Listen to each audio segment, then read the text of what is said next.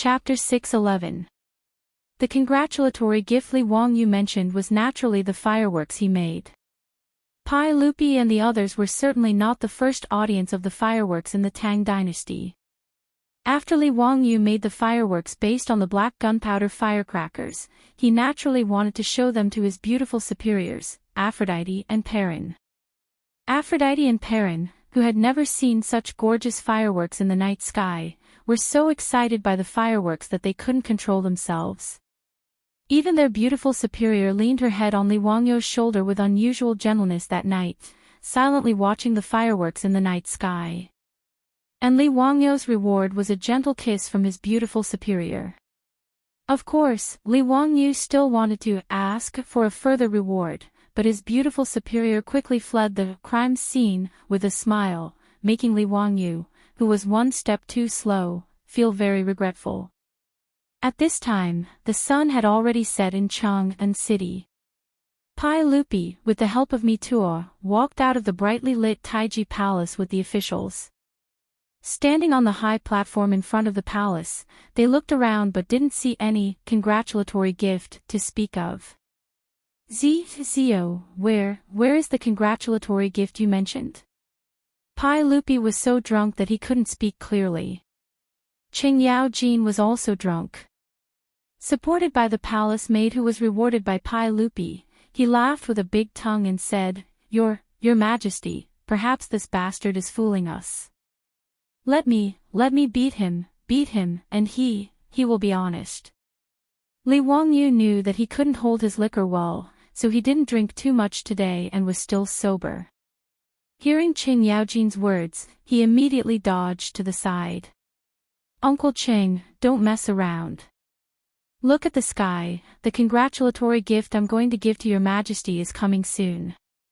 Li Wangyu said and winked at Mituo, indicating that they could start now. Naturally, Mituo nodded to the eunuch beside him.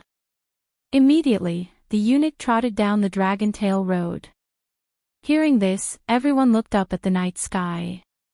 But in the night sky, other than the stars and the bright moon, where was the so-called congratulatory gift? Pai Lupi and the other officials looked up for a long time, but they didn't know what was going on. Just as they were about to grab Li Wangyu and ask him about it, they heard a thunderous sound. Then, a beautiful flame exploded in the night sky. The fireworks that suddenly exploded in the night sky immediately stunned Li Er and the other officials and nobles. Everyone was so shocked that they froze on the spot, as if they had been immobilized. They stupidly looked up at the sky at a 45-degree angle. In the night sky, fireworks continued to rise, exploding and flickering. Actually, Li Wangyu's fireworks were too ordinary by the standards of later generations. Not to mention those fireworks parties, even the fireworks sold at ordinary fireworks stalls were many times better than the ones he made. But even so, when the fireworks exploded in the sky above Taiji Palace and bloomed, everyone was still shocked. Li Wangyu had prepared a total of 108 fireworks for Pai Lupi's birthday today. Actually, the fireworks he made were more like the firecrackers of later generations. The firecrackers in the bamboo tube exploded, shooting the fireworks into the sky. Then, the fireworks ignited and exploded. Various metal powders were added to the black gunpowder, causing the fireworks to display all kinds of gorgeous colors. The fireworks continued to bloom in the sky above Taiji Palace. In front of Taiji Palace, there were already many officials and nobles who directly knelt down and kowtowed in the direction of the fireworks in the night sky. They kept chanting, "The Tao ancestor has appeared, the Buddha has appeared." As for the 200 or so palace maids, facing the fireworks in the night sky, they covered their red lips tightly with their hands, their beautiful eyes flashing with disbelief. Many palace maids, as well as eunuchs, also knelt down and kowtowed incessantly. Li Wangyu was speechless. Why did this group of feudal superstitions associate everything with gods, immortals, and Buddhas? If the fireworks in the sky were a miracle, then wouldn't he be a god? 15 minutes later, the 108 fireworks Li Wangyu had prepared were all set off, and Taiji Palace regained its calm. However, Pai Lupi and the officials still maintained their posture of looking up at the sky. Li Wangyu was somewhat puzzled. Had they all twisted their necks or something? Stimulated by the fireworks in the night sky, the originally drunk Pai Lupi sobered up a little. After a long while, Pai Lupi quietly said, "Zio, is this the congratulatory gift you are giving me?" "Uncle, are you satisfied with this congratulatory gift?" Pai Lupi let out a long sigh. "Zio, I can't believe you were able to create such a miracle. I really don't know what to say. Does this item have a name?" "Uncle, this little nephew has named this object, Firework." Fireworks. When a young woman is forbidden to sleep, fireworks twirl around her. Not bad, this item blooms in the night sky like a flower in the mist. It is illusory, beautiful, and regretful. Pai Lupi thought for a moment, then nodded and praised. "As long as uncle likes it." "Haha, Zio, you have given me many pleasant surprises today. Whether it is the bronze mirror, the belly dance, or the fireworks, I like them all very much." "Zio, you are very thoughtful." Pai Lupi was extremely satisfied with Li Wangyu today. This nephew of his really gave him, the emperor of the Tang dynasty, face. Li Wangyu, this flatterer, also had a smile on his face. To be able to receive Pai Lupi's praise meant that his efforts had not been in vain. As for flattery, Li Wangyu didn't care whether it was lacking in strength of character or not. Trying to show strength of character in front of a feudal emperor was just a waste of time. He wouldn't do such a stupid thing. After the fireworks were released, the officials and nobles finally woke up from the shock of seeing fireworks for the first time. County Count Who, the fireworks that bloomed in the night sky just now were called fireworks? Good, good, were these fireworks made by County Count Who? Zio, I didn't expect you to be able to create such an ingenious item. Is there anything in this world that you, Li Zio, can't do?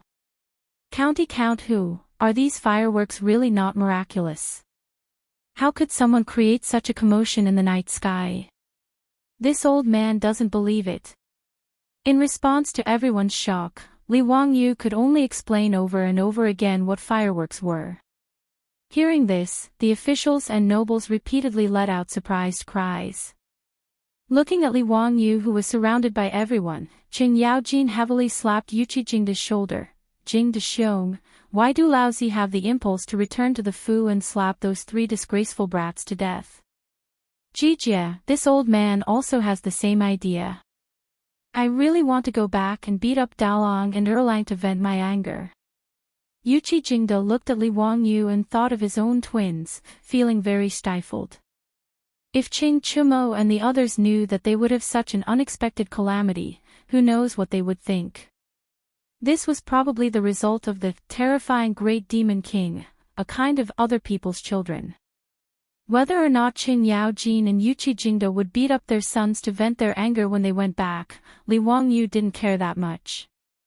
After attending Pai Lupi's birthday banquet, Li Wangyu began to get busy again. In 8 days, it would be the first Chinese New Year after he and his beautiful boss transmigrated to the Tang dynasty. Chapter 612.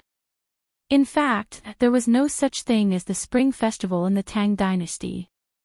The first day of the new year was called New Year's Day, Yuanjing, or Sui Day. However, there was a holiday on New Year's Day, which was called New Year's Eve Yuanjing holiday. There were 7 days of holidays in total, including the 27th, 28th, 29th, New Year's Eve, New Year's Day, the second day, and the third day, which was no different from the Spring Festival holiday in modern times. In the Tang dynasty, people also stayed up late on New Year's Eve. When midnight arrived, bells and drums would ring in the streets, which was the moment to bid farewell to the old and welcome the new. Li Wangyu still remembered the nursery rhyme that was sung every New Year when he was a child. "Don't be greedy, kid, it's New Year after Laba. Eat Laba congee for a few days, Lilalala, 23, sweet melon sticky, 24, sweep the house, 25, grind tofu, 26, buy meat, 27, slaughter a chicken, 28, make dough, 29, steam mantus, 30, cook a night, on the first and second day of the new year, walk the streets. Pai Lupi's birthday was on the 22nd of December, and the next day was the 23rd. Early in the morning, Li Wangyu beat the morning drum in Chang'an city. As soon as the city gate opened, he led Niu Wu and the others back to the mansion in Dingzhou village. As soon as he entered the castle, Li Wangyu called the old housekeeper, Li Heng. Li Heng, is everything ready for the kitchen god's sacrifice today? In the nursery rhyme, 23, sugar melon sticky, meant that when the kitchen god was worshipped on the 23rd of December, he had to offer candy and other things so that the kitchen god would only say good things when he went to heaven, so that he would be sweeter in the coming year. Li Heng quickly smiled and said, "Don't worry, Lang Jun, everything is ready. We're just waiting for you to come back to worship the kitchen god." However, his beautiful boss and Aphrodite were curious, not knowing how to worship the kitchen god. His beautiful boss was an urban woman in modern times, and she had never seen such a thing as worshipping the kitchen god. And it was Aphrodite's first time celebrating the new year in the Tang dynasty, so she naturally didn't know either.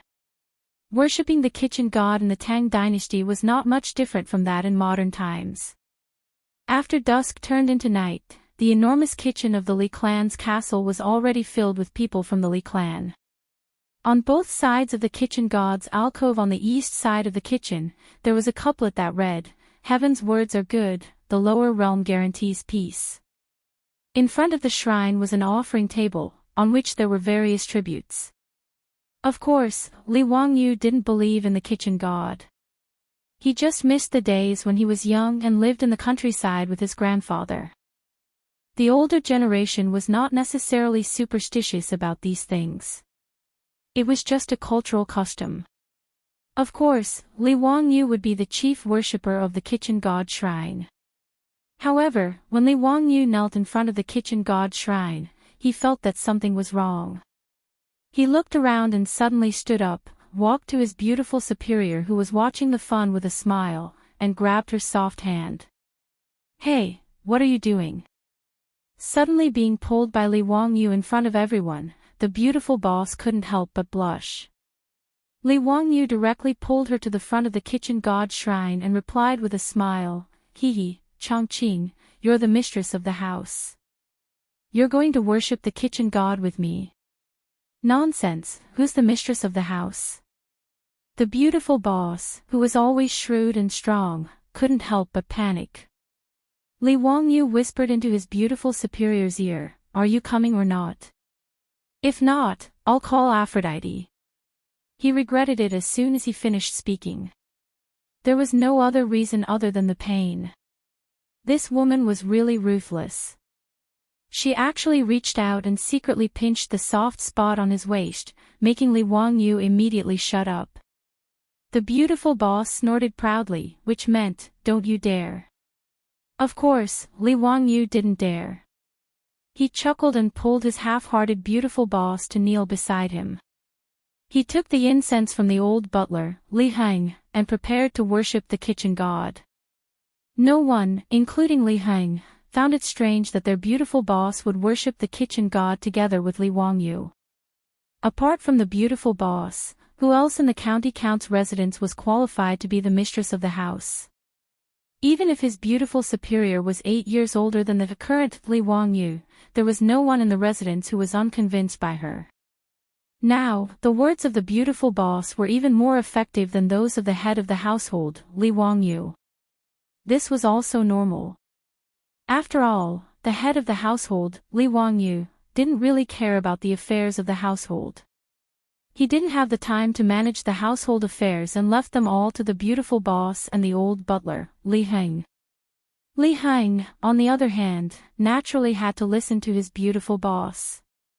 After a while, the troops, servants, and maidservants in the residence all understood that this illegitimate Madame Su was the real person in charge of the residence. The beautiful boss blushed slightly. She took the incense and knelt down with Li Wangyu to worship the kitchen god. Li Wangyu suddenly lowered his voice and said in a voice that only the two of them could hear, "Changqing, don't you think we're getting married?" The beautiful boss felt her face become even redder. She ignored Li Wangyu's teasing and rolled her beautiful eyes at him. Then, she continued to light incense for the kitchen god. After worshipping the kitchen god, they burned the statue and the straw horse, which was considered to be sending the kitchen god to heaven. Next, they would eat and drink and reunite with the family. There were many people in Lai Hot at the moment. There were about 200 people in the residence, including the maidservants and dancers from the servant department. In addition to Niu Wu, Niu Yong, and a group of women from the troops, there were almost 300 people. Fortunately, when Li Wangyu built the castle, he had considered holding banquets and so on. Therefore, he built a huge dining hall, which could accommodate so many people. When they heard that their Lang Jun wanted everyone to have a meal together in the residence's dining hall, they were almost scared out of their wits. In the mansions of other officials and nobles, there would never be a gathering of servants and maidservants to have a meal with their masters. However, Li Wangyu didn't care so much. He and his beautiful boss didn't have the idea of dividing people into different classes like the Tangs. Even though they had bought many maidservants and recruited troops, they had no other choice. After all, they lived in the Tang dynasty. If they wanted to protect themselves, this was the only way. However, it didn't mean that the two of them would really treat these maidservants and servants as slaves because of this. In the eyes of Li Wangyu and his beautiful boss, this kind of gathering of everyone to have a meal together was as common as a company dinner in the modern world. However, the hundreds of maidservants in the residence were so moved that they almost cried. Who would dare to believe that they could have a meal with their masters after the sacrifice of the kitchen stove? Not to mention the maidservants and servants in the residence, these slaves were so moved that they almost burst into tears. Even the 73 women of the troops, who were maidservants, didn't expect that Li Wangyu, the county earl who founded the country, would invite them to have a meal together. After the 73 women of the troops returned to their homes that night, they all pulled their husbands over and repeatedly urged them to work hard. It was their good fortune to meet such a pure master. They should know how to cherish and be grateful. However, the reunion dinner after the sacrifice to the kitchen god had won the hearts of everyone in the Li residence. This was something that Li Wangyu and his beautiful superior did not expect. However, even if Li Wangyu knew, he wouldn't care. He had more important things to do. That was, how to seize the third base and attack the fourth base in the war with his beautiful boss. Chapter 6:13. At Pai Lupi's birthday banquet, Li Wangyu watched the group of palace maids perform a hot-bellied dance and was very angry. Even when he woke up the next day, he had a few acne on his face. It was impossible for Li Wangyu to not want to do something embarrassing with his beautiful boss. He had been scheming for a long time. He and his beautiful boss had already broken through the first base and reached the second base. Now, when there was no one around, the two of them often kissed and hugged. But every time Li Wangyu wanted to do something further, he would always encounter various obstacles. In fact, if it was in the future, the two of them would have already rolled in the sheets. But in the Tang dynasty, his beautiful boss lacked a sense of security and couldn't let go. Although in her heart, she didn't refuse to do something. On the night when Li Wangyu made the fireworks, his beautiful boss gave him a sweet kiss on the cheek on the top of the castle and then ran away with a smile. But Li Wangyu was secretly happy. They were all adults. When his beautiful boss looked back at him before leaving, she was clearly hinting at something. That night, Li Wangyu sneaked into his beautiful boss's bedroom under the cover of the night. But to his surprise, when he quietly sneaked into his beautiful boss's room and touched the bed, he heard a scream. That voice wasn't his beautiful boss's, but that little girl Perrin. After lighting the oil lamp in the room, Li Wangyu found out that Perrin, for some reason, actually ran to his beautiful boss's room to spend the night. Just now, when he sneaked into the room, he woke up Perrin and made Perrin think that she had met a thief. so she screamed. Li Wangyu angrily glared at his beautiful boss who was holding the quilt and secretly laughing. Then, he turned around and ran away. It was too damn embarrassing. He was sneaking around and was unexpectedly discovered by that little girl Perrin. That night, after offering sacrifices to the stove and having a lively dinner with everyone in the mansion, Li Wangyu invited his beautiful superior to go out and admire the moon. Actually, admiring the moon was just an excuse. Who would admire the moon in the dead of winter? However, his beautiful superior didn't refuse.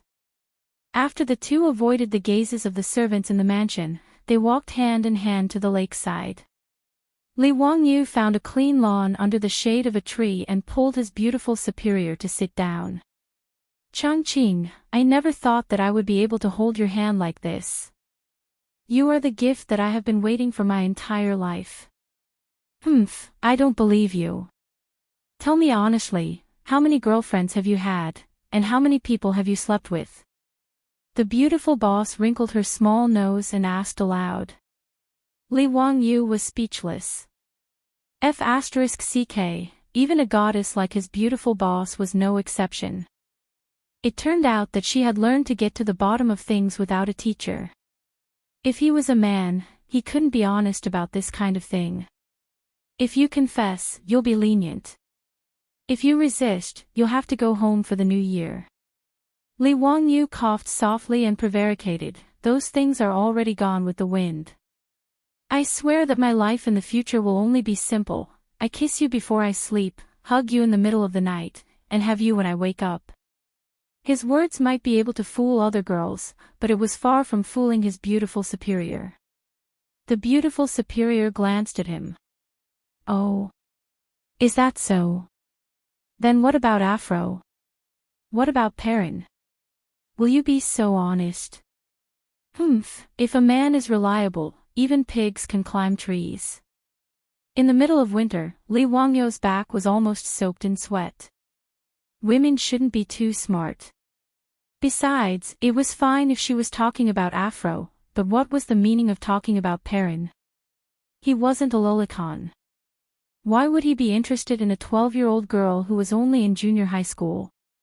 But at the thought of Perrin's lovely appearance, Li Wangyu couldn't help but let his imagination run wild. It seemed that many girls of her age in the Tang dynasty were already married, right? When Empress Chang'an married Pai Lupi, she wasn't even as old as Perrin. Bah, Pai Lupi, that pervert, I despise him.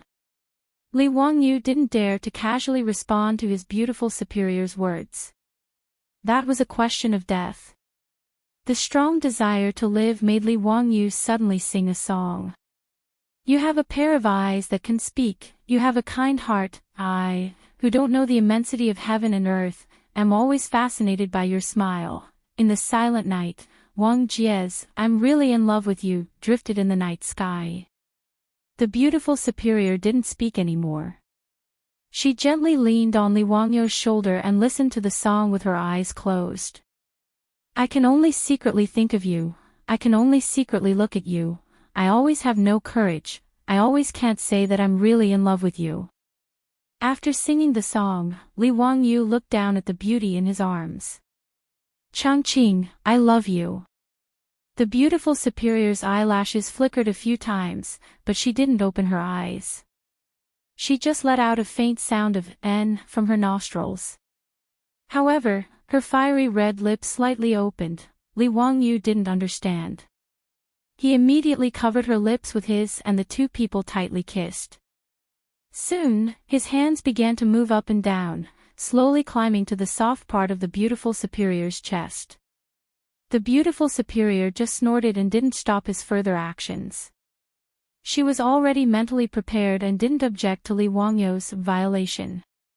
Li Wangyu was ecstatic and was about to transform into a wolf. However, he soon became discouraged. Damn, who invented this Tang dynasty women's dress? It was too inhuman. He was busy sweating, but he still couldn't untie the cumbersome buttons on the beautiful superior's jacket. Seeing that he was so anxious that he couldn't eat it, the beautiful boss couldn't help but laugh out loud. Well, be good. Go back to the room later, okay? It's so cold here. The beautiful superior's words naturally made Li Wangyu nod like a chicken pecking rice. He carefully pulled the beautiful superior up from the lawn and carefully helped her clean the grass on her body. Of course, he didn't forget to take advantage of the beautiful superior's body. The beautiful boss slapped away the hand that was pressing on her butt. You're so annoying. Someone's coming. Li Wangyu was furious when he heard this. Who the hell was so blind? Who dares to disturb me at this time? Believe it or not, I'll drown him in a pig cage later. The beautiful superior was right. The person who came to the lake was the old butler, Li Heng. Lang Jun, the village chief and a few elders in the village are here. Li Heng didn't understand why his Lang Jun was staring at him so fiercely. He didn't know how bad a man's temper was when he was interrupted by a beautiful woman. What are they doing here? I don't want to see them. Li Wangyu's tone was unfriendly. They are here to invite you to the village to host the sacrificial kitchen. The old slave told you before. Li Wangyu just remembered that he had promised to go to the village to participate in the ceremony. However, when he agreed, he didn't think about the current situation. With a beauty in front of him, who would want to go to the village for the sacrificial kitchen? He was just about to refuse when the beautiful superior answered for him. Li Heng, go and tell the village chief that we will go immediately. Yes. Li Heng also noticed something. It was obvious that Madame Su's clothes were somewhat messy. He knew that he had ruined his Langjuan's good thing, so he didn't dare to say anything more. He quickly bowed his head and retreated. Li Wangyu was speechless, but the beautiful superior kissed him gently on the face. Well, be good. The village chief and the others are still waiting. When you come back at night, are you afraid that you won't have time? Hearing his beautiful boss say this, Li Wangyu revealed a smile and pulled his beautiful boss to walk back. Chapter 614.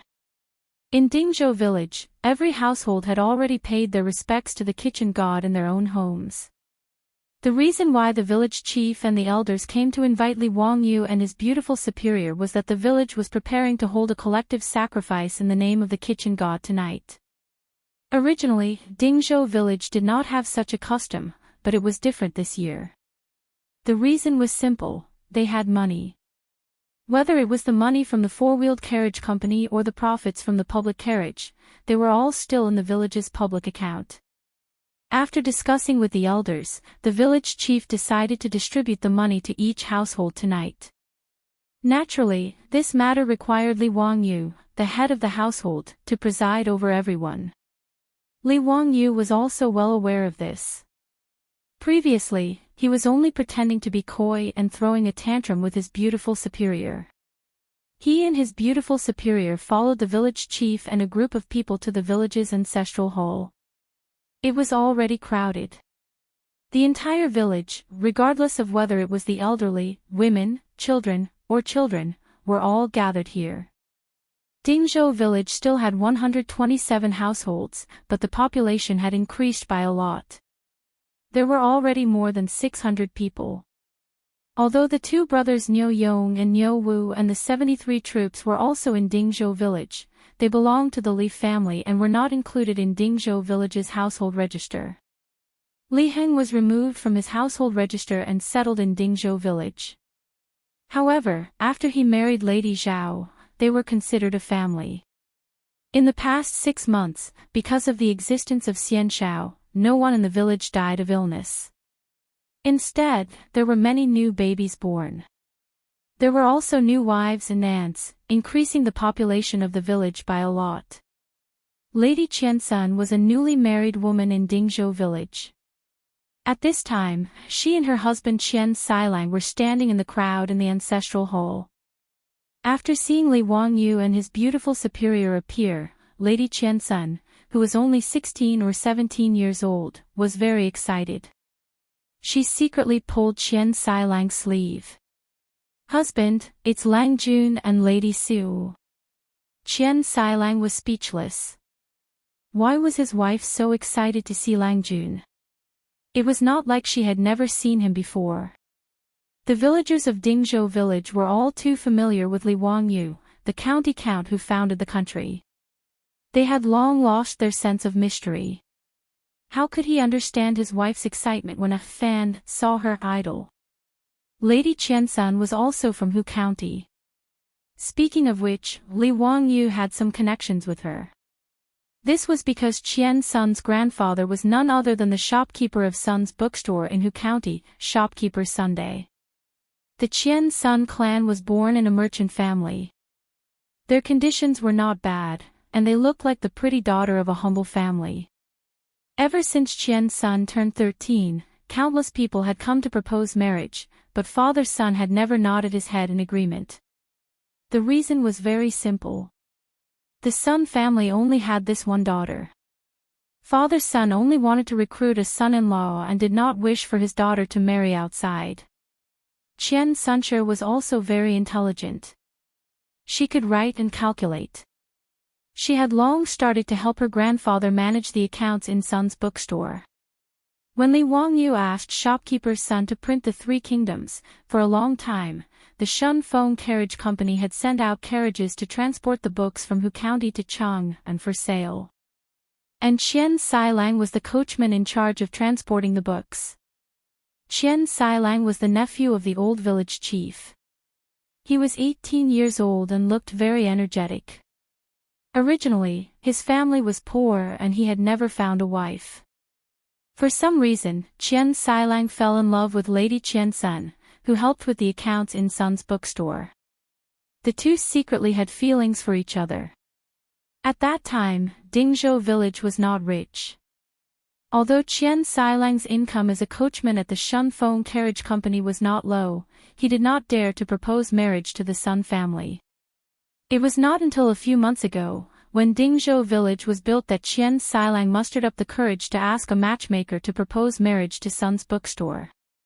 However, the marriage proposal was naturally not accepted by the Sun family.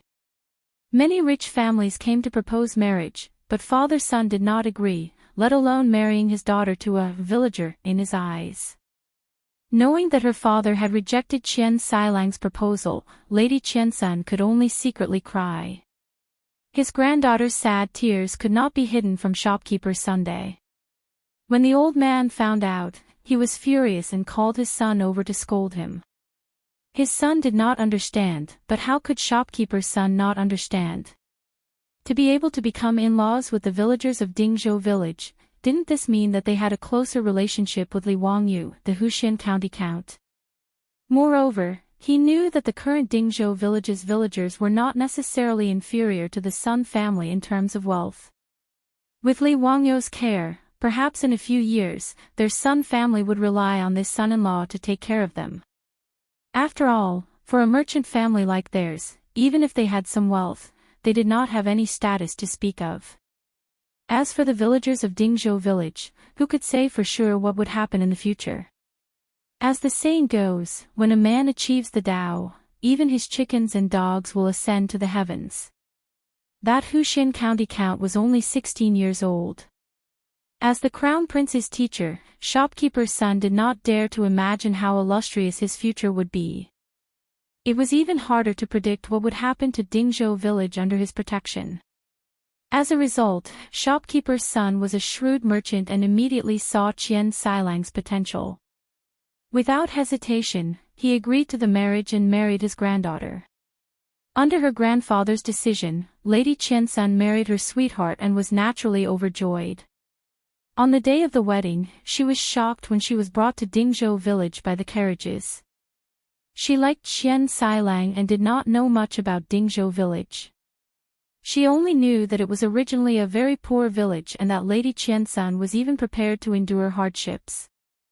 However, to be able to live with her sweetheart, even if she had to eat plain tea and eat a rope bed every day, she was willing to accept it. Lady Qiansun had long been mentally prepared to follow the chicken after marrying the chicken after marrying the dog after marrying the dog. When the carriage entered old Dingzhou village, which had not yet been demolished, Lady Qiansan saw the dilapidated yellow mud-thatched houses and felt slightly uneasy. However, the carriage did not stop. Instead, it continued to move forward and entered a village that she had never imagined.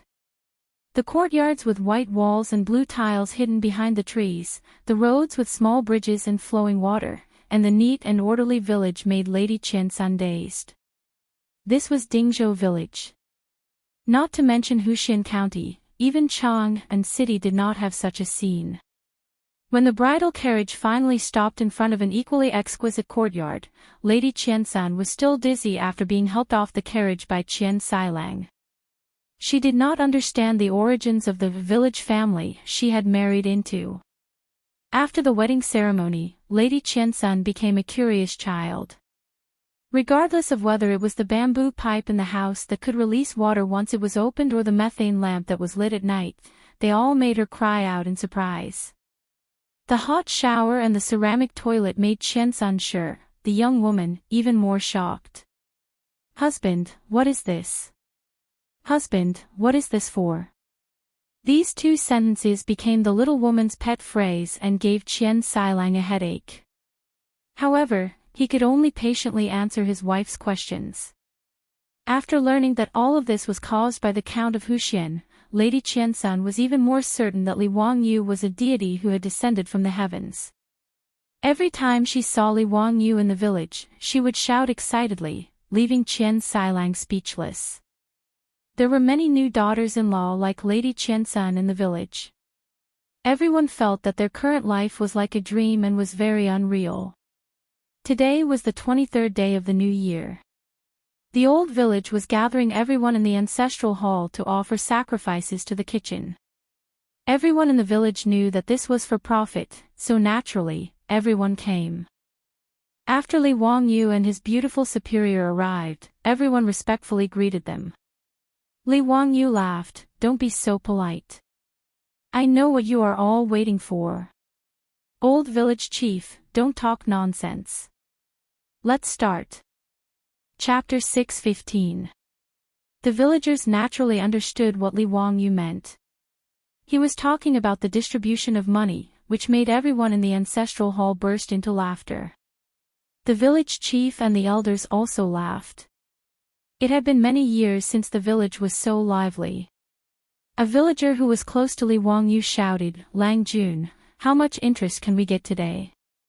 The villager knew that the village was distributing money today, but no one knew how much money they would get except for the village chief and the elders.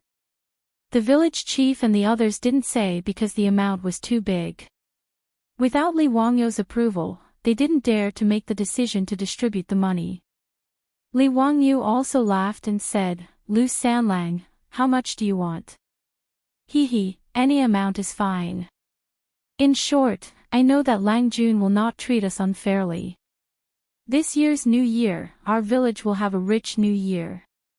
The surrounding people laughed and said, "Yes, thanks to Lang Jun, we will have a rich New Year this year. Lang Jun, we will celebrate the New Year's Day.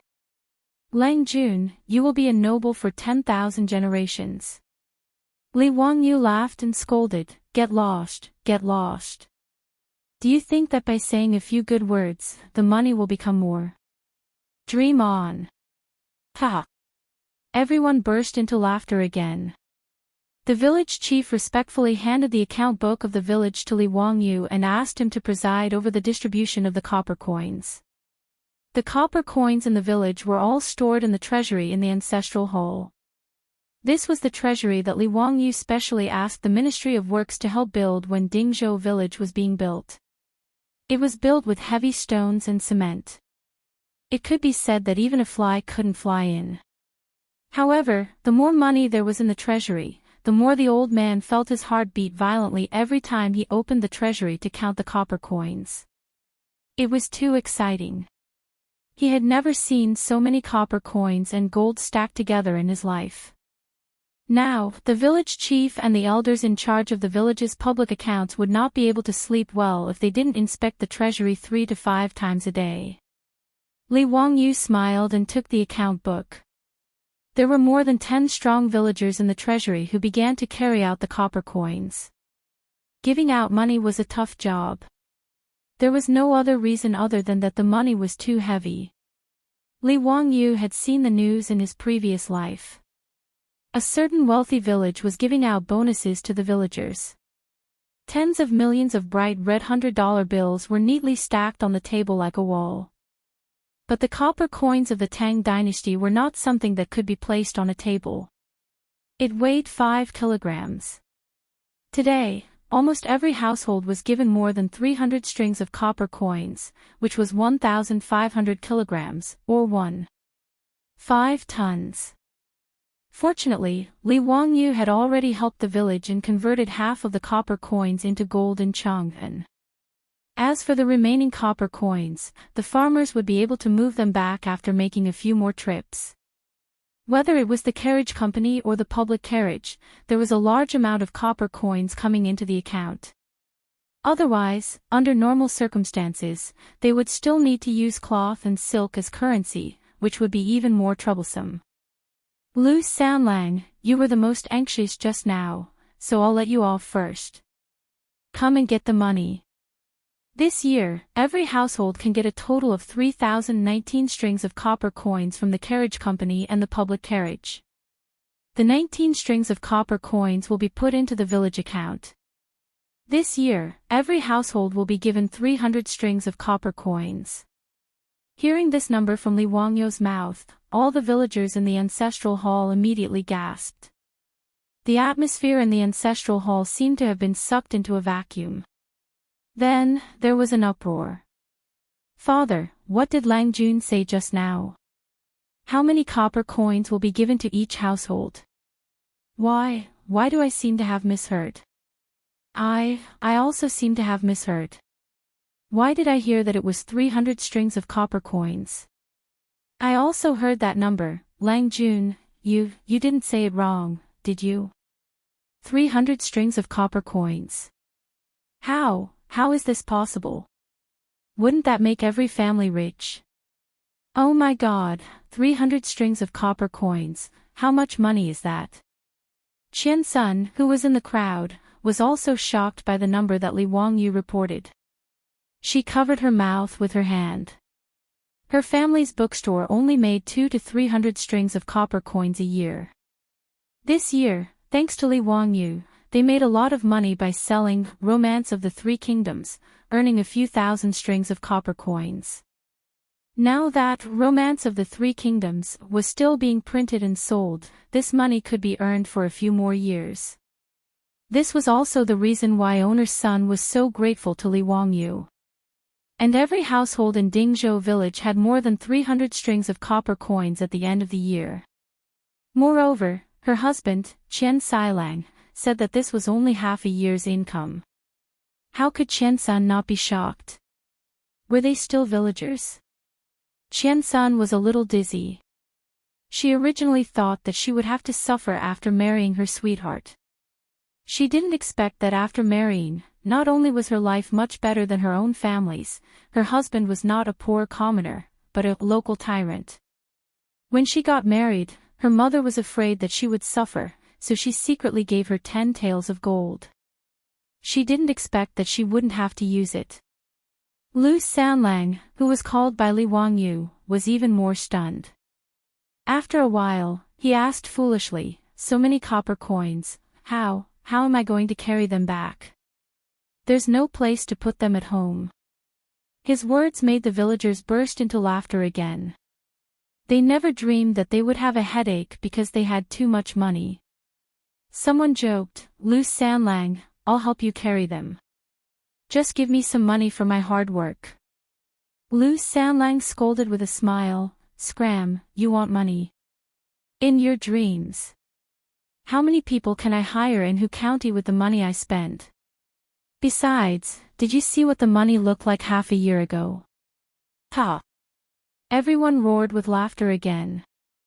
Someone immediately ran to push the wheelbarrow over and help to move the sacks of copper coins up. Lu Sanlang's entire family went to work. They pushed the wheelbarrow, which creaked under the weight of the copper coins, back to their home. Each family had 150 strings of copper coins and 25 taels of gold. 700 kilograms of copper coins wasn't a problem for these villagers. Those with more people carried the coins themselves, and those with fewer people had their neighbors' help. The villagers who were called by Li Wangyu all laughed so hard that they couldn't close their mouths. They pushed the wheelbarrow and jogged to the entrance of the treasury to get their money. After working for more than 4 hours, all the copper coins and gold ingots were finally distributed. The villagers hid the copper coins in their homes before returning to the ancestral hall. A long table had already been set up in the ancestral hall. The old village chief and the venerated elders respectfully invited Li Wangyu and his beautiful superior to take a seat. The village of more than 600 people ate meat and drank wine. It was very lively. During the meal, the old village chief couldn't help but wipe his tears. He never thought that he would live such a life. The old man silently thanked the gods and Buddhas in his heart for sending his Langjun to Dingzhou village. Then he raised his wine bowl and proposed a toast to Li Wangyu. With the old village chief taking the lead, the other villagers all came forward to propose a toast. Looking at the scene, Li Wangyu's face darkened. However, he was happy today, so he didn't care too much. Bowl after bowl of wine was poured down his throat like water. Unsurprisingly, he drank until he blacked out again. The next day, Li Wangyu climbed out of bed with a splitting headache. He felt like he had forgotten something. After pondering for a while, he suddenly slammed the bed. Damn it, his beautiful superior had finally agreed to do something shameful last night. Drinking made things worse. Li Wangyu raised his head and sighed. He swore once again that he would never drink again. Chapter 6:16.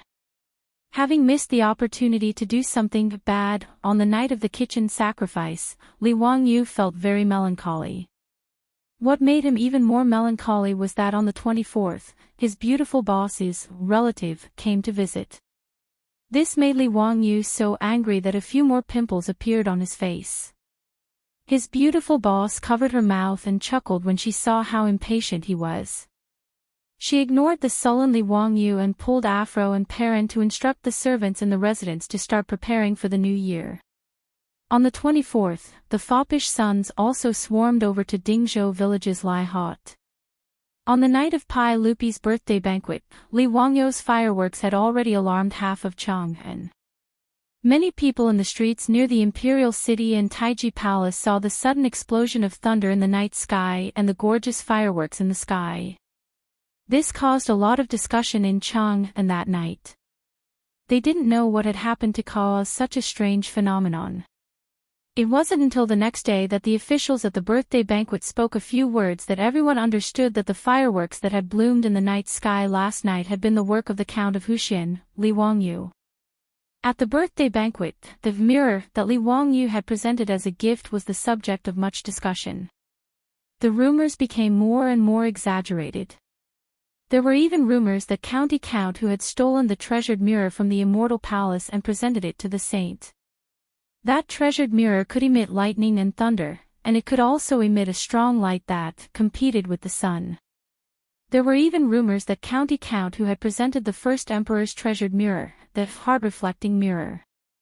Rumor had it that the first emperor could use the treasured mirror to check the loyalty of his subjects. Anyone with second thoughts would be able to see that their hearts and guts were trembling when they looked into the mirror. In short, the rumors became more and more outrageous, and Li Wangyu and the treasures he presented to Pai Lupi were covered in a layer of mystery. The foppish sons naturally learned the truth of that night from their fathers. They weren't interested in mirrors, but they were curious about the fireworks that bloomed in the night sky. If it wasn't for the fact that all the manors had to offer sacrifices to the kitchen the next day and they really couldn't get away, it was likely that they would have chased after them to Dingzhou village on the same day. On the second day after the ceremony, the rich playboys showed up at the Lai Hot and asked Li Wangyu for the fireworks. "Zio, why didn't you think of your brothers when you created something fun?" "That's right, you're not a good brother. Hurry up and hand over the fireworks and I'll spare your life." You didn't even call your brothers to watch the fireworks. Zio, you've become bad.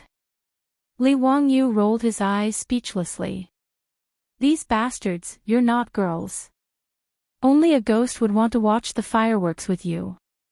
Brothers, the fireworks can only be set off at night. Li Wangyu deliberately evaded the responsibility. Chang'an was carefree and directly led the way to the big bathroom at the Lai Hot. That's good. We'll stay in your manor for a few more days and return to Chang'an City on New Year's Eve. Brothers, let's go and take a bath. It's winter and the best time to soak in a hot spring. Zio, you really know how to enjoy life. Your manor is still the most comfortable. Hurry up and ask the maids to bring us wine. Li Wangyu's nose was about to become crooked from anger. This group of rich playboys really didn't treat him as an outsider. It was really annoying.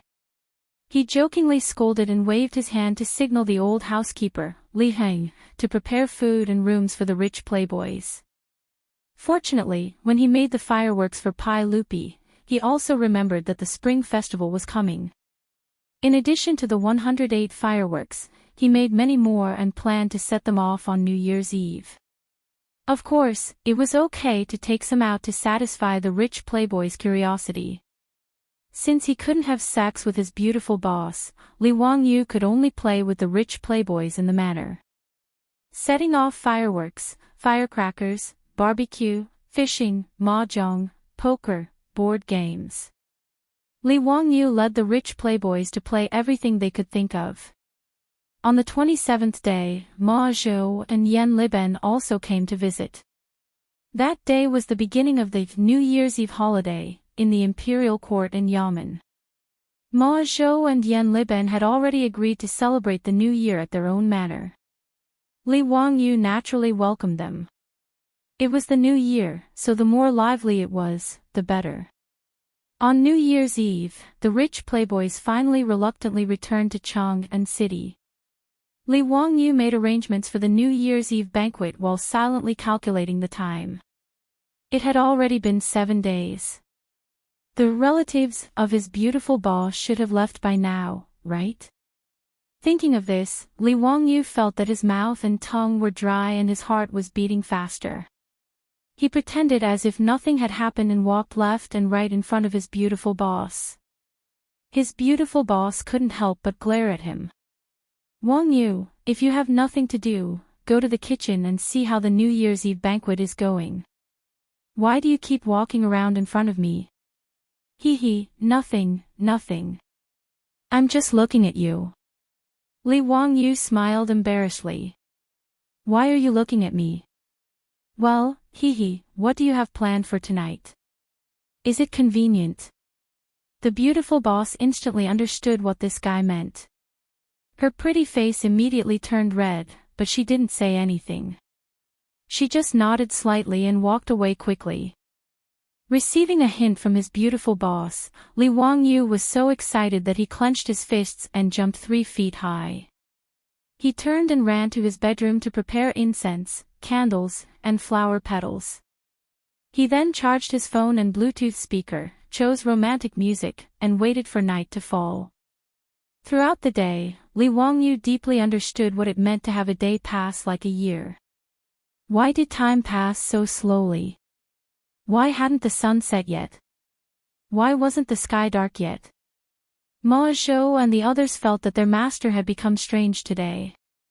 Not only was he absent-minded, but he also kept asking the mansion servant girls what time it was. Yan Liben and Ma Zhou looked at each other, not understanding the situation. When Li Wangyu asked about the time again, they simply asked, Master, do you have something to do today? Do you need the disciples to do it for you? Li Wangyu was surprised and quickly shook his head. Nothing. You do what you need to do. Today's weather is good. After he finished speaking, he quickly walked away, afraid that his 2 disciples would notice something. That would be too embarrassing. With great difficulty, the sky finally turned dark. The castle had just lit up when Li Wangyu impatiently waved his hand. Let's start the banquet. This New Year's Eve banquet left everyone in the mansion confused. No matter who proposed a toast to Li Wangyu, he flatly refused. I'm not drinking. From today onwards, I'm quitting drinking. Li Wangyu pushed away the wine bowl in front of him with an unusually firm attitude. This caused Ma Zhou and Yan Liben, who had proposed a toast to him, to be stunned. They didn't understand what was wrong with their master. Why didn't he even drink? How could they know that Li Wangyu was afraid that he would get drunk again? Wouldn't that delay the important matter? The others didn't know what was going on, but their beautiful boss understood. She glared at Li Wangyu with a red face and ignored him, minding her own business as she called out to Aphrodite and Perrin, as well as Niu Yong and Niu Wu's wives to drink and eat.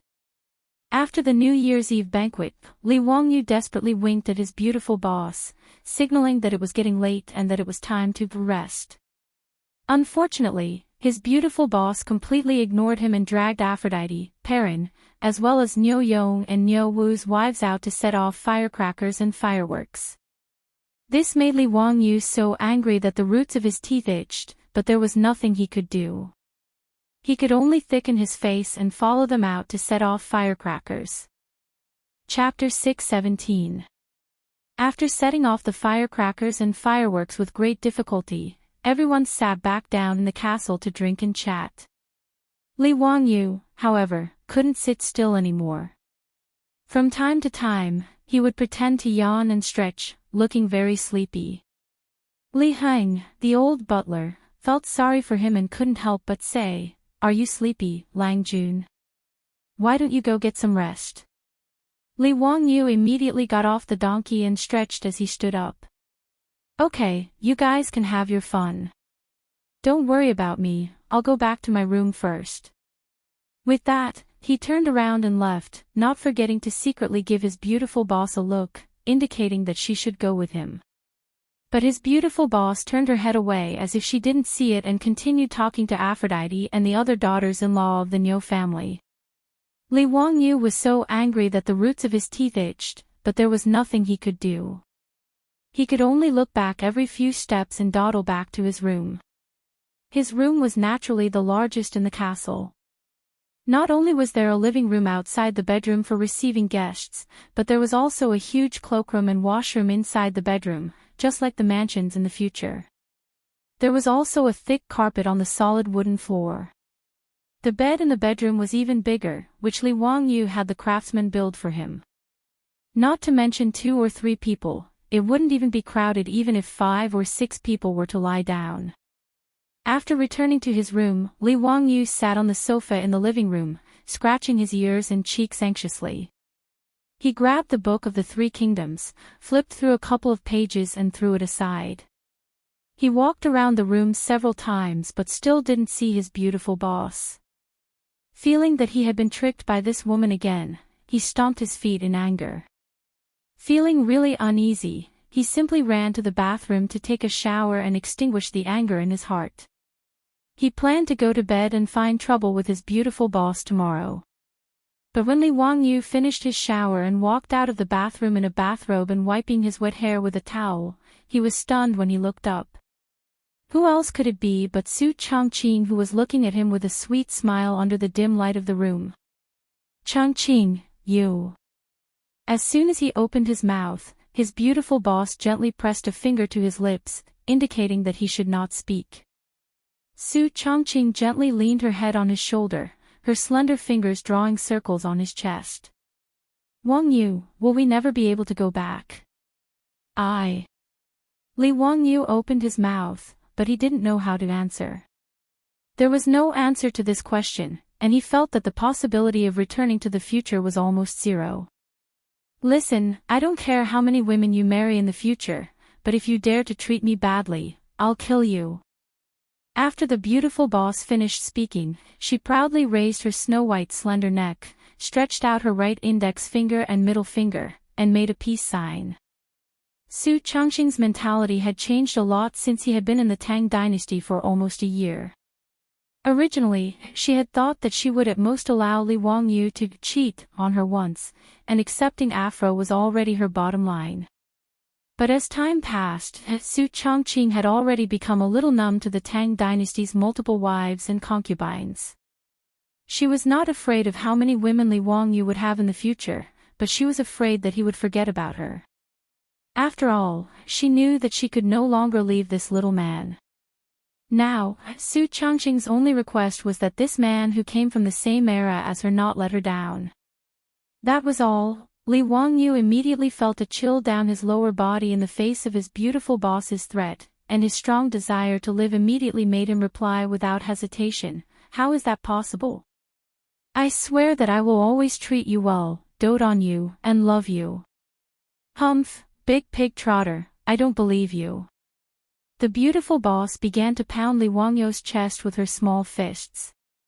Li Wangyu was speechless. "Can't you speak properly?" He quickly reached out and hugged his beautiful boss tightly in his arms. Without saying a word, he kissed her directly. At this point, even a fool would know that it was useless to say anything. Between the two of them, their breathing began to quicken. Li Wangyu's hands also began to slowly grope up and down dishonestly. When his hands finally touched Su Changqing's perky bottom, the beauty in his arms could not help but twist her body. Li Wangyu was about to continue, but Su Changqing suddenly pushed him away. "I'll go take a shower first." The beautiful boss bit her lower lip, her face flushed red and her eyes watery as she ran to the bathroom. The bathroom door slammed shut, making Li Wangyu, who wanted to chase after her, feel regretful. He could only sit back on the bed and wait anxiously. Of course, he knew what the beautiful boss meant. In the future, if he had a goddess like Su Changqing, he would be courting death if he still dared to be snobbish, eating from the bowl and looking at the pot.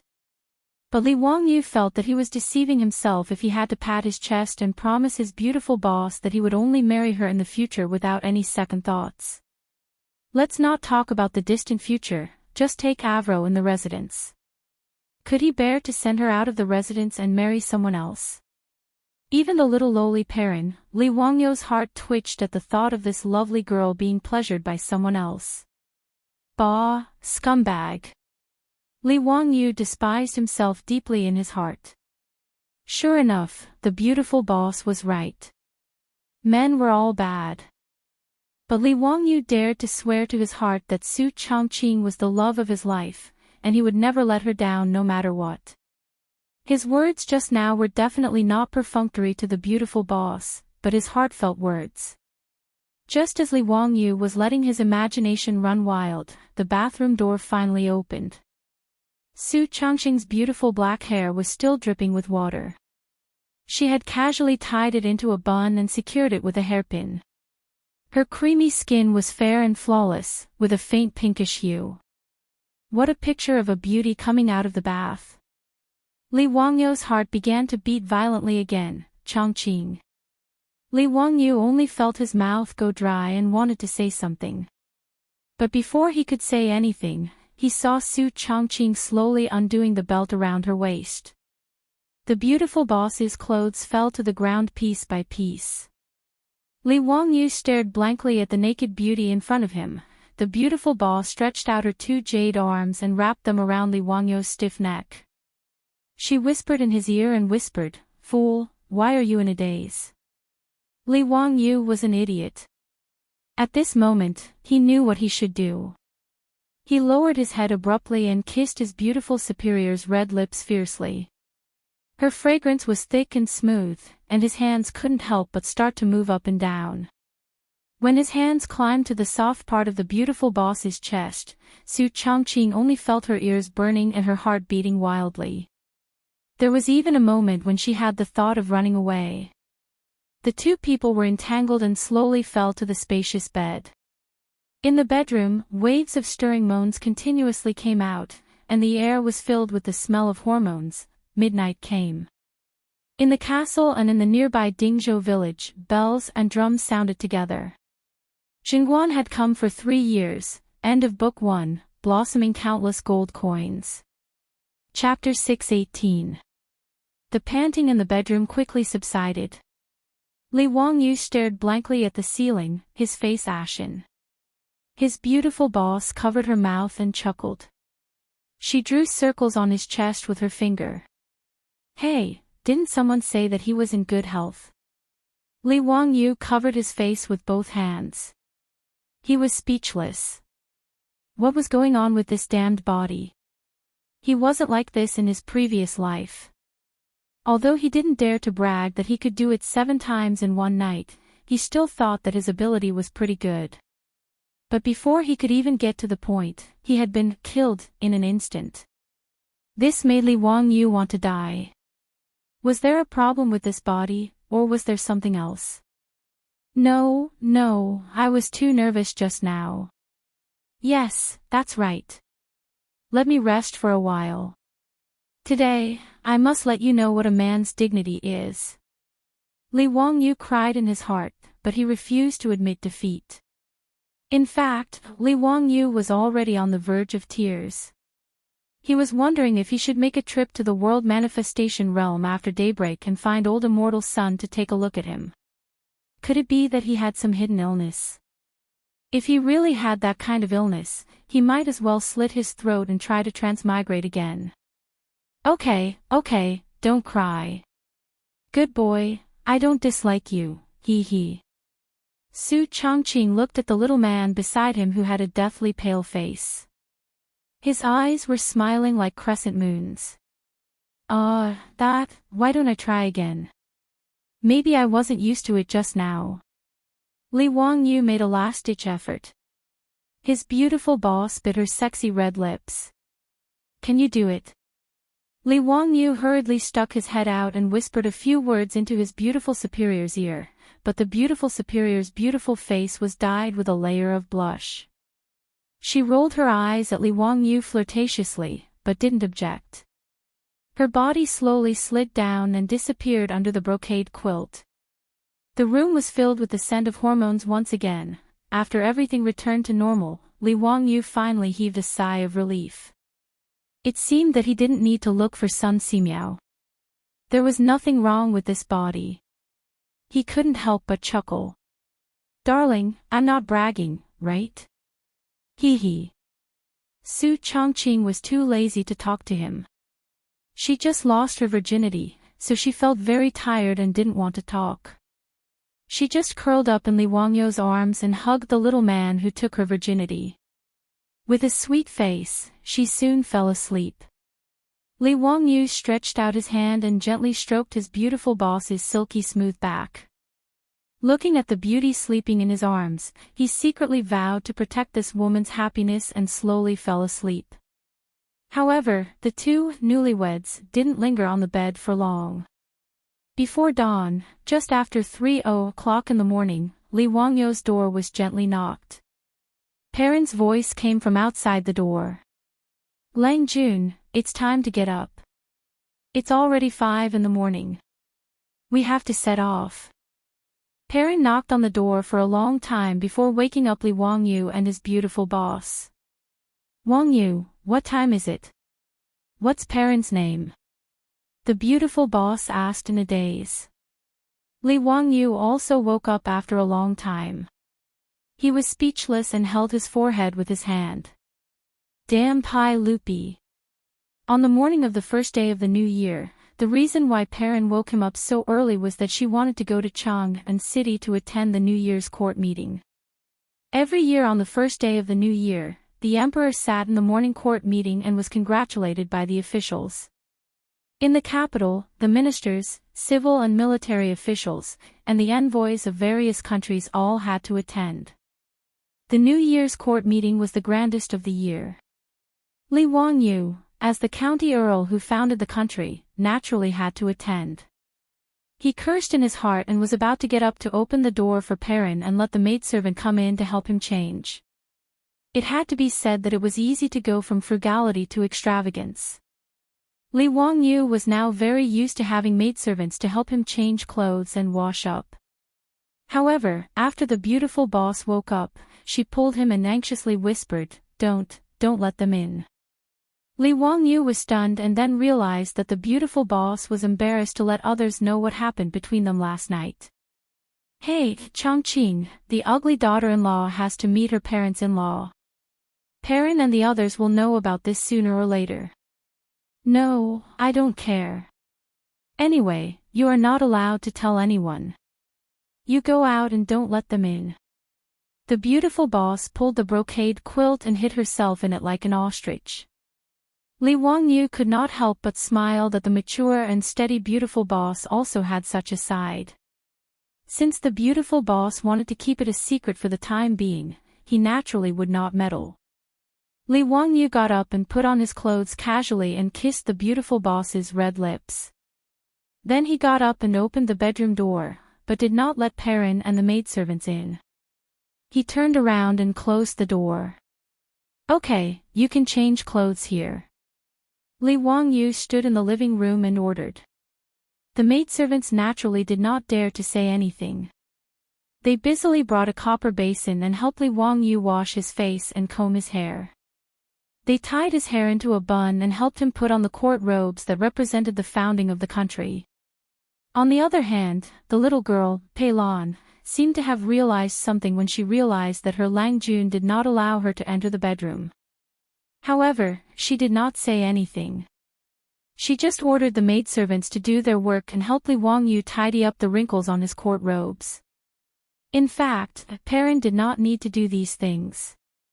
Li Wangyu had already ordered her to do so. He even specially assigned the maidservants in the residence to serve Perrin. In the eyes of Li Wangyu and Su Changqing, Perrin was also a member of the family. How could they let her serve them? However, Perrin was very stubborn. Even if there were maidservants, she still did so. Li Wangyu could not do anything about it and could only let her be. However, when Perrin tidied up Li Wangyu's court robes, her small nose suddenly moved. Husband, why do you have the smell of the perfume that Sister Changqing likes to use? Her words stunned Li Wangyu. Was this girl born in the year of the dog? How could she smell this? Last night, the two of them were entangled for half the night. Of course, it was not strange that he had the smell of his beautiful superior's perfume on him. Li Wangyu coughed and quickly changed the topic. Cough, maybe it was when Changqing used the perfume. Let's go. It's late. Is the carriage ready? Niu Wu has already ordered the troops to prepare it. They are waiting for you in the hall downstairs. Perrin replied, but her eyes glanced at Li Wangyu's closed bedroom door.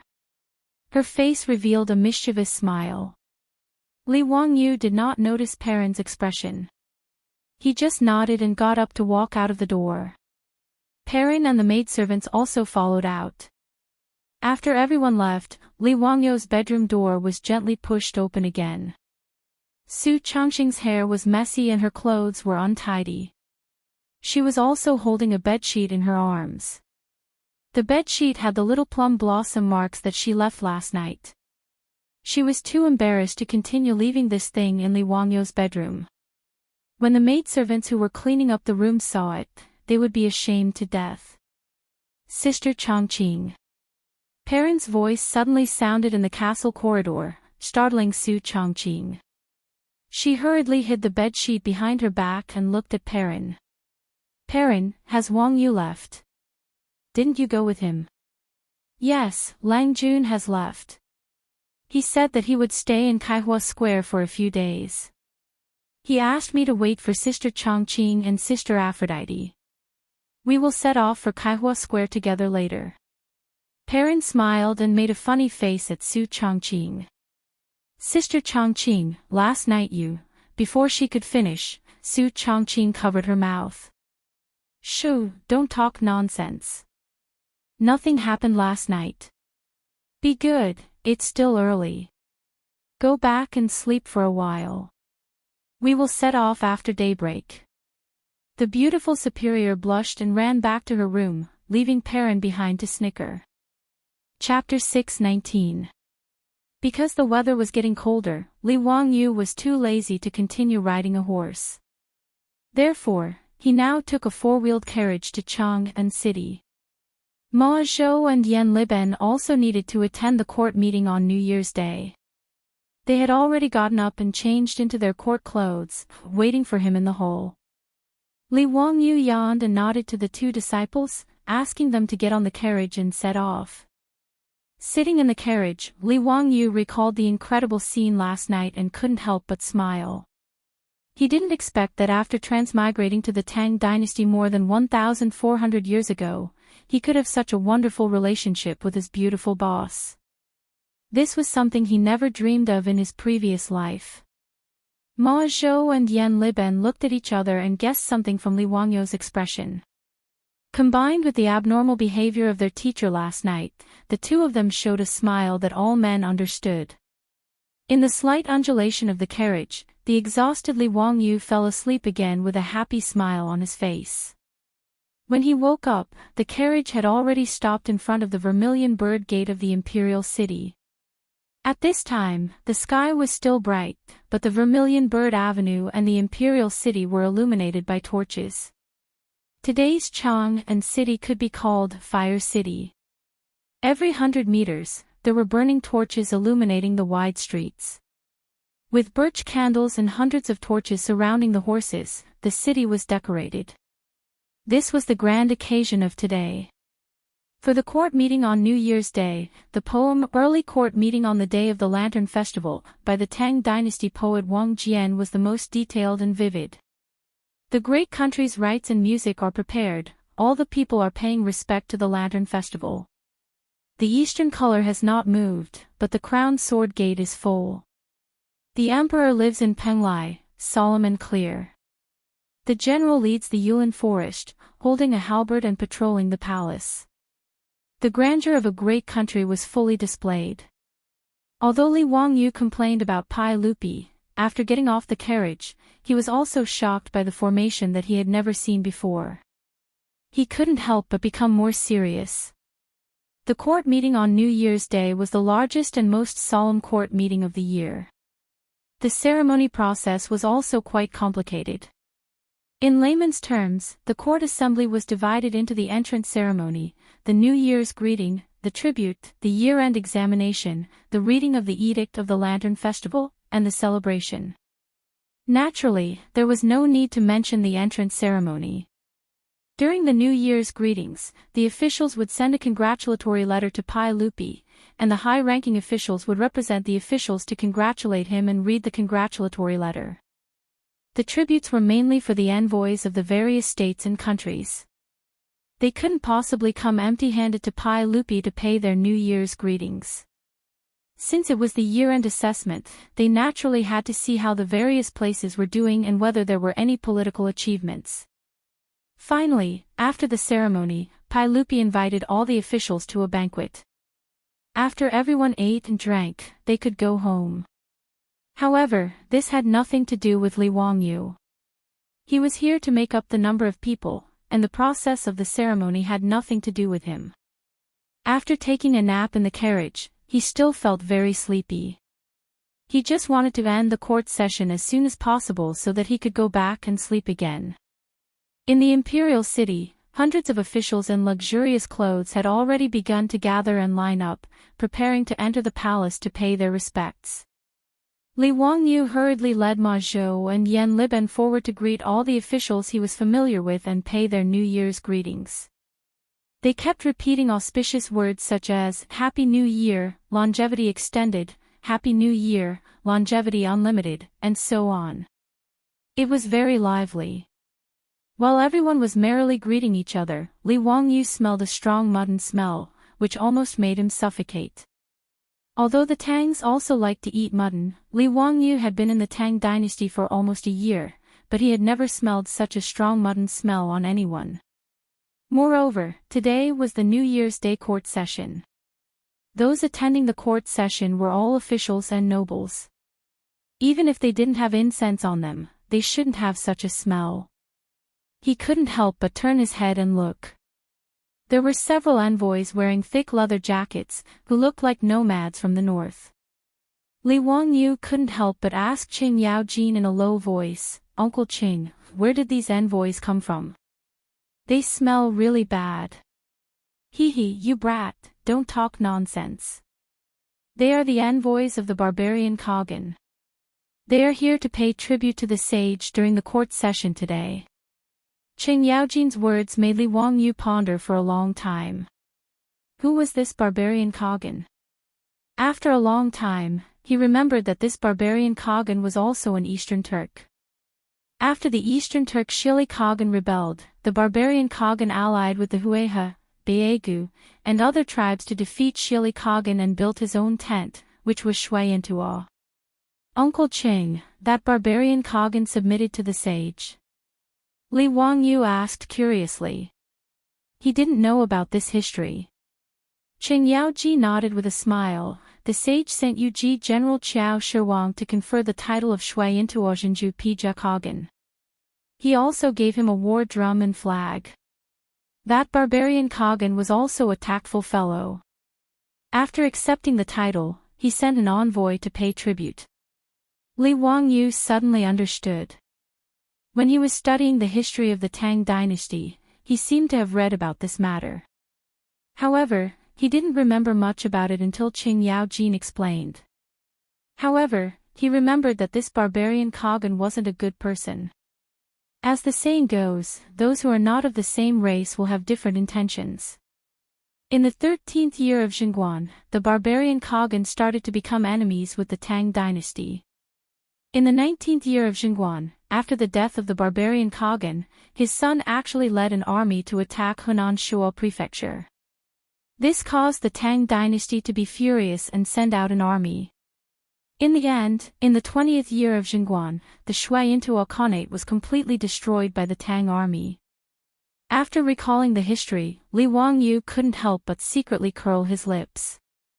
These two-faced Shui Intuo people really didn't know what was good for them. Did they think that the cavalry of the Tang dynasty was made of mud? After the start of the court meeting, the officials and envoys of various countries entered the hall one by one and kowtowed to Pai Lupi. Then came the tedious process of the ceremony. Li Wangyu sat in his seat with his back against the pillar in the hall. He listened to Fang Xuanling's yin and yang reading out the congratulatory words. It felt like a lullaby. His eyelids became heavier and heavier. In the end, he simply leaned against the pillar and fell asleep. He had to admit that the warm Taiji Palace was really a good place to sleep. Li Wangyu slept so soundly that he was almost snoring. While he was having sex with his beautiful boss in his dream, he was suddenly pushed from behind. He was so scared that he jumped up from his seat. Before he could recover, he heard Pai Lupi's voice say, "What do you think, County Count Huxin? Tell me about it." "What the hell? What do you mean by, what do I think?"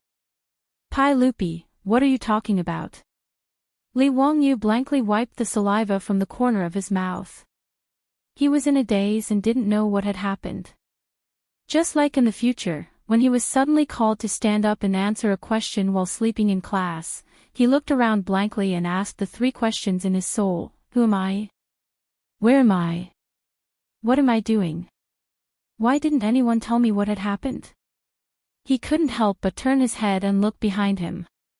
The person who pushed him was his disciple Ma Zhou, who was winking at him.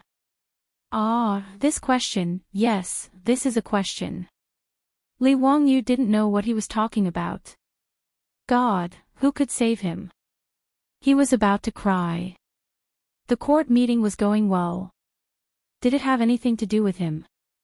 He was sleeping well. Who was he bothering? Chapter 620. When Li Wangyu saw the expressions of Pai Lupi and the other officials, he knew that his nonsense just now was not appropriate. When he was at a loss of what to do, he heard someone shouting in dissatisfaction, "Heaven Khan, what nonsense is this official of yours talking about? Does he also think that it is good for the Ba Yi tribe to occupy my pasture? Heavenly Khan, are you humiliating me, Shui Intuo?" Li Wangyu looked towards the direction of the voice. The one shouting in the hall was the envoy of Shui Intuo that Qing Yaojin mentioned earlier. However, the words of the envoy made Li Wangyu even more confused. What the hell? The Ba Yi tribe occupied Shui Intuo's pasture. What does it have to do with what he said just now? Before he could recover, he saw a group of people dressed as envoys from Mo Bay laughing. Haha, the official of the Heaven Khan said it well. Isn't this good? Since Shui Intuo has already set up camp at Overseer Yu Mountain, then the pasture of Luoluan River belongs to us, Ba Yi tribe. What's wrong with that? Bullshit. God above, the pasture of Luoluan River has always belonged to us, Shui Intuo. Ba, if it wasn't for us, the Ba Yegu tribe, who helped you defeat Shili Khan's army, you would have been finished long ago. Now, giving the grassland of the Krulin River to us is a reward. You bastard, do you want to duel with me? Come on, God above, are we, the people of Ba Yi tribe, those cowardly guinea pigs? I will let you know what it means to be an eagle on the grassland. Li Wangyu continued to be confused. What the hell is going on? I just said a few words of nonsense, why are these envoys arguing? Seeing his teacher's confused face, Ma Zhou was helpless. While Shui Intuo and the envoys of Ba Yi tribe were still scolding each other, he quickly got up and whispered a few words in Li Wangyu's ear. Only then did Li Wangyu realize what was going on. F***ck, this was really a pain in the ass. It turned out that when the envoys of various countries were paying tribute, the Shui Intuo envoy, who had recently submitted to the Tang dynasty, suddenly said that he hoped that Pai Lupi, the Heavenly Khan, would uphold justice for Shui Intuo and punish the Bei tribe. The reason was that the Bei ancient tribe had forcefully occupied the grassland of the Krulin River, which was located between the two tribes. Speaking of which, Shui Intuo and Ba Yegu were originally allies. Previously, the two of them, together with the Hueha people, defeated the Turkic Shili Khan's army. But once the Eastern Turks were defeated and fled, the people of these tribes began to fight over the fertile pastures. Several small-scale battles even broke out because of this. However, Shui Intuo had just been established recently, and their strength was not as strong as the Bei tribe. They had suffered a small loss, and even the grassland of the Luoluan River had been occupied by the other party. Therefore, Shui Intuo's envoy simply took the opportunity of today's New Year's Day Imperial Court meeting to offer tribute to Pai Lupi and brought up this matter, hoping to get the support of the Heavenly Khan. In this regard, Pai Lupi naturally felt a headache. He did not want to care about the matter of the Mabe grassland, and he could not care about it. He could not let the iron cavalry of the Tang dynasty move out just because the two sides were fighting over the pastures, right? After all, the Bei ancient tribe had also submitted to the Tang dynasty and worshipped Pai Lupi as the Heavenly Khan. They were a vassal state of the Tang dynasty. Pai Lupi was helpless and could only look around to see if other people had any thoughts on this matter. But whether it was the civil officials like Fang Xianling and Du Ruhui, or the military officials like Qing Yaojin, Yuqi Jingda, Li Jing, or the military officials like Qing Yaojin, Yuqi Jingda, or Li Jing, in fact, there was no good way to deal with this matter. This matter involved the interests of both sides, so how could it be settled with just a few words from the Tang dynasty? If they spoke rashly and caused the other side to be dissatisfied, it would not be good. Therefore, everyone kept their mouths shut and remained silent. In desperation, Pai Lupi turned his eyes to Li Wangyu. His nephew had already left an impression in his heart that he was quick-witted and often had unexpected ideas, so he wanted to see if he had any good ideas. Li Wangyu was dozing off in the hole. He could hide it from others, but naturally, he could not hide it from his disciple, Ma Zhou, who was sitting behind him. Seeing Pai Lupi looking at him, Ma Zhou was anxious and pushed Li Wangyu. However, he did not expect Li Wangyu to have such a big reaction and directly jumped up. The key point was that this guy was still confused and did not understand the situation, so he opened his mouth and said something like, "It's good." This naturally annoyed Shui Intuo's envoy, who thought that Li Wangyu was saying that it was good that Bei had robbed their grassland, causing a mess in the hole. Pai Lupi glared at Li Wangyu, who was causing trouble.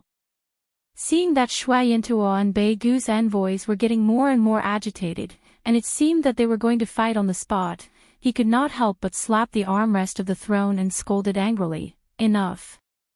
The two envoys were making such a ruckus in the main hall.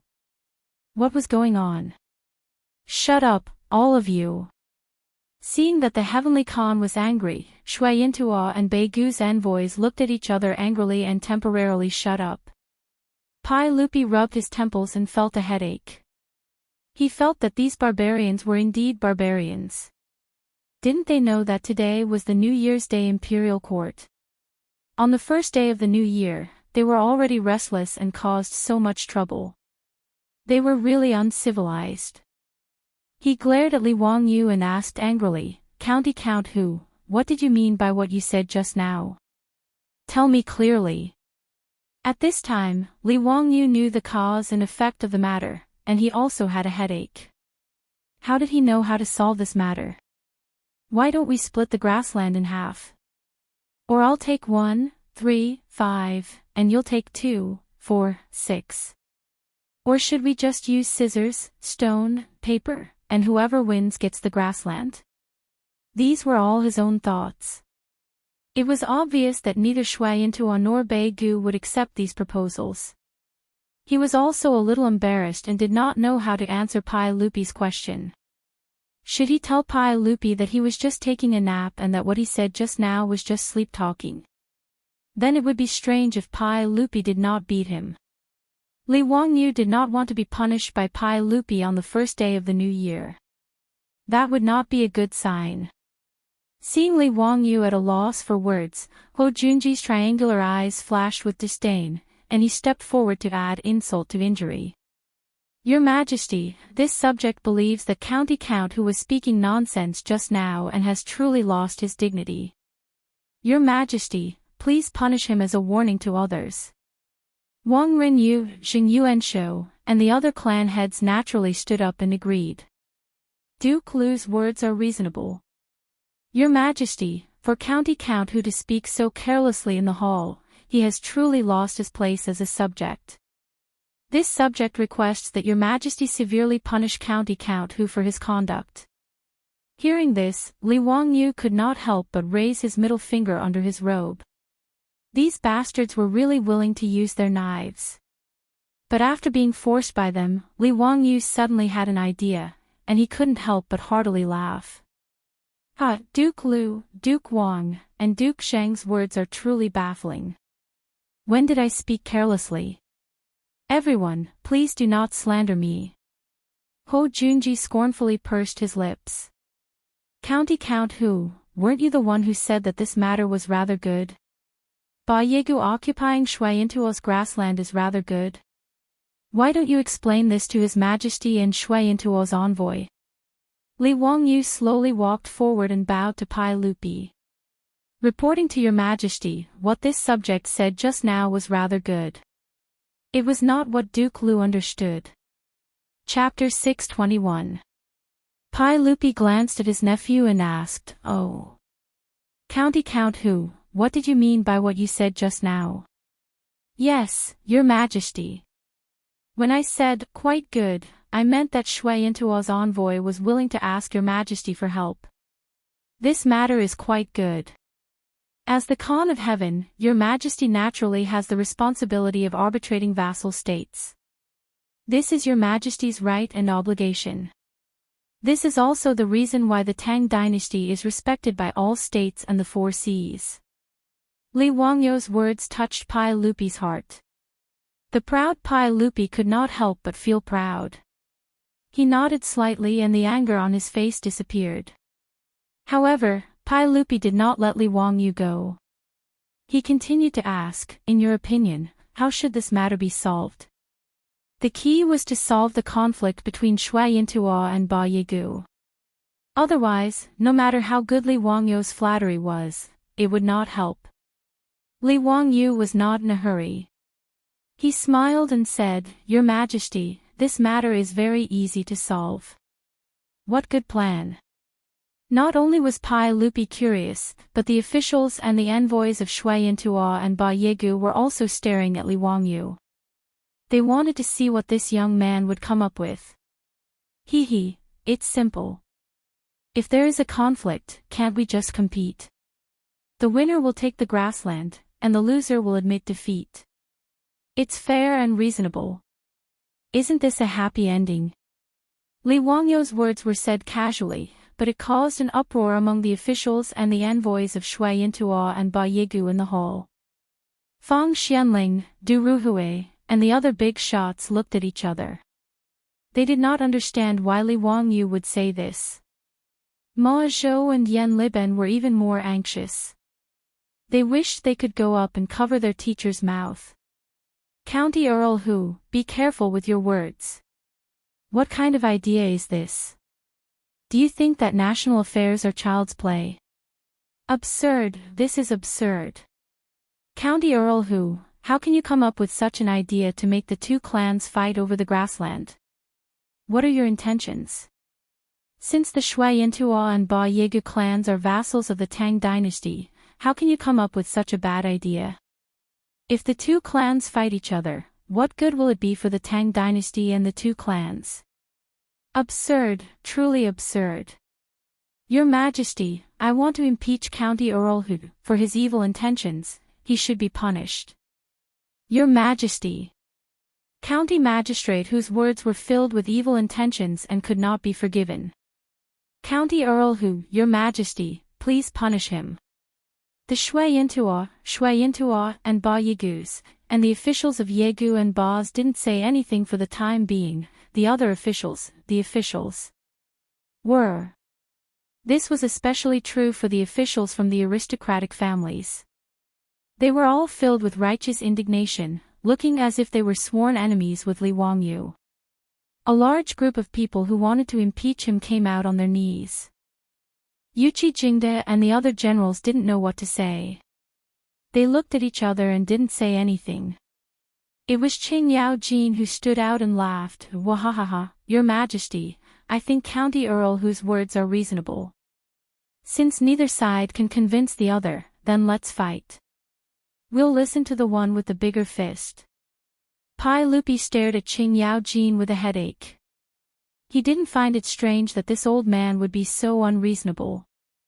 However, Pai Lupi never expected Li Wangyu to come up with such a bad idea.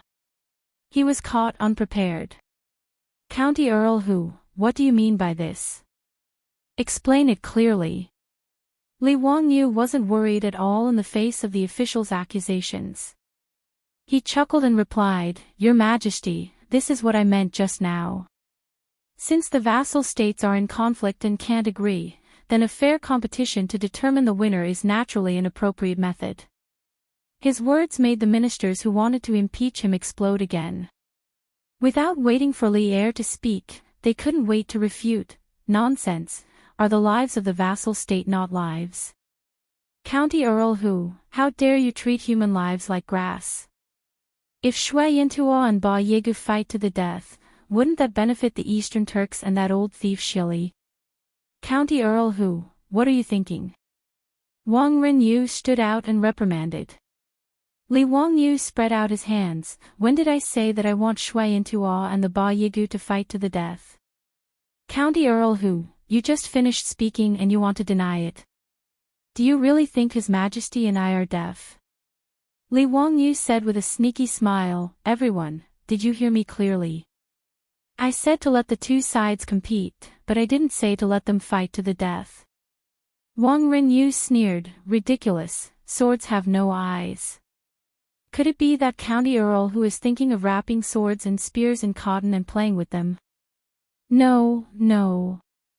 Since they are all vassal states of the Tang dynasty, how can we use swords and spears so crudely? Li Wangyu shook his head and smiled. Pai Lupi couldn't help but ask curiously, County Earl Hu, then what do you mean? Hee, Your Majesty, I was wondering if the Tang dynasty can hold a sports meet. Why don't we call it the Tang Dynasty National Sports Meet, or the National Sports Meet for short? This war is about who is stronger, faster, more accurate in archery, and better in horsemanship. Since that's the case, we can turn these events into sports meets and let the soldiers of the Tang dynasty compete with the vassal states. This way, we don't need to use swords and spears, and we can show the strength and bravery of the soldiers. Why not? Li Wangyu smiled very proudly. This was the idea he came up with in a flash of inspiration. Holding the Olympic Games in the Tang dynasty could solve the disputes between the vassal states, and it could also add to the entertainment life of the people of the Tang dynasty. What a good idea! The origin of the Olympic Games was actually related to solving the disputes of war. In ancient Greece, there were more than 200 city-states. There were also endless disputes between the city-states, and conflicts and wars often broke out. The continuous wars disgusted the ancient Greek people, and they all desired a peaceful environment to rest and recuperate. Later, the Spartan king and Elis king signed the Holy Month of Truce treaty. As a result, the military training and sports competitions to prepare soldiers gradually turned into a sports meet for peace and friendship. Li Wangyu suddenly thought of the Olympic Games and the origin of the Olympic Games, so he came up with this idea. Since the Shui Yintuo and the Bagua tribes were entangled with each other for the grassland, they might as well send people from their tribes to Chang'an to participate in the sports meet. The grassland would belong to whoever won. If they didn't agree, they could compete again in 4 years to determine the ownership of the grassland in the Krulin River. Li Wangyu's words made Li Er and the other officials look at each other, unable to make heads or tails of it. Sports meet. National Games. What the hell was that? Pai Lupi coughed and asked, County Earl Hu, can you explain to me what a sports meet is? Yes, Your Majesty. A sports meet refers to a sports competition. Li Wangyu saw that the officials were still confused and knew that they didn't know what a sports meet was, so he explained in detail, a sports meet is a competition to see who can run faster, jump further, and have more strength. Li Wangyu explained in detail the sports meet he knew to Pai Lupi and the officials. Your Majesty, this sports meet can not only resolve disputes like the one between the Shui Yintuo and the Bagua tribes, but also make the soldiers and people of the Tang dynasty braver and stronger. This sports meet can also allow the people to participate and fight for the glory of the winner. There are many benefits and no harm. After these words were said, the officials who had stepped forward to accuse Li Wangyu were all stunned. They opened their mouths but didn't know how to refute. Even Wang Rinyu, Ho Junji, and the others didn't know what to say. Sports meet, this idea was too outrageous. They hadn't even thought about it yet, so how could they comment? Pai Lupi narrowed his eyes and suddenly asked, County Earl Hu, this sports meet you speak of, is it similar to a baseball meet? Your Majesty is wise. Baseball can also be a part of the sports meet. The winner will be awarded a gold medal by Your Majesty and announced to the world. Everyone will hear about it as a reward.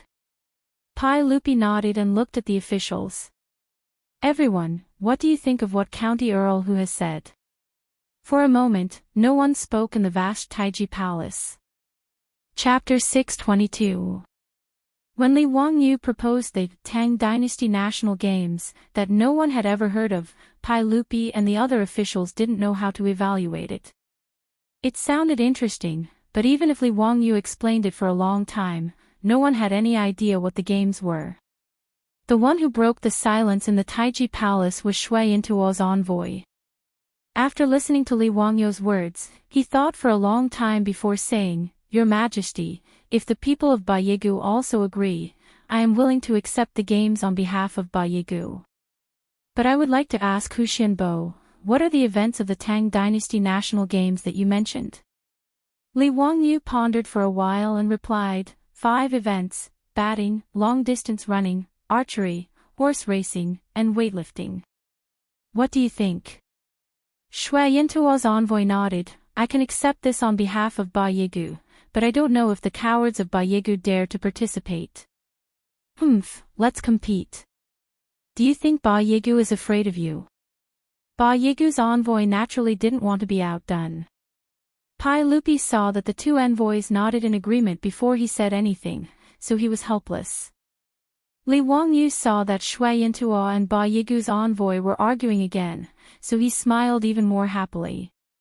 He cupped his hands and said to Pai Lupi, "Your Majesty, I think that the winners of these 5 events are worthy of the title of champion. They can be said to be the champion, and they will be ranked first among the armies. They can announce it to the world and let the world know the title of champion. The second place will be the second place, and the third place will be the third place. The fourth, fifth, sixth, and seventh place will be called the Dianjuan, Naojuan, Jianjun, and Taijun to honor these generals and soldiers who have won the titles." After he finished speaking, not only did the eyes of Qing Yaojin, Yuqi Jingde, and the other generals and dukes lit up, but even the envoys of the vassal state who were just watching the fun in the hall were in an uproar. Immediately, many envoys stepped forward. "Your Majesty, can Dongying participate in the Tang Dynasty National Games?" "Yes, Your Majesty, Beekj also wants to participate. Nanzhao is also willing to participate.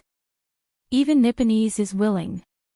Of the 30 to 40 vassal states of the Tang Dynasty, more than half of them actually stood up and were willing to participate in the Tang Dynasty National Games that Li Wangyu just mentioned. This was beyond the expectations of Pai Lupi and the officials. Qing Yaojin, the generals, and the vassal states were so excited mainly because of Li Wangyu's words. The term champion was first used in the records of the Grand Historian. Xiang Liang crossed the Huai River to the west and defeated Jingju, Qin Jia and others. He was the champion of Buchang. After them were the champion marquis and the champion general. Those who did not have outstanding military exploits would not be able to obtain this honor. To a Tang general, being crowned a champion was undoubtedly the highest praise. As for the runner-up, it meant that they were one level lower than the champion. Since ancient times, Huaxia had titles such as quasi-sage and quasi-father, which were also very impressive titles. The reason why the envoys of the vassal states were so excited was naturally because of the word champion. If they could win the championship in the Tang Dynasty National Games, the benefits were self-evident. They could be on good terms with the Tang Dynasty and show their country's ability. Why not? Even if a small country admitted that they could not win the championship, it would be good for them to win the second or third place. Even Taijun's 7th place might not be too hard to accept. Li Wangyu suddenly threw out the idea of the national games, which made Pai Lupi difficult to decide for a while. He simply used the tactic of delaying, intending to delay first and then say, "Well, I already know about this. Today is the New Year's Day Imperial Court. Let's not talk about this for now. We'll talk about it after the Yuanjing holiday." Since Pai Lupi had spoken, Li Wangyu and the officials naturally did not say anything more. The New Year's Day Imperial Court, which was interrupted because of the dispute between Shui Yintuo and Bigu tribes, could finally continue. After a series of cumbersome procedures of the Imperial Court, it was already noon. Pai Lupi was going to treat the officials in the palace today. To be honest, the imperial cuisine in the palace was actually not very delicious. Li Wangyu wasn't the only one who thought so. Even Fang Xianling and Qing Yaojin thought the same. Even Pai Lupi, who had eaten the delicacies of Lai Hot several times, had to admit that the imperial kitchen of Taiji Palace was really not as good as the kitchen of Lai Hot. Because of this, the kitchen maids in Li Wangyu's residence had been replaced several times. After all, regardless of whether it was Li Er or Qing Yaojin, these big shots, he couldn't refuse to give his kitchen maids to them. After the banquet in the palace, Li Wangyu was ready to go back to his mansion to sleep, but he was directly stopped by Mi Tuo. Pai Lupi invited him. Li Wangyu shook his head speechlessly. He knew it must be about the sports meeting, so he could only obediently follow Mi Tuo to the Yin and Yang Palace. In the Yin and Yang Palace, not only Pai Lupi was there, but also Fang Xianling, Du Ruhui, Zhang Sun Wuji, Wei Jing, Qing Yaojin, Li Jing, Yuqi Jingde and other generals. Seeing Li Wangyu enter the palace, Jin could not help but laugh. Ha ha ha, Zio, you're really good today. You actually threw out such a big bomb without saying anything. Hurry up and tell me, what are you thinking about this Laoshi sports meet? Uncle Cheng, it's the national games of the Tang dynasty, or the national games for short. Li Wangyu seriously corrected him. The reason why he had to emphasize this name was naturally because he wanted to make fun of him. If it were not for the fact that the name Olympic Games was really hard to explain, he would have called it the Olympic Games. Well, the national games, boy, make it clear. What do you want to do with the national games? Why did you suddenly mention it today? Pai Lupi, Fang Xianling and the others reclined on the soft couch, holding wine glasses in their hands. They all stared at him, waiting for his explanation. On the way to the Yin and Yang Palace, Li Wangyu had already made a draft in his mind and thought about how to answer. Although the idea of organizing a sports meet was something that he had suddenly thought of in the Taiji Palace, Li Wangyu felt that it was a very promising idea.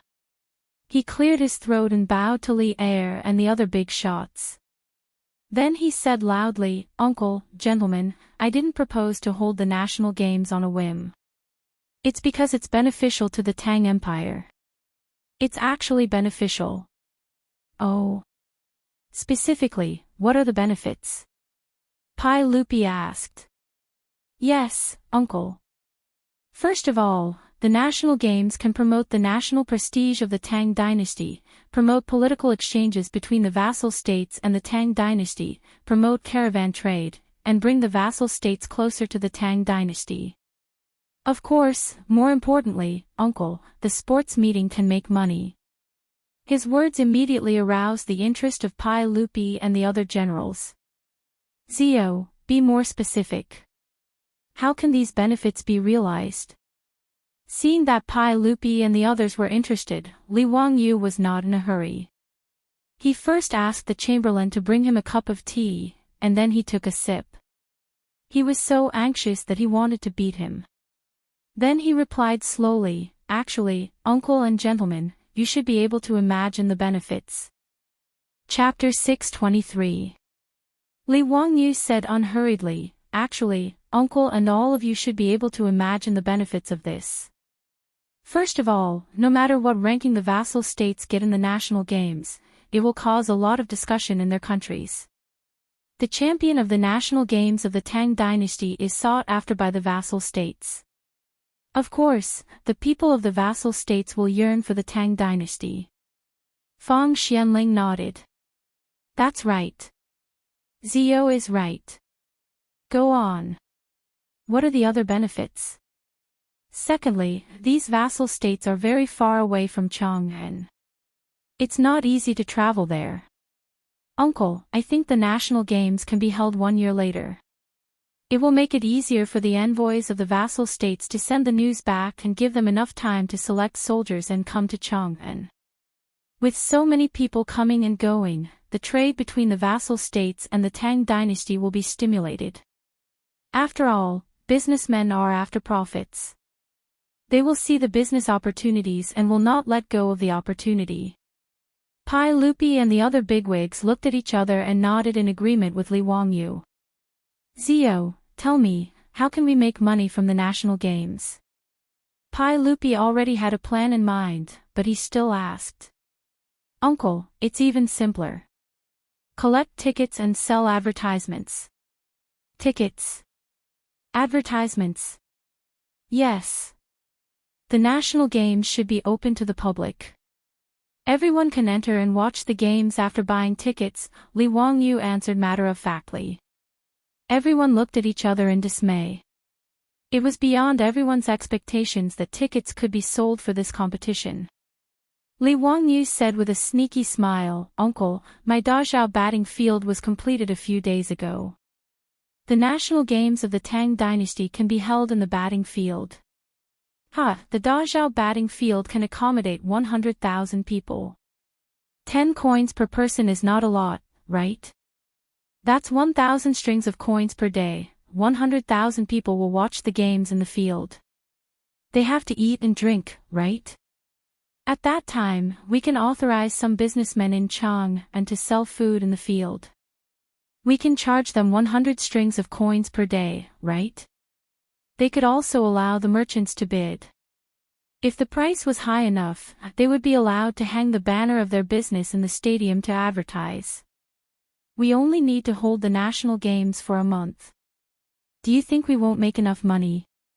Besides, these athletes, the soldiers of the vassal states participating in the national games, after they arrive in Chang'an, the vassal states will be responsible for their food, lodging, and transportation.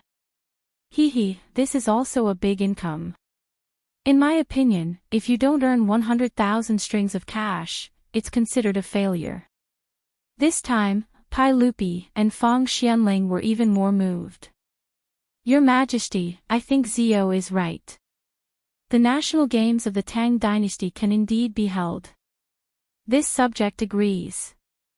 Pai Lupi nodded, but he asked, Zio, in the hall today, you only said that there would be 5 competitions, namely, batting, long-distance running, archery, horse racing, and weightlifting.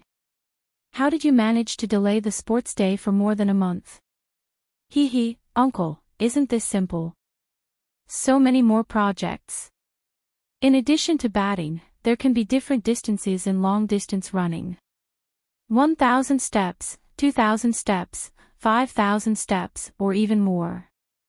Different projects will have different champions. Archery and horse racing are the same. The other 5 events are just my nephew's words. We can always add more events to the competition. If we want more vassal states to participate, we have to let them see the hope of winning the championship. Wahahaha, can I, old Ching, also participate in the competition? Ching Yao Jin suddenly laughed. Yuchi Jingda looked at him disdainfully. You old man, what can you compete with? Don't make a fool of the Tang dynasty. Yuchi Jingda, you want to compete with me? Come on, I'm not afraid of you. Seeing that the 2 old men were about to make trouble again, Pai Lupi couldn't help but stare at them angrily. Jijia, Jingda, don't make trouble. Li Wangyu couldn't help but laugh. Uncle Ching, not everyone can participate in the national games.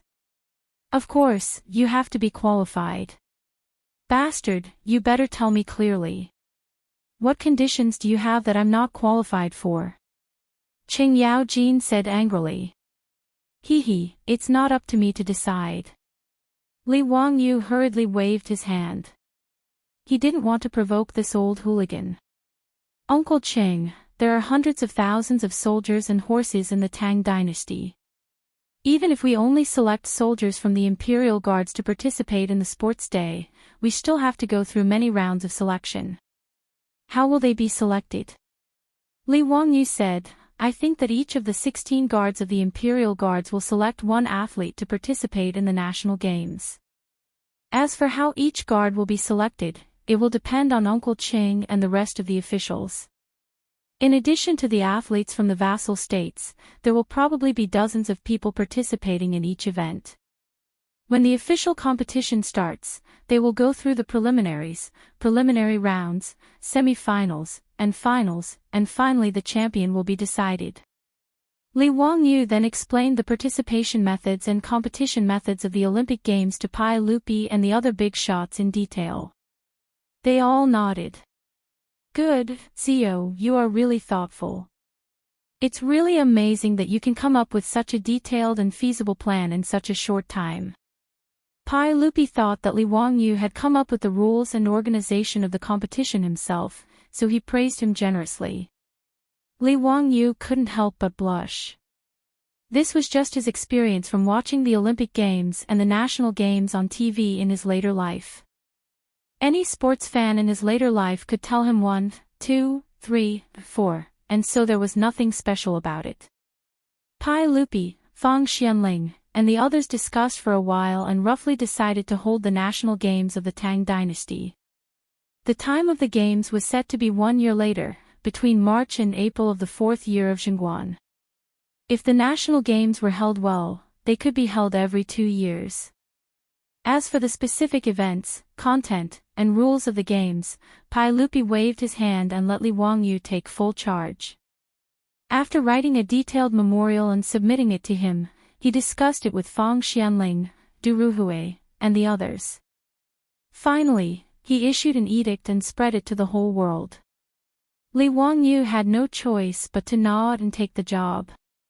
After all, except for him, no one in the world knew how to organize the games. Even his beautiful boss didn't know much about it. After all, she didn't have much love for sports. After discussing the matters of the national games, Pai Lupi and the other big shots chatted and drank in the Yin and Yang Palace. Li Wangyu was about to leave, but he remembered something and hurriedly stood up to report. Uncle, I spent a lot of gold on the construction of the Dazhao batting field. Do you still remember that I asked to hold the Tang Dynasty's Royal Batting League? Pai Lupi certainly remembered this. Li Wangyu had spent a lot of money to build the batting field in order to hold the Royal Batting League. Zio, you just said that the Dazhao batting field had been built. Yes, uncle. It was completed before the end of the year. Pai Lupi was interested. Since Li Wangyu had spent 20,000 taels of gold to build a batting field, he had never seen it with his own eyes. Now that he heard that the batting field had been built, he was interested to see what the 20,000 taels of gold had built. Gentlemen, why don't you come with me to the batting field today? Let's see what this guy has built after spending 20,000 taels of gold. Since Pai Lupi had spoken, the big shots naturally had no objection. However, Qing Yaojin laughed and said, Your Majesty, why don't I order someone to call a batting team from the left Jinwu Guards? Let's have a batting match today to liven things up for Your Majesty. Yuqi Jingda's eyes also lit up. That's right. I'll also order someone to call a batting team from the army. How about we have a match in the Dazhao batting field today? Pai Lupi nodded with a smile. Today was the first day of the new year. He had nothing to do during the holidays. It would be good to watch a batting match. Chapter 624. The Dazhao baseball stadium wasn't a very tall building in Chang'an city. The surrounding stands were 10 meters tall, which was a little more than 3 zhang tall. It wasn't as tall as the 4 zhang tall platform under the Taiji Palace. Although the stands were no more than 10 meters tall, it was the height of a 3-story building in the future. But when one really stood in front of the baseball stadium, it was very spectacular. The reason was very simple. The stands were too long. Even in the future, there hadn't been such a large stadium with a 4-kilometer perimeter. After all, the rules of polo had been changed a lot in the future. Not only did it reduce the number of people on the field, but the field was also much smaller. A stadium that could hold 100,000 people at the same time was also a very large stadium in the future. And when Pai Lupi, Qin Yaojin, and the other big shots walked into this true polo stadium for the first time, everyone couldn't help but gasp. Ziyu, what kind of monster did you build? This is a baseball stadium. How can it be so big? Pai Lupi stood in the middle of the empty stadium and looked around. The shock in his heart was beyond words. Qing Yaojin also clicked his tongue. Damn, this is the first time I've seen such a huge building in my life. Kid, are all the stands around the stadium used for people to sit? TSK, wouldn't it be able to seat tens of thousands of people? Yuqi Jingda was even more shocked, his face full of disbelief. Ziyu, your 20,000 taels of gold really weren't spent in vain. This is the first time I've heard of a baseball stadium of this scale. Li Wangyu said with a smile, Uncle Qing, did you forget that this little nephew said before that this Dazhao baseball stadium can hold 100,000 people? Oh my god, 100,000 people cheering together. It's enough to scare people to death, right? Li Wangyu pointed to the center of the northern stands. There was a row of private stands at the top. Uncle, that's the private stands that little nephew prepared for you and the other officials. When the time comes for the competition, Uncle will be able to watch it with the other officials. There's no need to worry about safety. Pai Lupi nodded. Let's go and take a look. A group of big shots surrounded Pai Lupi. Under the guidance of Li Wangyu, they passed through a special passage and entered the stands of the box. Looking down from here, the entire baseball field could be seen at a glance. There was nothing blocking the view. There were also all kinds of exquisite seats in the box for people to rest while watching the competition. Pai Lupi didn't need Li Wangyu's introduction. He walked straight to the spacious chair in the middle. After sitting down, he looked around. It was obvious that he was quite satisfied. He then pointed to the other boxes on the uppermost level of the spectator stands and asked, Zio, what are those boxes for? Hee, Uncle, I'm going to sell tickets for this stadium. Seats of different grades naturally had different prices. The cheapest seat cost 10 copper coins, while the best seats cost 50 to 500 copper coins. As for those private rooms, it won't do if it's less than 10 copper coins. Li Wangyu's answer stunned Pai Lupi, Fang Xianling, and the others. After pondering for a long time, they shook their heads and smiled bitterly. Zio, what's in your head? Pai Lupi was too lazy to care about his greedy nephew anymore. He called out to the group of big shots. Everyone, sit. Today, we'll be here to watch the game. Jie, Jingde, is the batting team ready? Yes, Your Majesty. It's ready. We're just waiting for Your Majesty's order to start the competition. Good, then get ready to start. Qingyao Jin and Yuqi Jingde nodded. When they were about to go and inform the officials, Li Wangyu stretched out his hand to stop them. Wait, Uncle, this stadium is empty. Isn't it boring to watch the game like this? It's not lively at all. Pai Lupi was surprised. Zio, what do you mean? Uncle, you can see that the stadium is empty. Why don't you immediately let the Imperial Guards go to the surrounding houses to inform the officials? Tell them that the Dazhao batting field is open for free today. Let the people enter and watch the game as they wish. What do you think? Pai Lupi laughed. Sure. Today, I'll have fun with the people. Pass down the order. Let someone inform the officials. The game will start in 2 hours. The Tangs love to socialize and liven things up, even the ordinary people. On the first day of the Lunar New Year, the people of Chang'an held banquets in every house. Neighbors would greet each other and eat at whichever house they went to. There was a special name for it, which was heirloom. The days of the Lunar New Year were the busiest times except for the Lantern Festival. Although the houses in the south of the city belonged to the slums of Chang'an, there were still people coming and going. It was very lively. Just as everyone was paying their New Year greetings to each other, they heard the sound of gongs and drums being struck in the square. Li Zheng's voice followed, Dear neighbors, the saint has decreed that the Dazhao baseball stadium will be free of charge today. Enjoy with the saint. The game will start in 2 hours. Everyone, go quickly. Li Zheng's shout entered everyone's ears, causing everyone to be stunned. Dazhao batting field.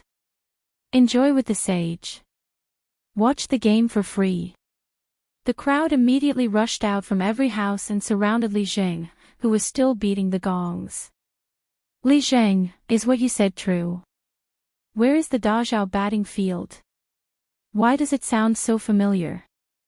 You fool, it's the original An house in Zhaoxing House.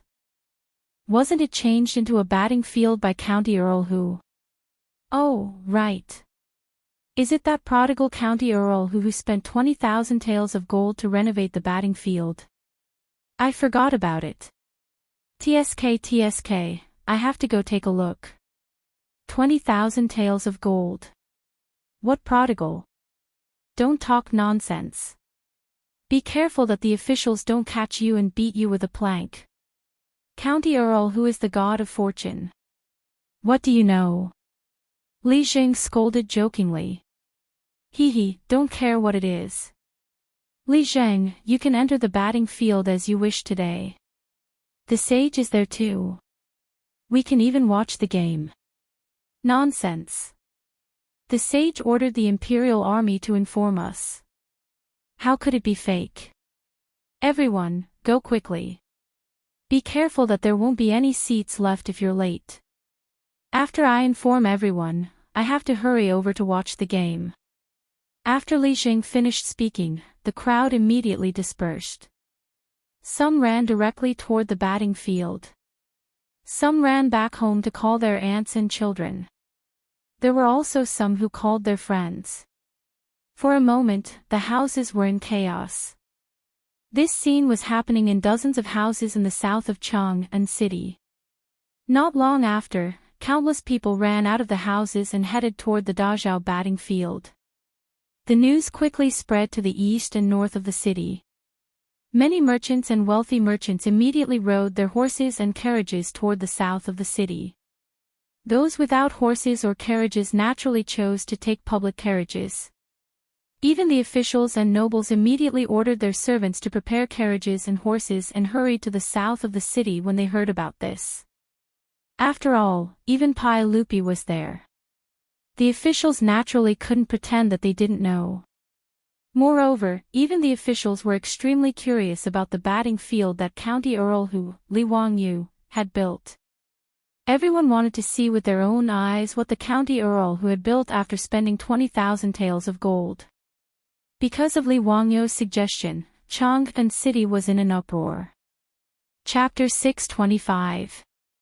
When the crowd surged toward the Dazhao baseball stadium, Pai Lupi was still chatting with the dukes in the box above the stadium. The sudden influx of people into the stadium made Li Er and the others feel surprised.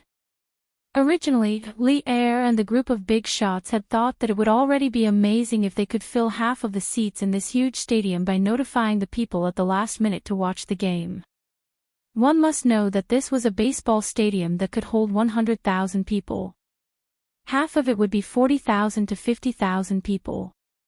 As the saying goes, when there are 10,000 people, there is no end to it. Let alone tens of thousands of people. However, when the crowd continued to surge into the baseball stadium and the endless crowd slowly filled up Noda Baseball Stadium, even Pai Lupi was moved. Jin and the other generals were even more nervous. Your Majesty, should I bring all the soldiers of the Jinwu guards over? There are too many people. I'm worried that something might happen. After the initial shock, Pai Lupi slowly shook his head. There's no need. Do I not trust my own people in Chang'an city? Moreover, the box that Zio made is very safe. There's no need to go through so much trouble. Hearing Pai Lupi's words, Jin could only give up. However, he still ordered his retainers and Pai Lupi's imperial guards to be more vigilant and avoid trouble. At this moment, Li Wangyu felt his scalp go numb. In his previous life, although he had gone to the baseball stadium to watch competitions and attended concerts of singers, it was not uncommon for tens of thousands of people to gather together. However, there was strict security. Not only were there security guards, but there were also many policemen to maintain order. Today, he was hot-headed and did not make any arrangements. He just informed the people to come to the stadium to watch the game. If something were to happen to him, it would be a big problem. In his previous life, because of a large crowd, there would be a stampede, resulting in heavy casualties. It was not uncommon. He remembered that the worst incident was in 1990, when a large number of pilgrims stampeded in Mecca, resulting in the death of more than 1,400 people. Now, Li Wangyu looked at the black mass of people in the stadium below and felt that this was a time bomb that could explode at any time. Uncle, it's better if you quickly transfer the Imperial Guards over. It's your nephew's fault for not thinking things through. Li Wangyu hurriedly persuaded Pai Lupi. Pai Lupi did not understand what he meant and thought that he was worried about his safety like Jin. Zio, there's no need to worry. The imperial guards around me are enough to protect me. Uncle, I'm afraid that with so many commoners gathered here, there might be a riot or an accident. I'm afraid there might be an accident. Hurry up and get the Jinwu guards to come to the stadium to maintain order. Li Wangyou's forehead was covered in sweat from fear. Pai Lupi, Fang Xianling, Du Ruhui, and the others looked at each other, then turned their heads to look at the increasing number of commoners below. They could not help but break out in cold sweat. Pai Lupi did not dare to hesitate and immediately ordered, Jijie, immediately passed down the order to bring all the Jinwu guards to the stadium to maintain order. There must be no accidents. Jin also thought about it and did not dare to hesitate. He nodded and followed the order to mobilize the guards. Although the Dezhou baseball stadium had been completed, Li Wangyu had not arranged for personnel to manage it. After the numerous entrances to the stadium were opened, there were no security measures or personnel at all. As a result, more and more commoners poured into the stadium. Li Wangyu looked around. Not only did he not see any empty seats in the stadium, but even the aisles were filled with people. It was clear that there were more than 100,000 commoners gathered in the stadium at this time. In this regard, Li Wangyu could only secretly pray to the gods and Buddhas that there would not be any accidents. Fortunately, the commoners who came to watch today knew that the saints were here, so they did not dare to cause trouble. Although there were more than 100,000 people in the stadium, the order was still acceptable.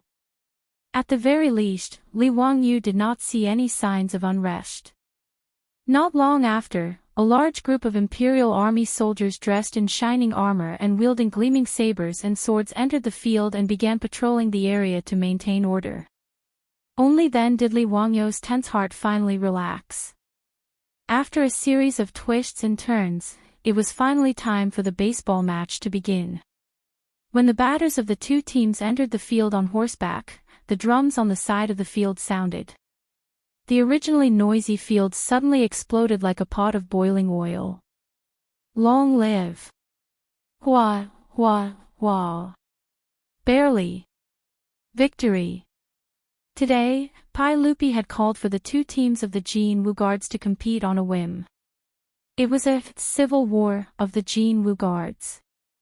But even so, neither side of the Jinwu guards wanted to lose. Putting aside the fact that there were saints watching the battle, just the fact that after the two batters rode into the field and heard the tsunami-like shouts and cheers, the group of batters felt their blood surging and their bodies brimming with energy. Pai Lupi, Jin, and the other big shots in the box at the top of the grandstand were extremely satisfied with the explosive atmosphere. Jin, that old man, even rushed to the railing and waved his fist as he shouted, "Bastards! Kill! Kill! Kill!" The Tang people who had never experienced such an atmosphere were instantly infected by the atmosphere of the stadium. One by one, they shouted as if they were intoxicated. Those who had never watched a match in the stadium would find it difficult to understand the shock and emotional resonance. That kind of excitement could be said to be very high. The crowd who sat in such a stadium for the first time to watch a match entered such a crazy state at this time. Although the match had not yet started, the crowd was already high. In this regard, Li Wangyu could only shake his head helplessly. He was really speechless about the shouting Pai Lupi and the others. If they were to see the atmosphere of the World Cup in the future, wouldn't they explode on the spot? What's more, Li Wangyu listened to all kinds of cheers in the stadium and still felt that it was not enough. Naturally, the Tang dynasty did not have a slogan like, "Do your best," nor did it have a unified standard. So in the stadium, 100,000 people were shouting their own words, and it was very chaotic. He rolled his eyes and simply pulled the group of imperial guards in the box over and whispered a few words in their ears. At this time, the imperial guards were also excited by the atmosphere of the stadium. If it were not for their duty, they would probably jump and shout along with the crowd. Hearing Li Wangyou's order, their eyes lit up and they hurriedly nodded in agreement. In the stadium, the gong had already sounded to start the match. More than 20 strong horses seemed to be stimulated by the atmosphere of the stadium and galloped happily. The rumbling sound of the horses' hooves stimulated the audience in the stands, and all kinds of cheers were heard again.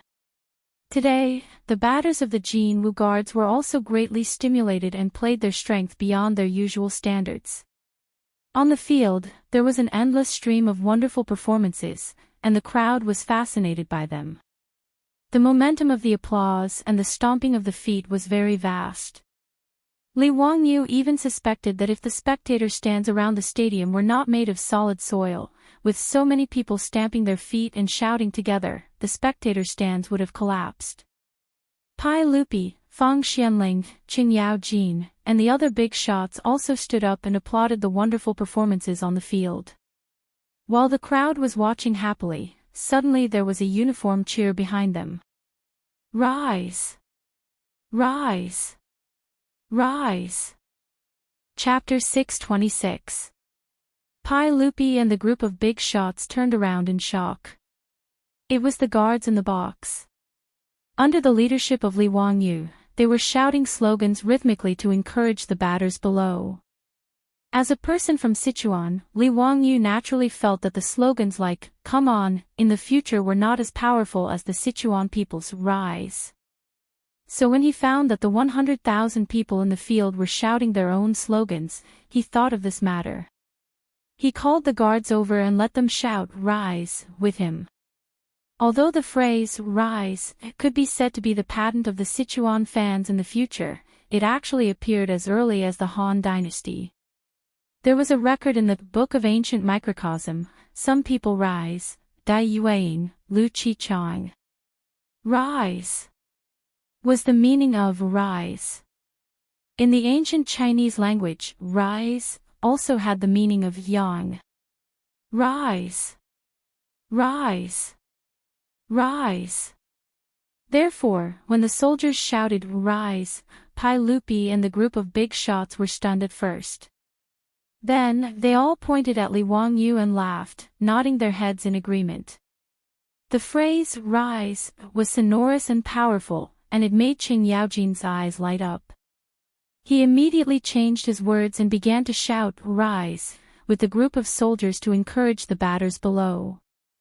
It had to be said that the slogan "Rise" was indeed very infectious, especially when there was no unified cheering in the Tang dynasty at this time. Soon, the group of big shots, including Pai Lupi, all followed Li Wangyu and shouted "Rise." After the uniform sound of "Rise" reached the ears of the people around the box, it quickly infected them. Everyone started to change their tune and shouted along with him. Like a virus, the sound of "Rise" in the batting field became louder and louder, and it became more and more uniform. When 100,000 people shouted "Rise" and "Rise" in unison to encourage the batters, that kind of momentum simply pierced through the sky, with a majestic spirit that could swallow mountains and rivers. Even the strictly trained horses on the field were a little frightened due to the loud cheers, forcing the batters to tighten their reins and try their best to control the horses under them. The people in the stadium seemed to have been possessed. They did not care if their throats would break from shouting as they cheered loudly. Who asked the Tangs to be so passionate and unrestrained?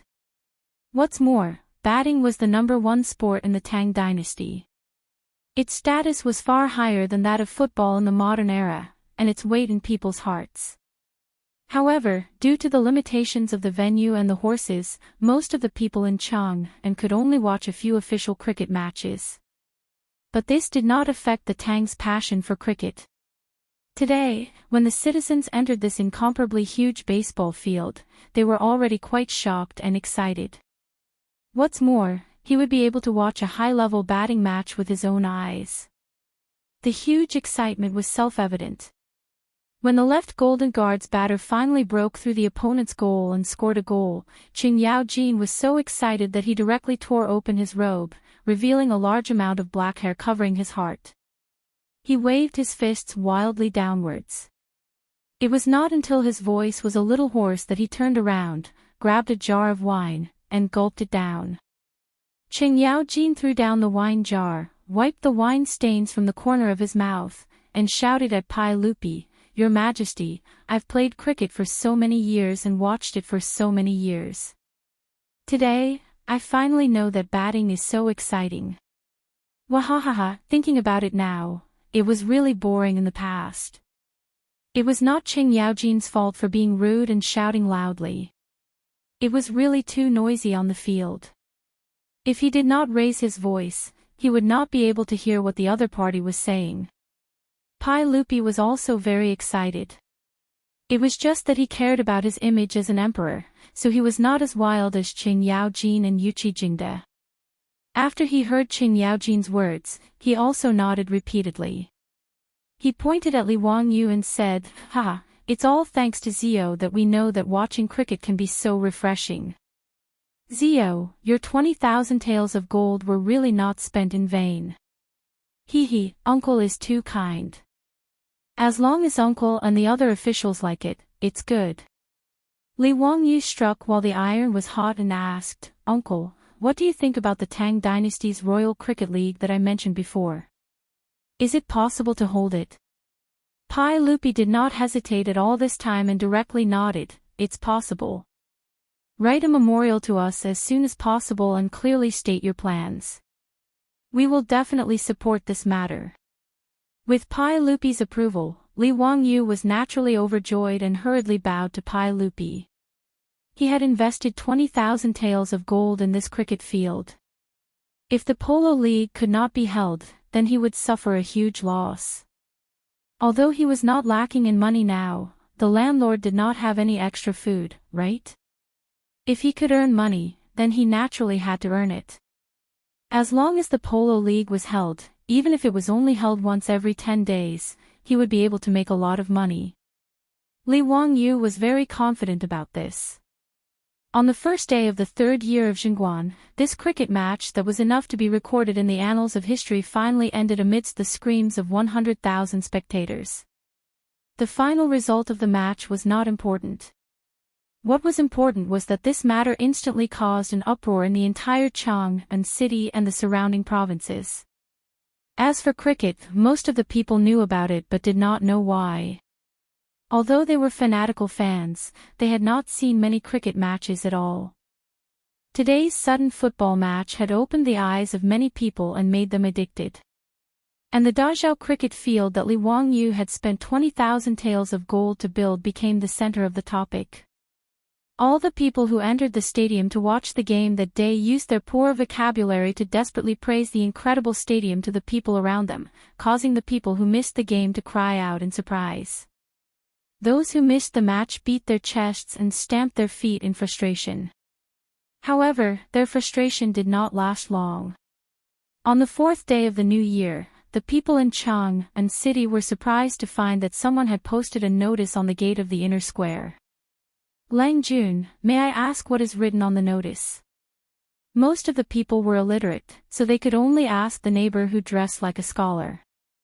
"Oh, the notice says that the sage allowed the founding of Hu County to hold the Royal Batting League of the Tang Dynasty.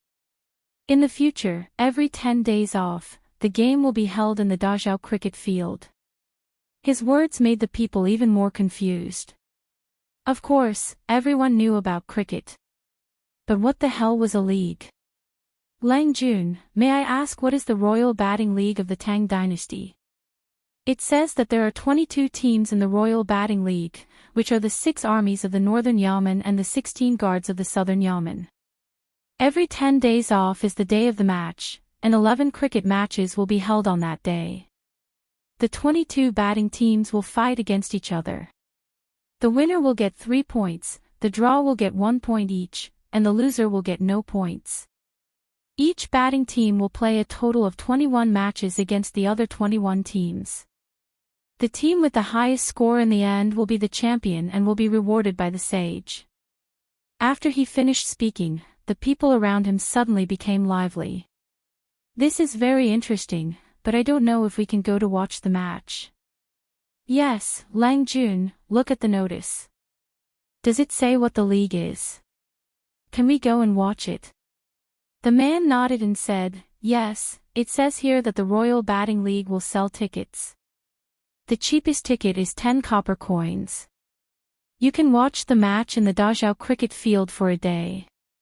As soon as he said that, the people were in an uproar again. Chapter 627. On the first day of rest after New Year's Eve, Chang'an city was unusually lively. Early in the morning, whether it was the officials, the nobles, or the merchants, they all rode horses or took carriages to the Dazhao baseball field in the south of the city. The ordinary citizens of Chang'an city did the same. They took public carriages or walked to the field. Today's Dazhao baseball field was not as disorderly as last time. Not only were there Chang'an County's bailiffs maintaining order everywhere, but there were also golden guards patrolling everywhere to prevent troublemakers. At several entrances to the field, there were also people checking tickets and reminding the audience where they should sit. Li Wangyu had recruited nearly 100 people to serve for this polo league. It could be considered a big investment. Today was the first day of the Tang Dynasty's Royal Polo League. The people in charge of checking tickets at the entrance were already sweating profusely. However, because there were too many people waiting to enter the field, and these people were on duty for the first time, they were naturally a bit flustered. The ticket checker reached out and took a ticket from an audience member. He glanced at the color of the ticket and saw that it was yellow. He couldn't help but feel a bit disrespectful. He ordered in a very stiff tone, "Yellow zone ticket. Remember that after entering, you can only sit in the seats painted yellow. Don't run around. You can't afford to disturb the nobles." Before the ticket checker could finish speaking, he suddenly froze as if his pressure point had been pressed. His lips trembled. "H County Earl, I don't know." The person holding the yellow zone ticket and waiting in front of him was Li Wangyu. Li Wangyu glared at him and said unhappily, "The audience holding the yellow zone ticket is also our source of income. Have a better attitude." Yes, I deserve to die. I know I was wrong." The ticket checker hurriedly admitted his mistake with a shocked expression. Li Wangyu didn't want to say more. He gestured to the man behind him and said, "Uncle, you go ahead too." Standing behind Li Wangyu and waiting for his ticket to be checked was Pai Lupi in casual clothes. Behind him were more than 10 palace guards in casual clothes, secretly protecting him. Everyone, including Pai Lupi, had tickets for the yellow zone. The reason why the stadium staff spoke so harshly when they saw Li Wangyu holding a yellow ticket was because the yellow zone ticket was the cheapest ticket. It only cost 10 copper coins. The seating area in the yellow zone was naturally the worst. There were also green tickets worth 50 copper coins, blue tickets worth 100 copper coins, scarlet tickets worth 500 copper coins, and purple tickets worth 5 copper coins. Li Wangyu was also learning from the soccer stadiums of the future, where different areas had different ticket prices. Not only could it allow the common people to watch the baseball game, but it could also provide more choices for the officials, nobles, and merchants who were willing to pay a high price. The reason why the tickets and the seating area in the stadium were separated by color was naturally the same as the public carriage. It was to deal with the huge, illiterate population of the Tang dynasty. The fact that the common people were illiterate was something that could not be helped. The reason why he came with Pai Lupi and held a green ticket to watch the game was naturally Pai Lupi's idea. He said that he wanted to enjoy the game with the common people. Li Wangyu naturally tried to dissuade him, but he could not dissuade Pai Lupi. He could only get a few of the cheapest yellow tickets. A group of palace guards in casual clothes surrounded Pai Lupi and Li Wangyu as they walked to the stands. When they saw the noisy crowd in front of them, they could not help but frown. Li Wangyu also had a headache about this. The tickets for the green zone were cheap, so the view was naturally the worst. Sitting there and watching the game was not fun at all. "Uncle, it's too noisy here, and the view is not good. Why don't we go back to the box?" Li Wangyu whispered. Pai Lupi did not pay attention to him at all. He found a seat and sat down. He even chatted with the common people who were watching the game. Li Wangyu rolled his eyes. Your sister, do you have nothing better to do? Do you still want to go on an official visit? He could only helplessly give the palace guards a look, indicating that they should find a place to sit. Old man, why did you come to watch the game today? Ha, thanks to the blessing of the county count of who, old me also came to watch the game on the first day of the new year. I really liked it. Today is the start of the Royal Batting League. Old me naturally has to come and watch. The old man next to Pai Lupi said with a smile while twisting his beard. Old man, you also like batting. I like it, but I didn't have the chance to watch it. The construction of this Dazhao batting stadium is a good thing. We common people also have a chance to watch it. It is not easy. Lang Jun, you also like to watch batting. Pai Lupi smiled. Ha, yes, I also like to watch it. It is all thanks to that county count. Otherwise, it would be rare to see such a grand occasion. When Li Wangyu heard Pai Lupi's words, he could not help but secretly curl his lips. Damn, Pai Lupi, you have the nerve to say that it is rare to see a batting competition. Are you not afraid of having a long nose when you lie? Lang Jun, did you buy that lottery ticket? The old man asked. Old me bought 1 ticket for each of the 5 games today. I don't know if my guess is accurate. Lottery ticket. Pai Lupi was surprised when he heard this. He naturally had never heard of such a thing. He could not help but turn his head to look at Li Wangyu. Li Wangyu flashed 8 white teeth at him and chuckled, Uncle, it's the gambling business launched by the Dazhao Baseball Stadium. Spectators can buy lottery tickets based on the 5 games on the day of the game. It costs 2 copper coins for 1 ticket. You can guess which team will win each game. The odds are all 1 to 2. Pai Lupi could not help but glare at him. This bastard is too good at making money. He did not need to think to know that since the Tang people were so fond of gambling, the lottery tickets for the batting competition would definitely be popular. Just by looking at the old man beside him, who had taken the initiative to ask which team he had bought, it was obvious. Go, buy the lottery tickets for me. By the left Jinwu Guards, the right Yulin Guards, the left Shinwu Guards, the left Qianyu Guards, and the right Wu Guards to win. Buy 100 tickets for each of them. Pai Lupi ordered Li Wangyu without any trace of politeness. Li Wangyu could only follow Pai Lupi's orders. But Pai Lupi, after saying this, why did you turn your head to chat with the old man? Pay up. 500 lottery tickets for 1 copper coin. Could it be that he had to pay for the lottery tickets himself? If he paid for Pai Lupi's lottery tickets with his own money, what would happen if he won and took the money from him? What kind of situation would that be? Li Wangyu was speechless. Pai Lupi was indeed a bad person. He then looked at the group of imperial guards beside Pai Lupi to see if anyone was prepared to pay for the lottery tickets. But it was clear that this group of bastards who were deliberately looking around had no intention of paying for their emperor. Li Wangyu angrily raised his middle finger in his sleeve and then obediently turned his head to help Pai Lupi buy the lottery tickets.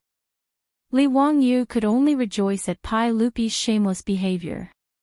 Fortunately, there were 22 batting teams and 11 matches. Because of the venue, only 5 matches could be arranged in the Dazhao batting field every rest day. The other 6 matches would still be played in the barracks of the Imperial Guards.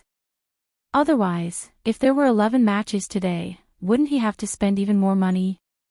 The 5 teams that Pai Lupi wanted to buy were the teams that would be playing in the Dazhao batting field today. Li Wangyu obediently paid for the tickets of the 5 teams from the field's lottery sales point and handed them to Pai Lupi. The eyes of the old man beside Pai Lupi lit up when he saw the thick stack of lottery tickets. Lang Jun, you're so bold. To be able to buy so many lottery tickets in one go, it seems like you have high hopes for these teams. Huh, you're too kind. I only know a little and want to try my luck. Pai Lupi also laughed loudly. Li Wangyu was the only one who was gloomily drawing circles on the ground. Chapter 628. The opening match of the Tang dynasty's Royal Batting League was between the guards of the left and the guards of the left. Amidst the sounds of gongs and drums, 20 batters rode their horses onto the field. Unlike the first day of the Lunar New Year, due to the lottery, the spectators who bet on different teams were naturally divided into two groups. They began to shout and cheer for the teams they supported. Guards of the left, rise. Kill the guards of the left. Rise. Guards of the left, victory. Guards of the left, die. Although the old man beside Pai Lupi only spent 2 copper coins to buy a lottery ticket, he also stood up excitedly and shouted toward the field. This made Li Wangyu very worried that the old man would be too excited and suddenly have a cerebral hemorrhage. Coincidentally, the old man also bet on the guards of the left, the same choice as Pai Lupi. The old man shouted at the top of his lungs, "Guards of the left, kill the guards of the left. Rise. Motherf asterisk Ker." Li Wangyu was speechless. Motherf asterisk Ker, he's even using vulgarities. However, Pai Lupi also jumped up and shouted, "Kill the guards of the left." Li Wangyu couldn't help but feel that his worldview was collapsing. Is this still the emperor of the Tang dynasty? Is it really okay for you to shout like this? The guards of the left are also one of the 16 guards under your command. They're not raised by a stepmother. If Pai Lupi's words were to reach the ears of the imperial guards of the left, would it immediately cause a mutiny? While Li Wangyu's imagination was running wild, the referee on the field had already blown the copper whistle, and the game had officially begun. Because the seats in the yellow section were not very good, and the seats were too far away, Li Wangyu couldn't clearly see the situation on the field even when he stretched his neck. He could only hear the crowd shouting, "Rise." It had to be said that the words "rise" spread very quickly. After the batting match on the first day of the new year, the audience that entered the stadium today quickly unified the cheering slogan. What was different was that because of the excitement of winning the lottery, there were also all kinds of curses mixed in with the cheers. This also made the Dazhao baseball stadium, which was filled with 100,000 spectators, seem very lively. It had the flavor of the 5 major leagues of the future, which made Li Wangyu very satisfied. Since they were watching a football match, they naturally had to have their own fans. Although the 16 guards of Nanya and the 6 armies of Baya didn't have any fans, betting on matches was the most direct way to attract spectators to support the various teams. Li Wangyu and the others were sitting at the 2 ends of the court. They were far away from each other and it was difficult for them to watch. He simply took out a metal cylinder from his waist, pulled it open, and put it to his eyes. Needless to say, this was the monocular that he had asked the craftsman to make. Since the microscope that Sun Simyo needed could be made, this telescope was naturally not a difficult task. In fact, compared to the microscope, it was much simpler. Li Wangyu had previously forgotten about the telescope. It wasn't until he was watching the match on the first day of the new year in the private box of the stadium that he remembered this matter. Although the view from the stands was good, it was still very far away. He then asked the craftsman to make it. Uncle Ching actually went into the match personally. Through the lens of the telescope, Li Wangyu could clearly see the golden guards of the left's batting team. The one who was waving the club and shouting was that old hooligan, Qing Yaojin. Zio, how did you know? Pai Lupi had never seen a monocular before. He found it very strange that Li Wangyu put the metal cylinder in front of his eyes.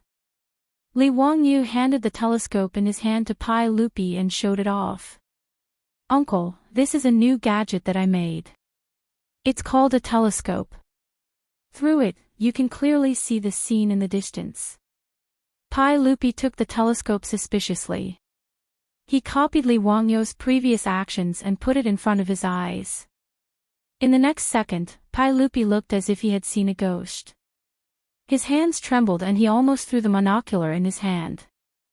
What kind of magical item is this telescope? It can actually see the scene from so far away. Pai Lupi calmed his mind and put his eyes in front of the telescope again. It really is Qingjie. Li Wangyu smiled indifferently. He was about to put on an "I am an expert" expression when the back of his head was suddenly hit hard by Pai Lupi. Scoundrel, if you had such a good item, why didn't you take it out earlier? Do you know how important this item is? Pai Lupi not only did not praise him, he even scolded him. Li Wangyu was speechless. Li Wangyu helplessly touched the back of his head. Uncle, isn't it just a telescope? You don't need to make a fuss about it, right? Fool! Do you know how useful this item is in the military? Pai Lupi stared at Li Wangyu with an expression that said he expected better from him. Li Wangyu suddenly understood. He really didn't think about the military use of the telescope. It wasn't that Li Wangyu didn't know the significance and use of telescopes in military operations. In any case, he was a fan of the military for a long time in the future, so he still had this common sense. But as an ordinary person who grew up in an era of peace, he really didn't think of using the telescope for war. How many of these telescopes did you make? Pai Lupi asked again. Li Wangyu raised 2 fingers. The craftsmen who are in charge of supervising the telescope have only polished the lenses of 2 telescopes. Did the craftsmen who are in charge of supervising the telescope help you make this item? Yes, this telescope is also made of crystal, Li Wangyu replied. Is it possible to make this item in large quantities? Of course, the telescope isn't complicated. The craftsmen who are in charge of supervising the telescope are already familiar with how to use crystal to make lenses. Pai Lupi nodded with satisfaction. Since it was made by supervising the telescope, then it's a public item for private use. This telescope naturally belongs to me. Consider it a fee for letting the supervisor make your personal item. Since the craftsmen who are in charge of supervising the telescope know how to make it, I will arrange for them to continue making it. Zio, you don't have to worry about it anymore. Li Wangyu was thunderstruck by Pai Lupi's shameless words. How can a person be this shameless? He asked the craftsmen who were in charge of supervising the telescope to help him grind the lenses and make these novel items. He paid them a salary. Why did Pai Lupi say that it was a public item for private use? Is there any law? Is there any reason? However, an arm can't twist a leg, not to mention Pai Lupi, the leader of the imperialists of the Tang dynasty. Li Wangyu could only lower his head and admit defeat in front of Pai Lupi's shameless words. Pai Lupi's mouth revealed a trace of a smile. He felt really good about bullying his nephew. It was as refreshing as drinking a cold drink in the hottest days of summer. Towards his monstrous nephew, Li Er liked to bully him more and more now. He now deeply understood why that old hooligan Qing Yaojin especially liked to teach this kid a lesson. The feeling of being able to suppress you with force, even though I'm not as smart as you, is really cool. Pai Lupi proudly raised the trophy in his hand and continued to look at the field. Good. Damn thief. Let's play like this. Kill the guards of the left bureau. Qingjie, you old bastard, shoot. Motherf asterisk cur. You can't even shoot like this. Bastard. After Qing Yaojin missed a shot, Li Er suddenly stood up agitatedly, waved his fist at the field and cursed. The old man next to him also jumped up and shouted, You bunch of slave soldiers, do you know how to play? Even the old man played better than you guys. Damn thief. Li Wangyu covered his face with both hands. This is too damn embarrassing. Chapter 629. The reason why Pai Lupi chose to bet on the golden guards of the left was because he had confidence in them. After all, he loved to hit the ball and he often went up to hit the ball himself. The northern 6 armies and the southern 16 guards were 22 teams. Even if Pai Lupi couldn't say that he knew them like the back of his hand, he still had a rough idea. The Golden Guards of the left had the great general Qing Yao Jin, and they had inherited his fiery personality. When they attacked on the field, they were as fierce as when they were on the battlefield. Back then, in order to deal with the batting team of Zhang Liang's mansion, the debauches and Li Wangyu had secretly practiced the tactics that Li Wangyu had copied from soccer for a few days in the barracks of the Golden Guards of the left. Thus, the batters of the Golden Guards of the left were able to learn it. In addition, the batters of the Golden Guards of the left were already very skilled. Therefore, even if the Golden Guards of the left were not the best, they were still in the top 3. Pai Lupi even thought that the Golden Guards of the left would be able to win the league championship. Therefore, when the match had just started, the Golden Guards of the left had been suppressing the Guards of the left to their own half of the field. Anyone with discerning eyes could see that a goal was only a matter of time. However, the bad thing was that old man Qing Yao Jin.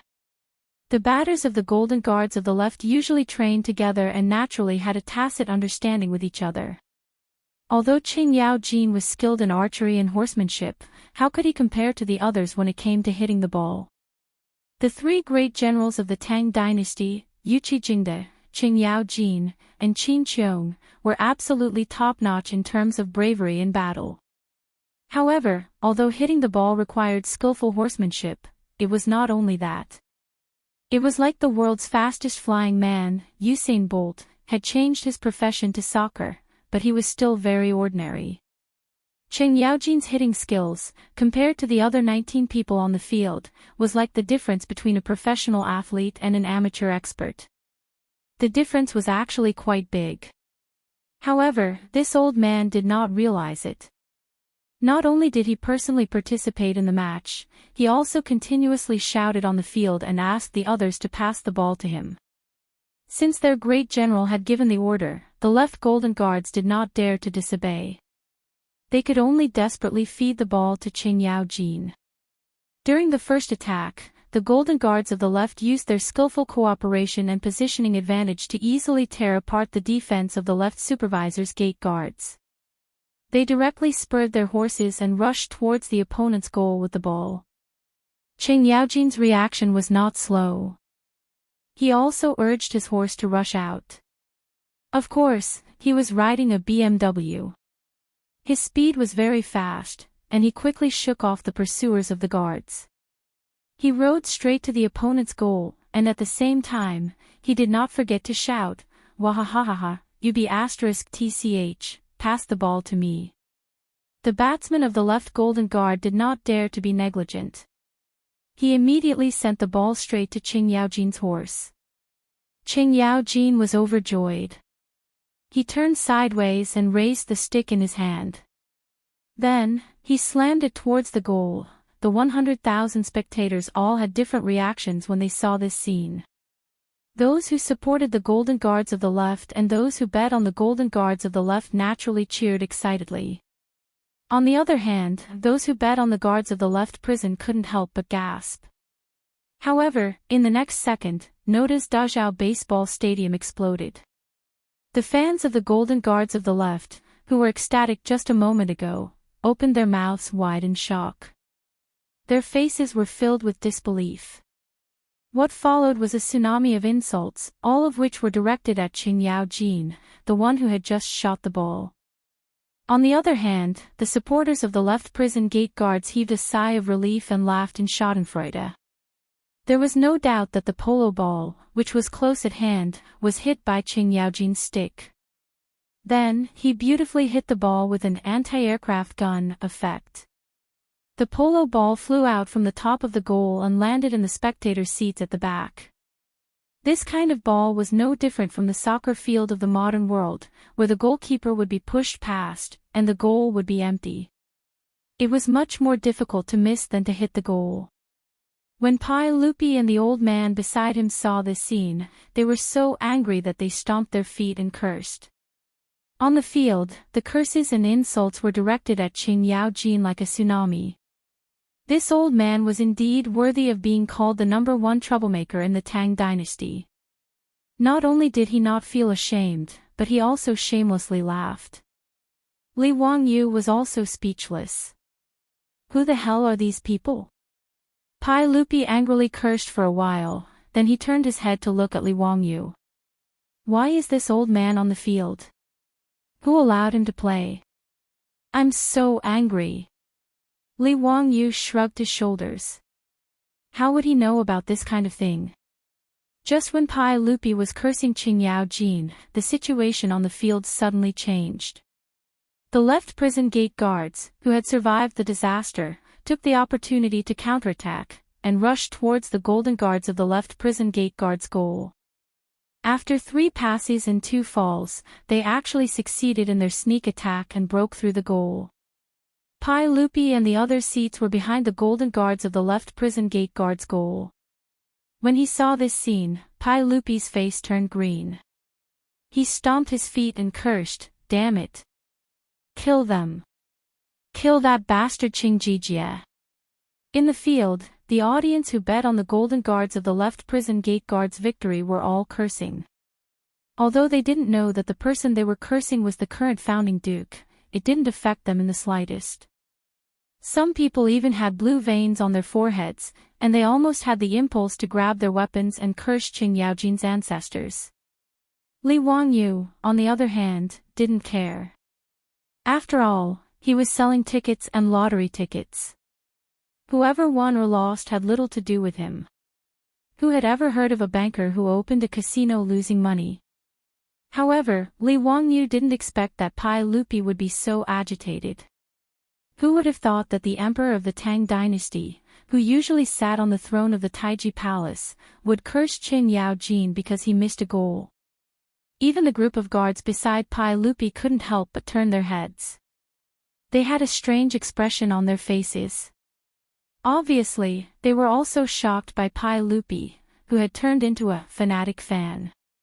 Fortunately, the golden guards of the left prison gate guards learned from the shame and bravery. Even with Qing Jin dragging them down, they still scored 2 goals in a row and overtook the score. Qing Jin, who was addicted to the game, proudly took the place of the golden guards of the left prison gate guards. Li Wangyu couldn't help but admire this old guy's thick skin. The final score of the game was 6-1, and the golden guards of the left prison gate guards won. When the final whistle sounded, the spectators who lost their bets cursed and tore the lottery tickets in their hands into pieces and threw them into the air. Suddenly, the entire stadium was filled with flying confetti. Pai Lupi proudly shook the lottery ticket in his hand. However, he heard the old man beside him say enviously, "Haha, congratulations, Lang Jun. You won a lot this time. Old me regrets not listening to the analysis of this newspaper. I shouldn't have only bought 1 lottery ticket." Newspaper? What's that? Pai Lupi asked, puzzled. The old man immediately took out a folded piece of paper from his arms. This is the newspaper published by the Dazhao baseball stadium. It said that it's published every 10 days before a game. It has an introduction to the 10 teams in the game, an analysis of their strength, recommendations to buy lottery tickets, and so on. Lang Jun, didn't you buy it? This newspaper is 1 copper coin per copy. It's quite cheap. Pai Lupi reached out to take the newspaper and turned his head to look at Li Wangyu.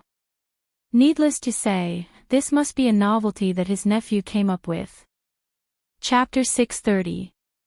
Rather than a newspaper, the newspaper was more like an advertisement leaflet for buying a baseball lottery ticket.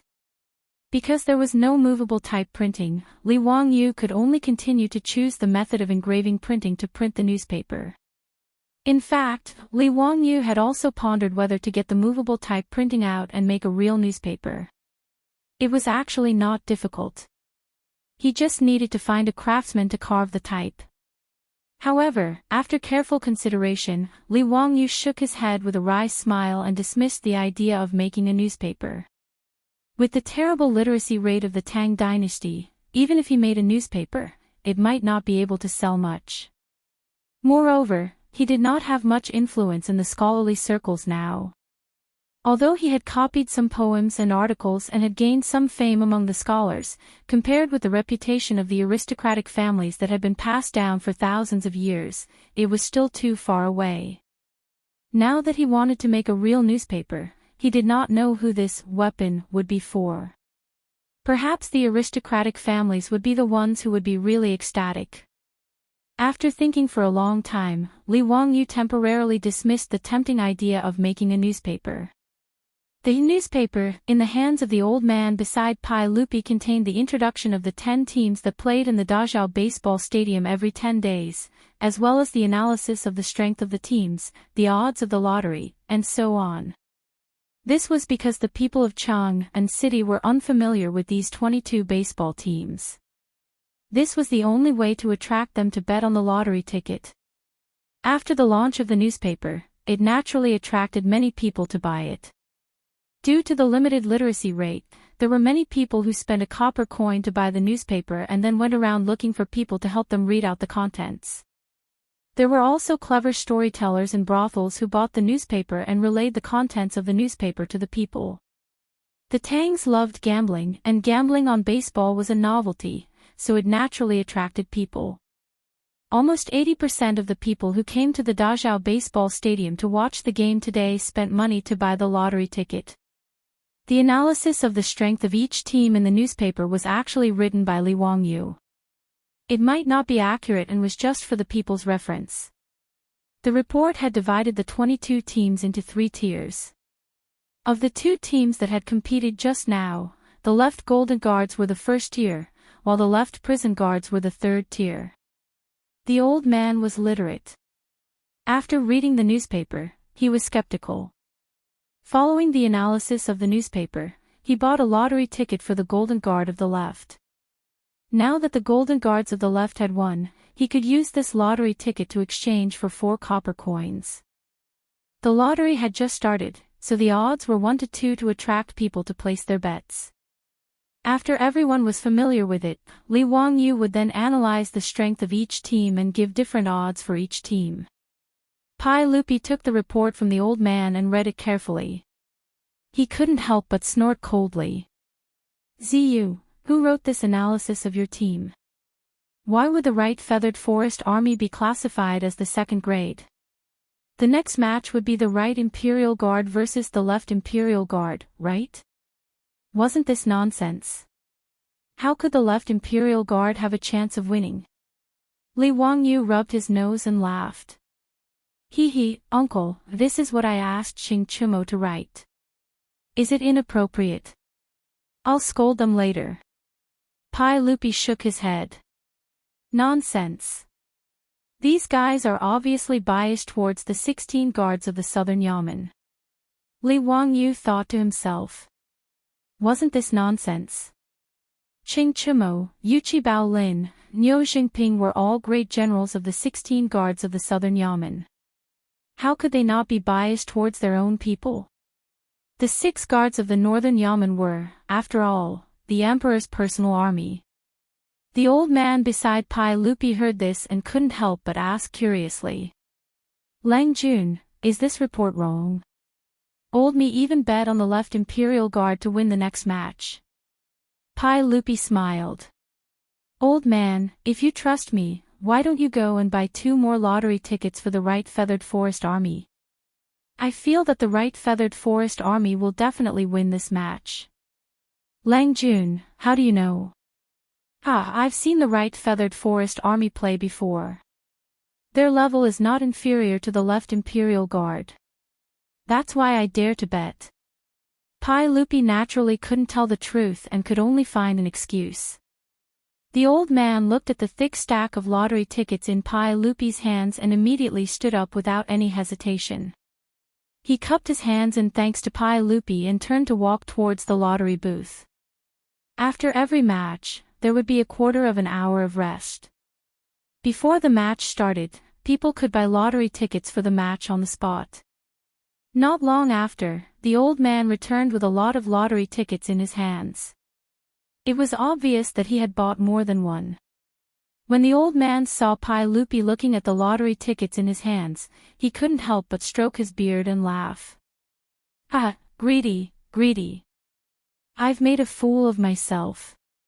Since Langjun dares to buy 100 lottery tickets to bet that the right feathered forest army will win, old me will also buy 10 tickets to borrow Langjun's good fortune. Pai Lupi also laughed. Old man, don't worry. I guarantee that you won't lose. Li Wangyu secretly curled his lips. Since Pai Lupi said that the right feathered forest army would win, he naturally believed it.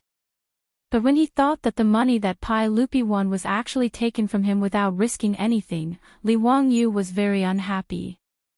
Of course, this wasn't a matter of money. If Pai Lupi needed it, he could hand over all his earnings from the tournament to the imperial court at any time. Now, Li Wangyu was no longer the petty white-collar worker in the future who calculated the most cost-effective way to get a loan for a house purchase.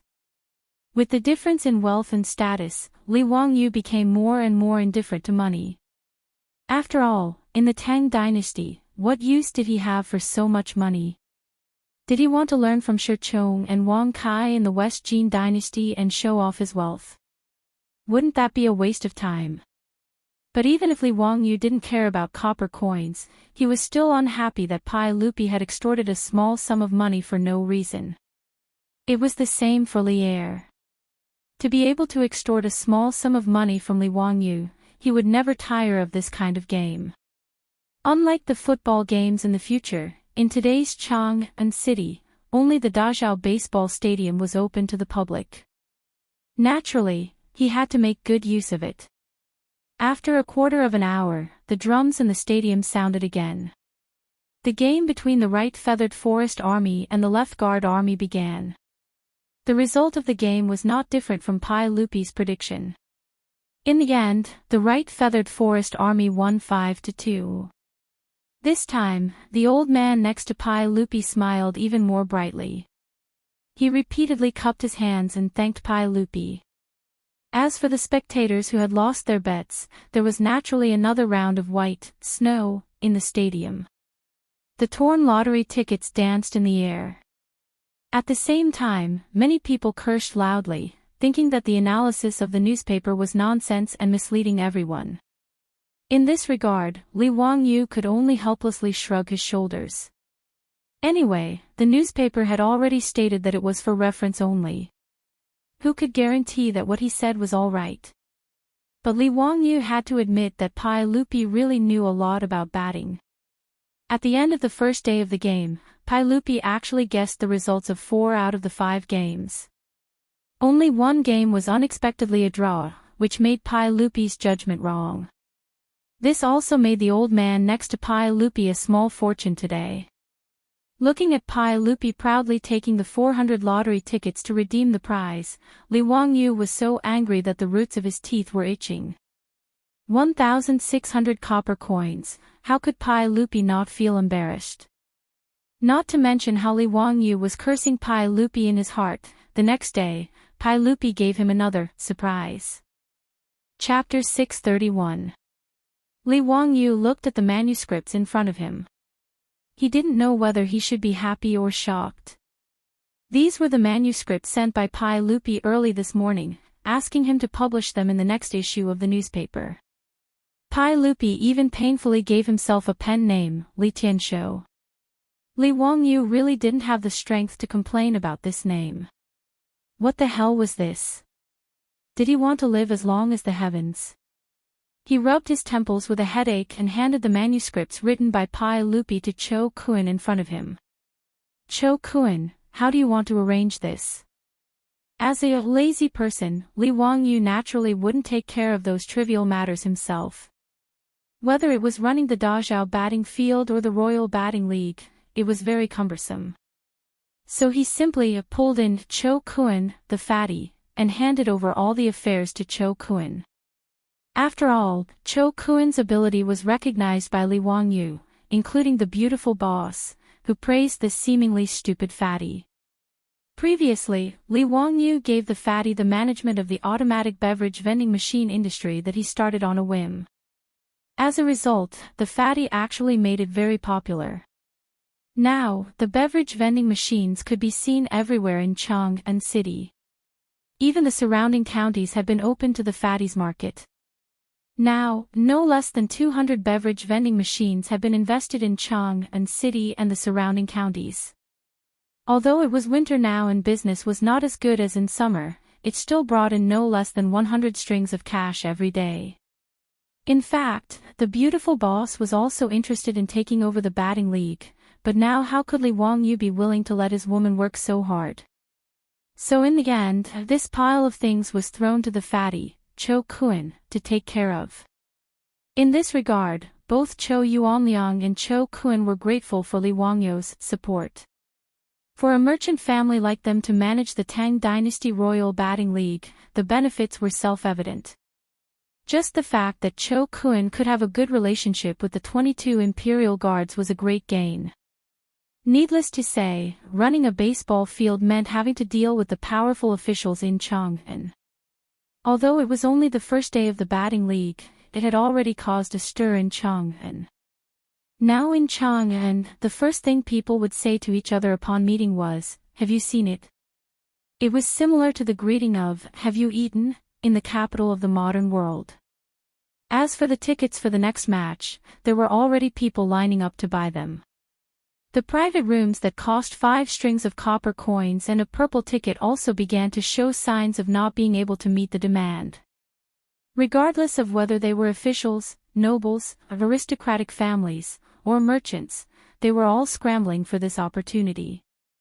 Originally, Fatty Cho Kun had thought that Li Wangyu's pricing was crazy.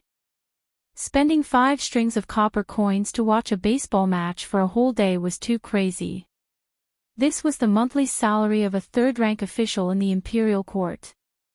However, Cho Kun had underestimated the spending power of the officials and aristocratic families. He had also underestimated the value of the purple ticket box. Not everyone was like Pai Lupi, who was willing to sit in the stands and watch the game with the people. Being able to watch a match in a private room was a representation of one's status.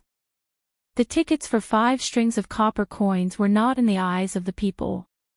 Cho Kun had now invested 120% of his interest and energy into the Dazhao Baseball Stadium and the management of the baseball league.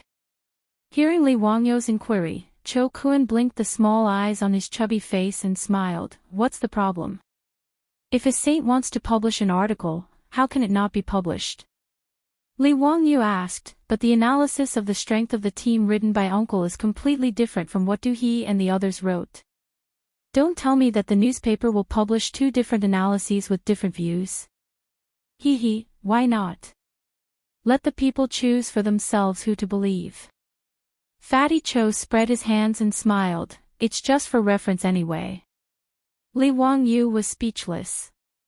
He nodded silently. This was the only way. He really did not expect that Pai Lupi would be so interested that he would personally write an article to analyze the strength of the next match and even predict the outcome. Before the arrival of the second match, this issue of the newspaper had already been released a few days in advance.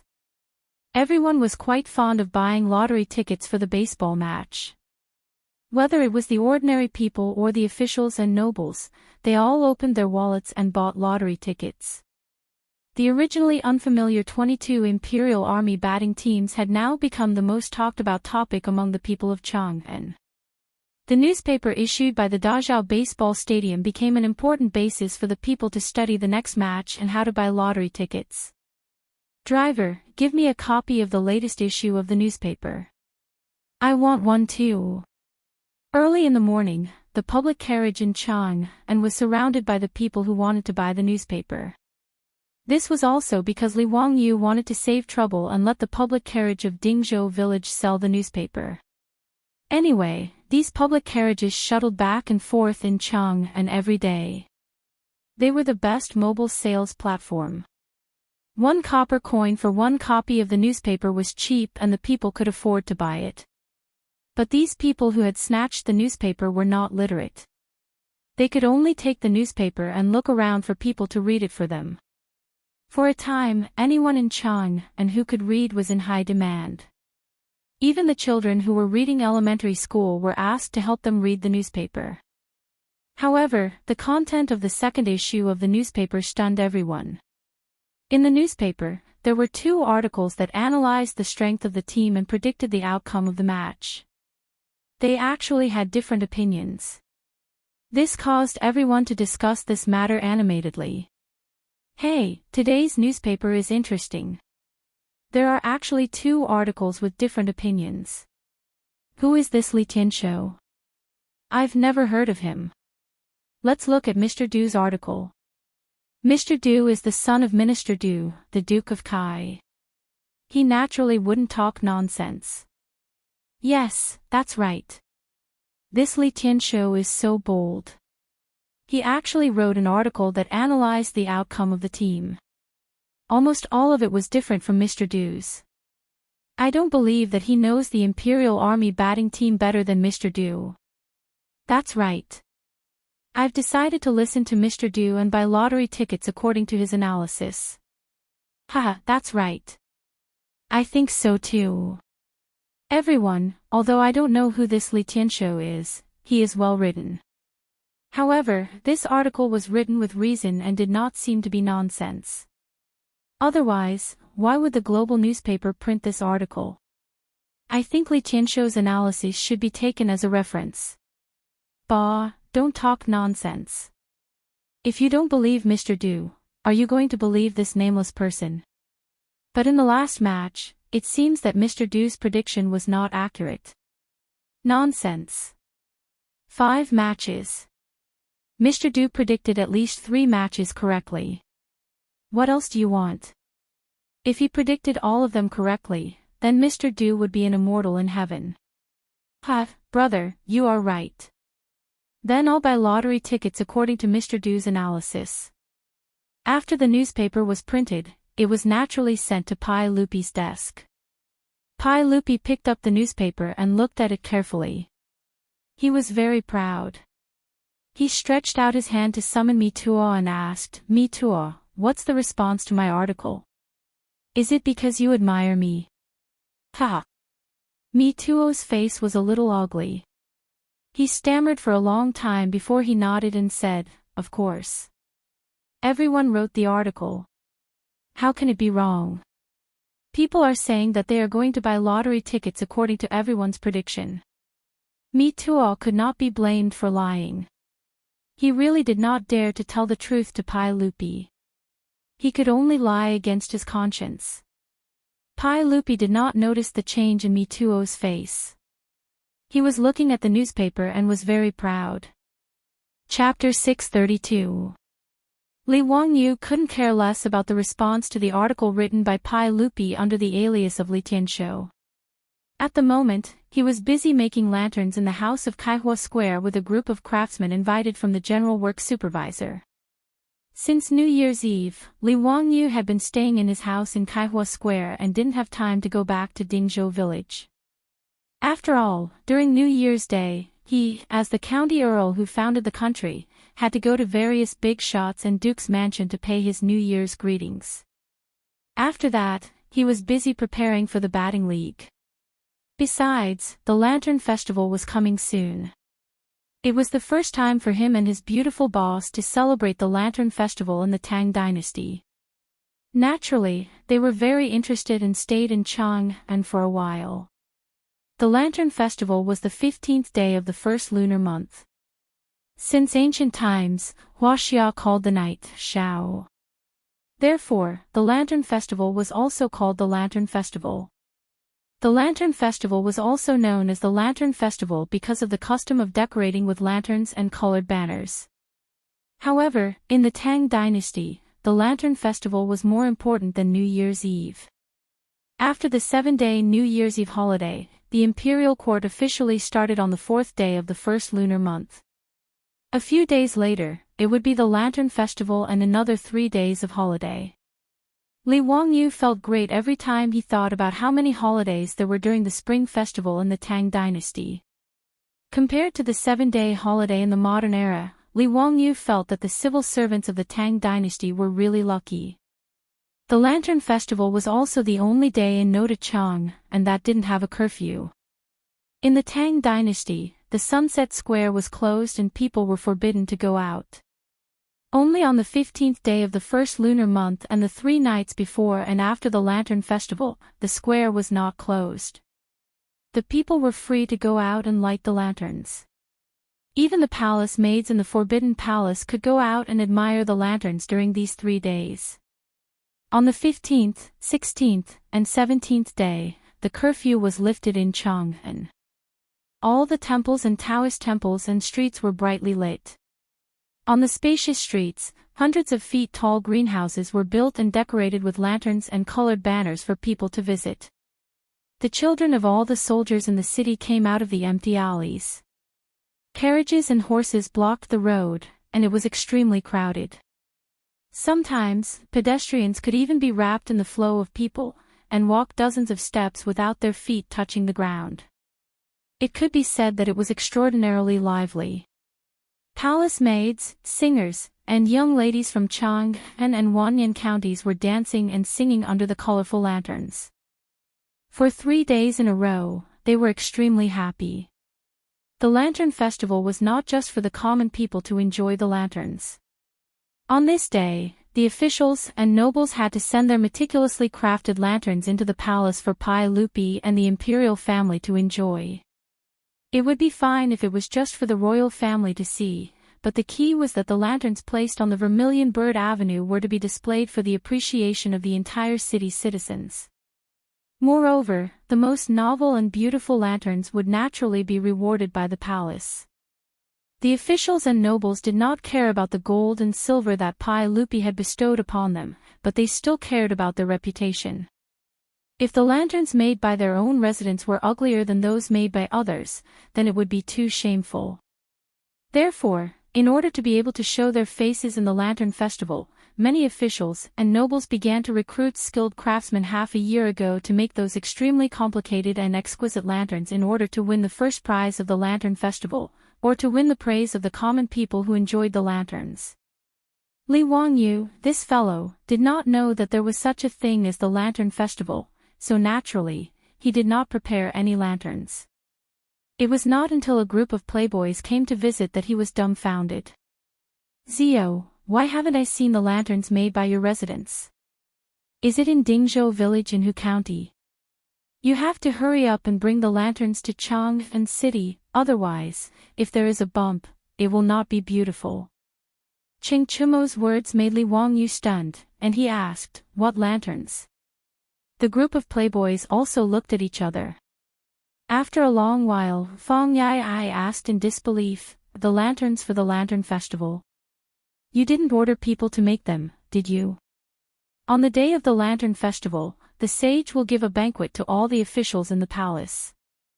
At that time, all the families and manors will carry the lanterns they made into the palace and show them to the sage and the empress. After that, these lanterns will be placed on the Vermilion Bird Avenue for the common people to enjoy the lanterns. The sage and the empress will also choose the most exquisite lanterns and give them as a reward. Hearing this, Li Wangyu was completely dumbfounded.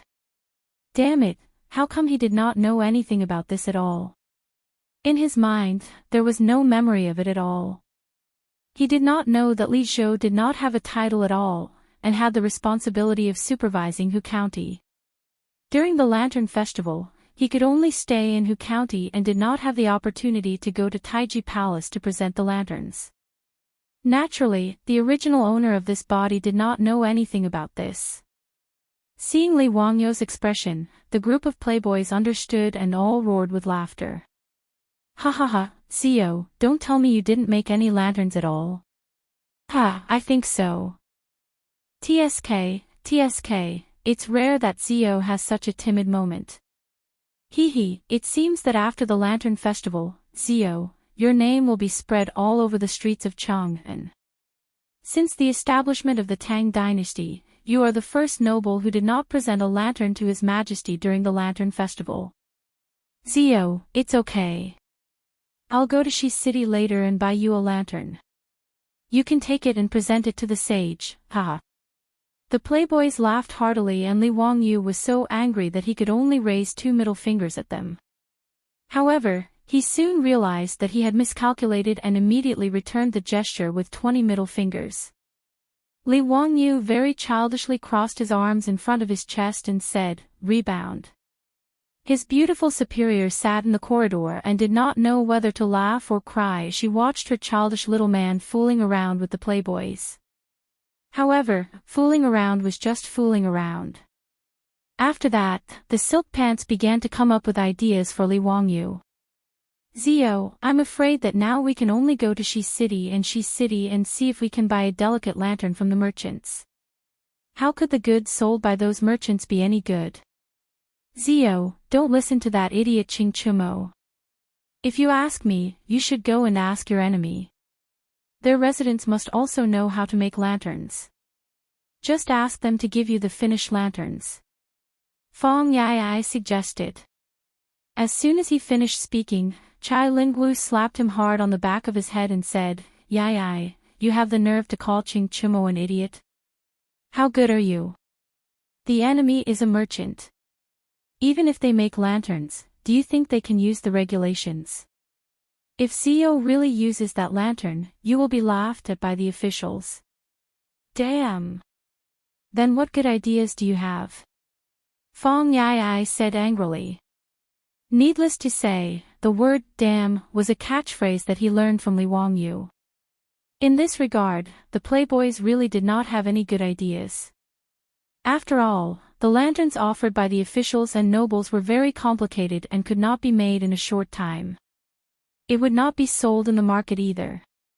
In this regard, Li Wangyu also did not know what to do.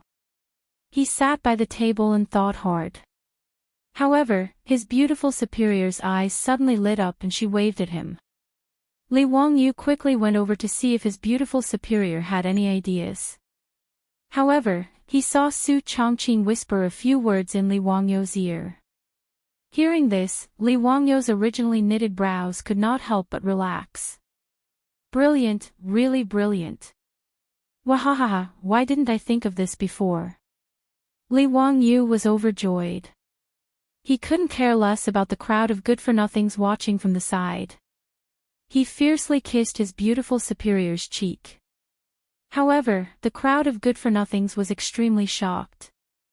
This fellow was probably crazy. Chapter 633. The beautiful superior rolled her eyes at Li Wangyu's frivolous behavior in front of everyone. She then turned around and pulled Afro and Perrin, who were covering their mouths and giggling, back to the rear courtyard. Li Wangyu, on the other hand, laughed heartily. "All right, brothers, please go back. I have to start making the lanterns and don't have time to drink and be merry with you today." His words naturally made the group of wastrels look at each other, not knowing what to say. After a long while, Fong Yai stammered, "Zio, are you muddle-headed? Do you know how much effort is needed to make a lantern? It's only 3 days until the lantern festival. What kind of lantern can you make? Won't you be laughed to death if you just make a lantern?" Li Wangyu snapped his fingers, looking as if he had the pearl of wisdom in his hands. I have my own brilliant plan. Brothers, don't worry, I guarantee that I won't lose face. I might even get first place and have the Saint and Her Highness bestow it on me." The crowd naturally did not believe his words, and all of them shook their heads endlessly. Seeing that everyone didn't believe him, Li Wangyu couldn't help but roll his eyes and come up with a mischievous idea. "Brothers, since you don't believe me, why don't you make a bet with me?" Ching Chumo and the others looked at each other warily and shook their heads. "No, what's there to bet on? Hurry up and tell us, what's your plan?" Ching Chumo and the others couldn't be blamed for being nervous. After interacting with Li Wangyu for so long, even an idiot would know that he never lost a bet. No matter how absurd the bet was, the winner would still be this brat in the end. Thus, how could the wastrels be willing to make a bet with him? Ching Chumo and his 2 brothers looked at each other and cracked their knuckles as they surrounded Li Wangyu with sinister smiles. "Zio, are you going to tell us or not? If you don't blame us for being rough." Yuchi Baolin, Yuchi Baochi, Fong Yai, and the others also laughed heartily as they surrounded him, looking like they would beat him up if he didn't tell them. Compared to this group of silk pants, Li Wangyu was as weak as a quail. He simply hugged his head with both hands and squatted on the ground. "Spare me, hero. I'll tell you everything." His actions naturally caused the group of profligate sons to burst into laughter. In fact, the idea that the beautiful boss gave Li Wangyu was very simple. It was the merry-go-round. Since he didn't have the time to find a skilled craftsman to carve a complicated and exquisite flower lantern, he might as well use a trick and win with something new. The principle behind the marquee was actually very simple. It was the heat generated by the burning of the lamp that caused the airflow to push the wheel axle to rotate, thus causing the paper cut on the wheel axle to rotate. The light projected the paper cuts onto the lampshade, and the images automatically circulated and moved around. As for the merry-go-round, although there were later historians who said that it had been recorded in the Han Dynasty, in fact, the merry-go-round only appeared in the Song Dynasty. In the Southern Song Dynasty, Wuzi Mu's Dream Beam records, there were records of the merry-go-round being sold in the Lin and night market in the capital. Zhou Mi's Old Wulin stories also had a description of the lantern, which was like sand playing with shadows. Li Wangyu and his beautiful boss had transmigrated to the Tang Dynasty for nearly a year, but they had never seen anything like the merry-go-round. Therefore, Su Chongqing had a flash of inspiration and came up with this idea for Li Wangyu. After listening to Li Wangyu's explanation that he wanted to make a flower lantern that didn't require manpower and could make the images in the lantern rotate on their own, the profligate sons couldn't help but be dumbfounded. "Zio, don't lie to us. How can this flower lantern rotate on its own if no one drives it?" "That's right, I've never heard of such a thing. This flower lantern isn't your water wheel. Without the power of water, how can it rotate on its own?" Li Wangyu rolled his eyes. This group of scientific idiots was really difficult to communicate with and explain. He was too lazy to talk nonsense with the profligate sons.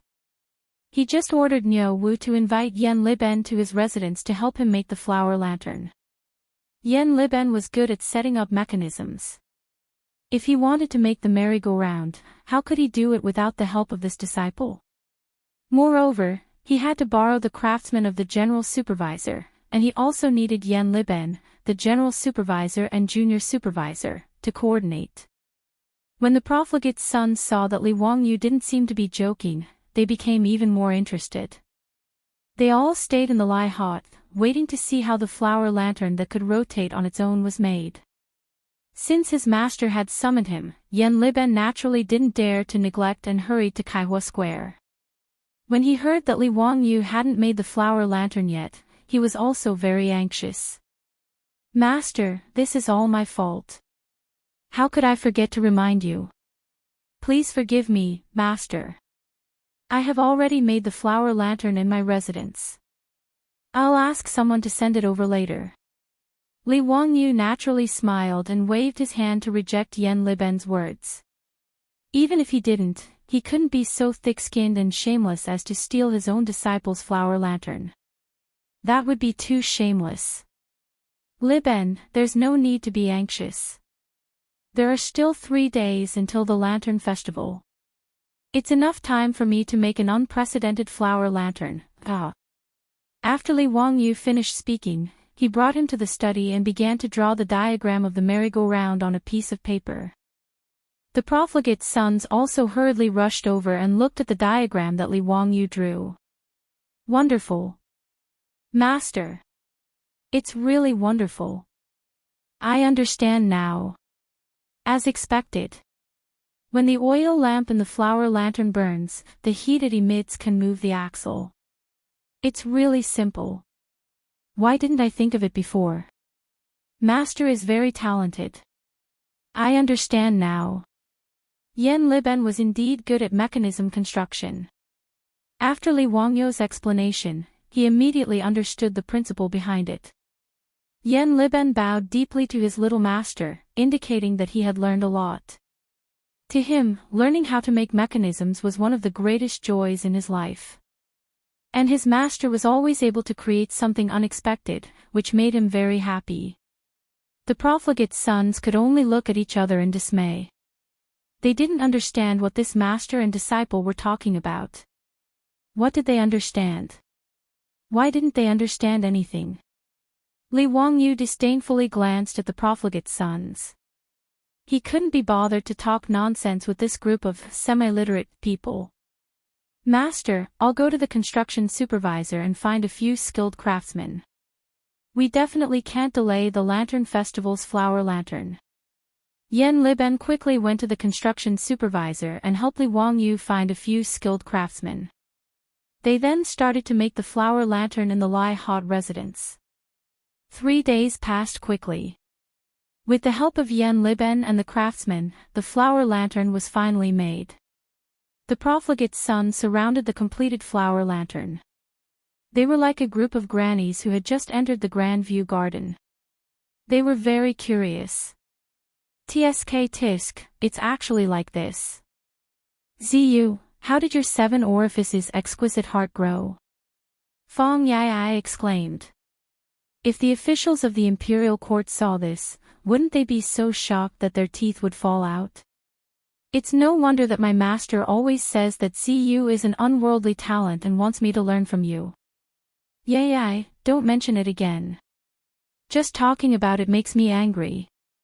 After the saint's birthday, my master came back and gave me, Erlang, and Sanlang a good beating.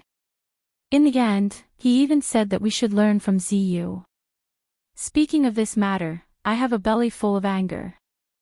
Ziyu, tell me, how will you compensate us brothers for our loss? When Qing Chumo heard Fong Yai say this, he suddenly remembered that he had been beaten up by Qing Yaojin for no reason.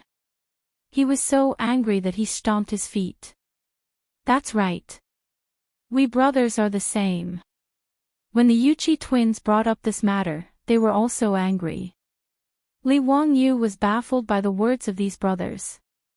Qing Yaojin and Yuchi Jingde, these 2 old hoodlums, what did it have to do with him? Were they still reasonable?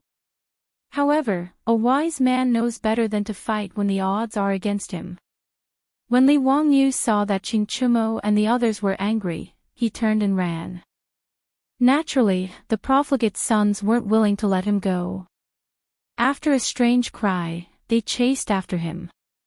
The Lai Hot was once again in chaos. Chapter 634.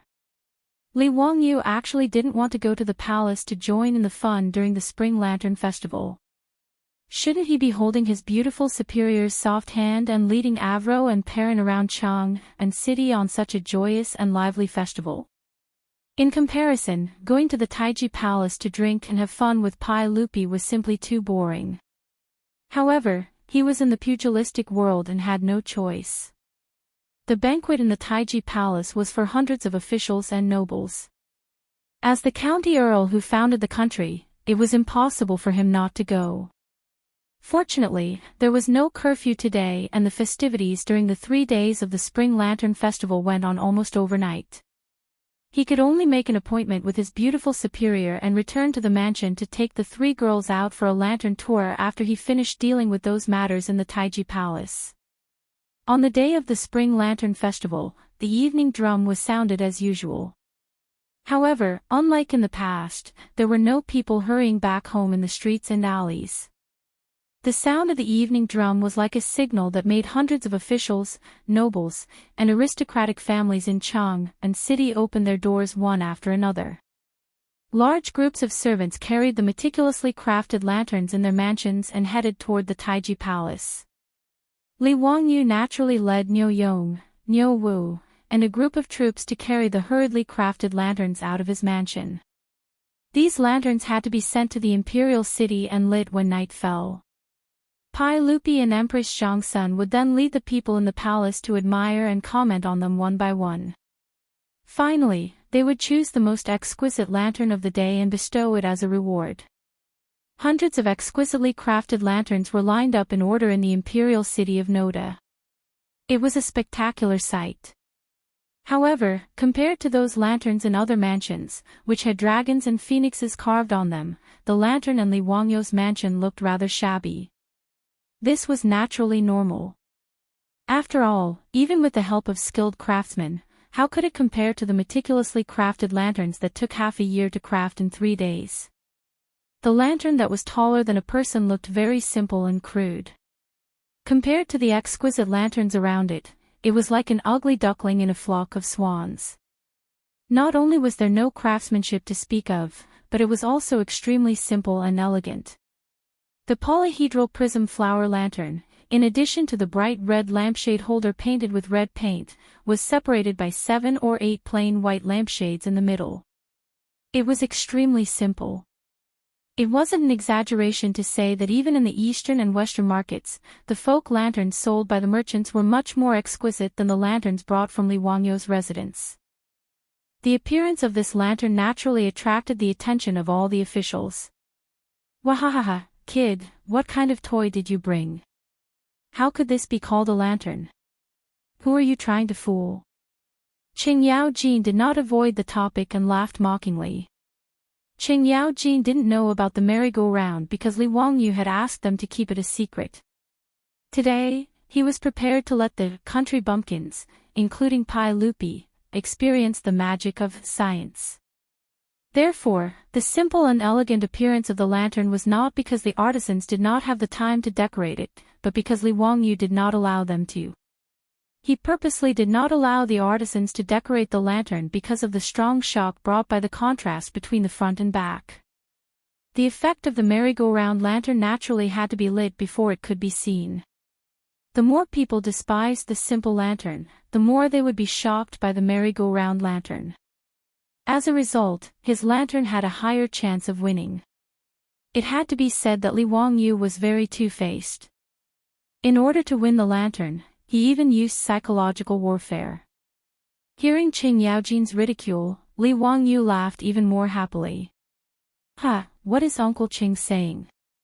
This little nephew's lantern was made with great care and is the only one in the world. Today, this little nephew is here for the sage's reward." Chang'an was taken aback by these words and almost wanted to reach out and touch Li Wangyu's forehead. Was this fellow crazy? Carrying such a simple and crude lantern into the palace, he actually had the nerve to say that he wanted the reward. Chang'an wasn't the only one thinking this. When they heard Li Wangyu's words and saw the lantern he had ordered his troops to carry to the imperial city, there wasn't a single person who didn't laugh. Those close to Li Wangyu, such as Yuqi Jingde, Fang Xianling, Du Ruhui, and Yu Shinan, naturally couldn't help but shake their heads, unable to understand what this brat was up to. And people like Hou Junji, Wang Renyu, and Jing Yuanshou naturally scoffed at his words. If not for the fact that today was the Spring Lantern Festival and they didn't want to spoil the mood, they would have mocked and ridiculed him. If the bigwigs of the imperial court didn't say anything, the officials below rank 4 or 5 naturally couldn't say anything. After all, with Li Wangyu's status, they couldn't casually mock him. Even so, the officials couldn't help but point at the lanterns Li Wangyu brought over. From time to time, there would be a burst of light laughter from the crowd. Clearly, they were all laughing at the lanterns offered by the county count's manor. Fortunately, the time had come, and the officials were invited into Taiji Palace. Pai Lupi continued to hold a banquet in Taiji Palace for the officials. Today was the Spring Lantern Festival, so there was no need for so many formalities. It wasn't just Pai Lupi who was attending the banquet. Empress Shangsun, Consort Yang, and the other concubines of the imperial harem were also present. Even Li Wangyu's 3 disciples, Pai Lupi's sons Li Qingqian and Li Tai, as well as First Princess Li Lizzie, had appeared in the hall. Seeing Li Wangyu appear, the 3 little ones immediately ran over obediently and bowed respectfully to Li Wangyu. First Princess Li Lizzie was cute as she pulled on Li Wangyu's sleeve and complained angrily, "Teacher, I made a bet with my brothers today that the lantern you made would definitely be the most beautiful lantern in the world." The 2 of them didn't believe it. After Li Lizzie finished speaking, she didn't forget to stick out her tongue and make funny faces at Li Qingqian and Li Tai. This extremely cute appearance made Li Wangyu laugh uncontrollably. Ha, Chang'an is right. Since Qingqian and Qingke don't believe it, we won't show them our lantern, okay? Li Lizzie nodded seriously. Yes, we won't show it to my brothers. Li Qingqian immediately explained to Li Wangyu, Teacher, don't listen to Chang'an's nonsense. Qingqian didn't doubt that the lantern you made wasn't beautiful. Yes, it was Qingke who said it. Li Tai was also anxious. The little fatty said angrily, Nonsense, it was clearly the crown prince who said it. Teacher, of course Qingke believes you. Li Wangyu smiled and patted the heads of the two little ones lightly. All right, don't talk nonsense. You two sly little fellows, don't think that I don't know who said it. The commotion caused by the four of them laughing attracted the attention of many in the great hall. Everyone was very surprised and envious that Li Wangyu could be so close to Li Qingqian and the others, but they had nothing to say. After all, Li Wangyu was the teacher of the crown prince, and princess. This matter was irrefutable. Li Wangyu was also a member of the imperial family and had a close relationship with the imperial family. No one could say anything against this. Even so, there were still people who were dissatisfied and snorted coldly, Count who, the crown prince is the heir to the throne. He is the ruler. How can you be so presumptuous and disrespect the law? Li Wangyu was stunned when he heard this. Where did this trash come from? It was like a toad yawning. What big words. Chapter 635. The speaker was a middle-aged man that Li Wangyu didn't recognize. Today was a festive day, and the officials didn't need to wear court robes when entering the palace. Li Wangyu couldn't tell the rank of this middle-aged man. Who are you? Li Wangyu narrowed his eyes and asked in dissatisfaction. What did it have to do with him talking to the three little ones? The middle-aged man arrogantly replied, Yu Jining, the son of the crown prince's concubine. The reason he had stepped out to provoke Li Wangyu was naturally because of jealousy. He was jealous that Li Wangyu was able to become a county official at such a young age. He was jealous of Li Wangyu's close relationship with the crown prince. As the son of the crown prince's concubine, he felt that he should be the one close to the crown prince. Naturally, he couldn't stand seeing Li Wangyu and Li Qingqian being so close. Li Wangyu couldn't help but raise his eyebrows. The son of the crown prince's concubine was a fourth-rank official. He was a subordinate of the Eastern Palace and was a high-ranking official that assisted Li Qingqian. In the words of later generations, he was the head of the crown prince's office and had a lot of power. It could be said that he was Li Wangyu's colleague and had the same responsibility of teaching the crown prince. The difference was that although the son of the crown prince's concubine had the responsibility of teaching the crown prince, he wasn't the crown prince's teacher. On the other hand, Li Wangyu was the teacher that the crown prince, Li Qingqian, Li Tai, and Li Lizzie had kowtowed to him. The last teacher referred to by the ancients referred to Li Wangyu's relationship with Li Qingqian and the others. The son of the crown prince's concubine wasn't included in this category of teacher. To be honest, only the crown prince's grand tutor, and crown prince's grand guardian could be considered the crown prince's true teachers. However, the three teachers had no real position. Pai Lupi had once joked that he would make Li Wangyu the crown prince's grand tutor, scaring Li Wangyu to death. What kind of joke was this? He was only 16, and after the new year, he would only be 17. How could he dare to accept this reward? The title of the crown prince's three master teachers was an honor that only secondary rank 1 bigwigs had. If he really agreed to Pai Lupi's request, it would be strange if he didn't get scolded to death by the bigwigs in the royal court. Fortunately, Pai Lupi was only joking. He also knew that it was impossible. Thus, although Li Qingqian and the others had taken Li Wangyu as their teacher, and Li Wangyu was nominally the imperial teacher. This was a personal relationship, and not the official relationship recognized by the imperial court. Li Wangyu had read about this crown prince Yu Jining in the history books. He was the son of the crown prince's concubine. According to the historical records, this person could be considered a loyal subject. When Li Qingqian was arrogant, extravagant, and indulgent, Yu Jining had always admonished him. He had even written 20 volumes of admonition to admonish him. At the time, Pai Lupi had been overjoyed. Not only had he rewarded him with gold and silk, he had also promoted him to the position of crown prince. Later on, his mother had passed away, and Yu Jining had to resign to observe mourning. However, Pai Lupi had stolen his love, and he had been reinstated. The new Book of Tang also recorded that because Li Qingqian was angry at this person, he had sent an assassin to kill him. In the end, the assassin could not bear to do it, and Yu Jining had escaped with his life. When Li Wangyu had read the history books, he had felt that this Yu Jining was actually not a good person. Deep down, he was just a person who had deceived the public to gain fame.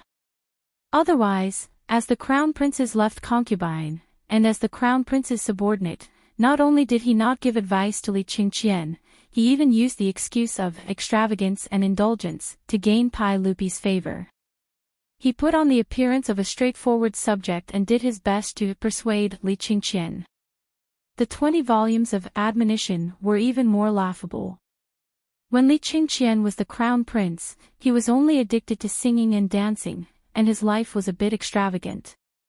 As the crown prince's subordinate, he actually wrote 20 volumes of admonition. In Li Wangyu's view, how was this admonition? It was clearly writing black material for Li Qingqian, reporting him to Pai Lupi. When Yu Jining's mother passed away, it could be seen that this person was infatuated with his position. Pai Lupi only had to persuade him a bit, and he happily returned to the crown prince's position. It could be seen from this. As for the new Book of Tang, where the crown prince sent an assassin, in Li Wangyu's view, it was even more ridiculous. The Grand Crown Prince of the Tang dynasty sent 2 assassins to kill an old man, and there was actually a situation where the assassins could not bear to do it. How much of a failure was this Li Qingqian? Moreover, this kind of extremely secretive matter could be openly written into the history books.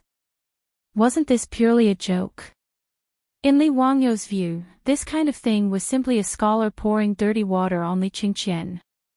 In fact, Li Qingqian did not make any big mistakes back then.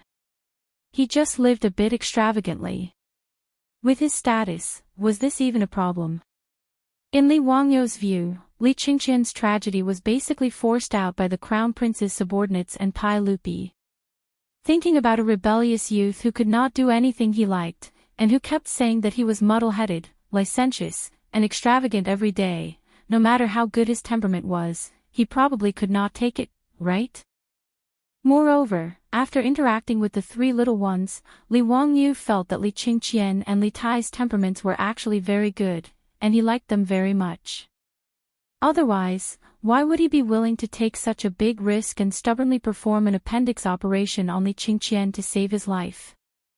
Now that he heard that the person who had interrupted his conversation with the 3 little ones was the crown prince's concubine-born son, Yu Jining, Li Wangyu had even less of a good impression of him. I'm talking to Qingqian, Qingke, and Chang'an. It's none of your business. Li Wangyu directly cursed after understanding who was on the other side. Yu Jining couldn't help but be taken aback. Then, he flew into a rage. He was so angry that his fingers trembled. He pointed at Li Wangyu and said angrily, "County Count who, how dare you speak such obscenities? How dare you be so arrogant?" Yu Jining was angry, but Li Wangyu completely ignored him. He took the 3 little ones' hands and walked into the great hall. When he passed by Yu Jining, Li Wangyu tossed out, "Bastard." His words made Yu Jining so angry that he felt like he was about to explode. He didn't care that he was in the great hall and directly roared, "County Count who, how dare you humiliate me?" This commotion naturally attracted the attention of everyone in the great hall. They all looked over, wanting to see what was going on. Li Wangyu turned his head and said with a smile, "You was bastard son, you're mistaken. I didn't humiliate you. I simply couldn't be bothered with you. With your appearance, don't come out and show off. You don't care, but if you affect the appearance of Chang'an, then you're in the wrong." Many of the surrounding officials couldn't help but burst into laughter at his vicious words. Although they didn't quite understand what he meant by the appearance of the city, everyone could roughly understand the meaning. When Yu Jining heard the laughter of his colleagues around him, his face turned even redder.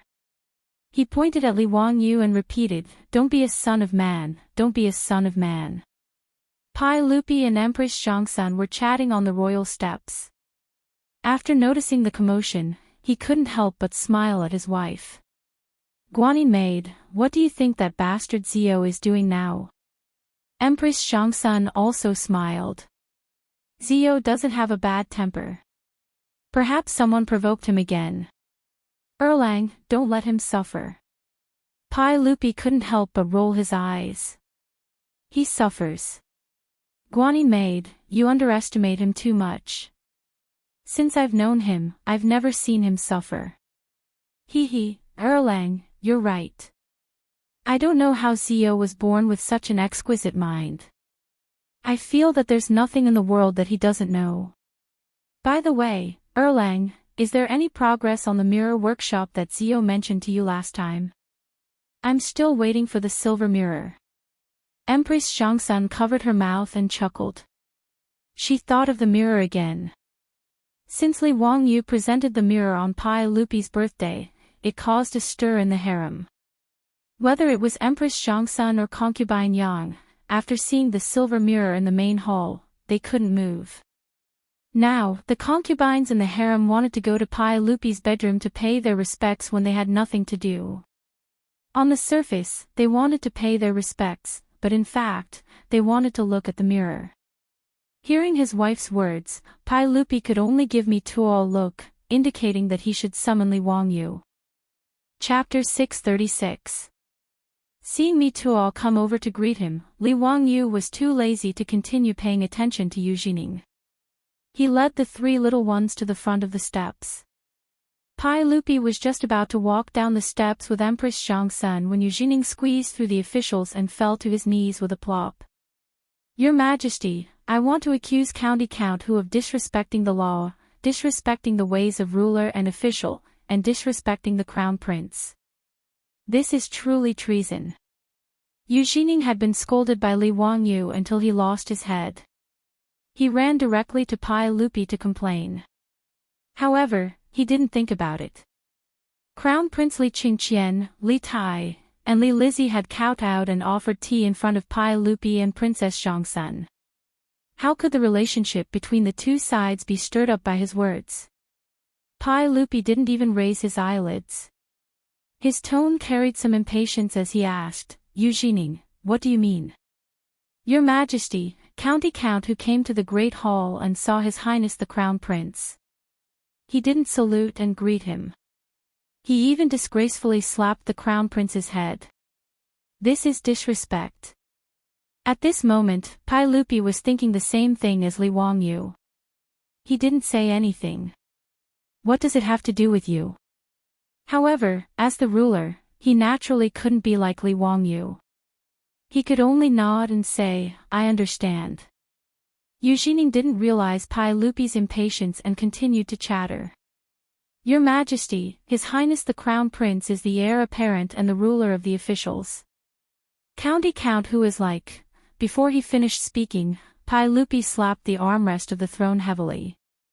"I said, I understand. You may leave." Yu Jining was stunned and stopped talking. His old face was red, but he could only bow to Li Er in an extremely aggrieved manner and leave silently. However, the gaze he used to look at Li Wangyu was still filled with resentment. Li Wangyu had been laughing and watching Yu Jining make a fool of himself. He couldn't be bothered to waste words with this person. In his view, this crown prince's concubine born was pedantic to the extreme. He didn't know what Pai Lupi was thinking to choose such a subordinate of the Eastern Palace for his son. Recently, Pai Lupi had been dissatisfied with Yu Jining, Crown Prince's concubine born.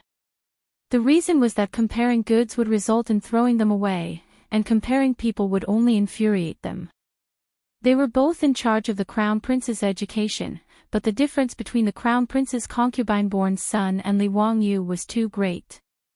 Originally, Pai Lupi had great expectations for the Crown Prince's concubine-born son, Yu Jining, Du Jingluan, and the others. He had even specifically instructed them, when you teach the Crown Prince, you must often talk about the problems of the common people. The Crown Prince lives deep in the palace, and the common people live a difficult life. You must often share your thoughts with him. Every time you see something wrong, you must advise him to the extreme so that it will be beneficial. However, Yu Jining and the others only knew how to talk big. After teaching Li Qingqian for 2 years, other than constantly complaining to Pai Lupi about Li Qingqian's small mistakes, they only nagged like Tang Xing. However, Li Wangyu was different. Not only did he send Li Qingqian, Li Tai, and the others to Dingzhou village to have them interact with people of the same age, he was also good at guiding the 3 children to think about problems. Now, Pai Lupi felt that his 3 children had not only become polite, but also virtuous. Every time he thought about how he had forced Li Wangyu to accept the 3 children as his disciples, Pai Lupi felt very proud. Comparing the two, he naturally became less and less satisfied with the subordinates of the Eastern Palace. Pai Lupi did not feel that Li Wangyu had done anything wrong by treating Li Qingqian and the others this way. After all, he himself was not born in the orthodox royal family, and did not care much about etiquette. That was why the Confucians of later generations said that the Tang dynasty was dirty. It meant that the Tang dynasty was too liberal in matters of etiquette and ethics. After sending Yu Jining away, Pai Lupi called Li Wangyu to his side. "Zio, your aunt wants to ask you about the mirror workshop. She is still waiting for the mirror to be used." Empress Chang'an unhappily rolled her eyes at her husband who had betrayed her. She smiled at Li Wangyu and said, "Zio, that silver mirror is indeed rare. Not only do I like it, but all the concubines in the palace are also looking forward to it. Erlang is also stingy and is unwilling to give it to me, so I can only count on you." Concubine Yang also smiled and came over. "Zio, don't forget to give me one of your mirrors." Li Wangyu smiled and said, "Aunts, don't be anxious. Recently, because of the new year, the progress has been a bit slow. However, there is a ready-made place for the mirror workshop. It is in the valley of the Jade Star Palace. After the Lantern Festival, in less than 10 days, this nephew will definitely send the mirror to the palace." He was not speaking nonsense. Nowadays, the valley where the Jade Star Palace was located had almost become the industrial base of the Tang dynasty. The coining workshop and the military equipment workshop were both there. Every day, there was constant noise and black smoke. After Pai Lupi went to inspect it once, he was so angry that he stomped his feet and shouted that he had been fooled. A good imperial palace could be considered to be abandoned. With such an environment, he would not live here even if he was beaten to death. As for the mirror workshop, Li Wangyu naturally arranged for it to be located here. There was a blast furnace to smelt copper, and it was convenient to use hydraulic forging hammers to forge the mirror surface. Most importantly, using silver amalgam to cast the mirror would produce mercury poison during the production process. It was naturally suitable to throw it in this valley far away from the residential area. This mirror workshop was the same as before. The imperial family owned 60% of the shares, Li Wangyu owned 40%, and the sales were naturally handled by his beautiful superior. Now, the production process and methods were handed over to the supervising craftsmen sent by Pai Lupi. After the Lantern Festival, they would officially begin the production. Empress Chang'an and Consort Yang were very satisfied with Li Wangyu's reply. The Lantern Festival's imperial banquet was naturally very relaxed. There was endless wine, musicians played music, and palace maids danced. It was lively and cheerful. When it was time to light the lanterns, Lupi helped his wife stand up. Everyone, it's time to admire the lanterns again.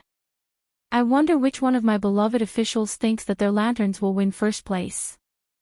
Lupi asked the officials with a smile. Before the others could speak, they heard Qing Yaojin's hoarse voice shout, "It's hard to say for others, but the lanterns in Li Zio's residence will definitely win first place." This old fellow even purposely emphasized the two words first name. His words caused all the officials and nobles in the hall to roar with laughter. Li Wangyu rubbed his nose in embarrassment. This old man really wasn't a good person.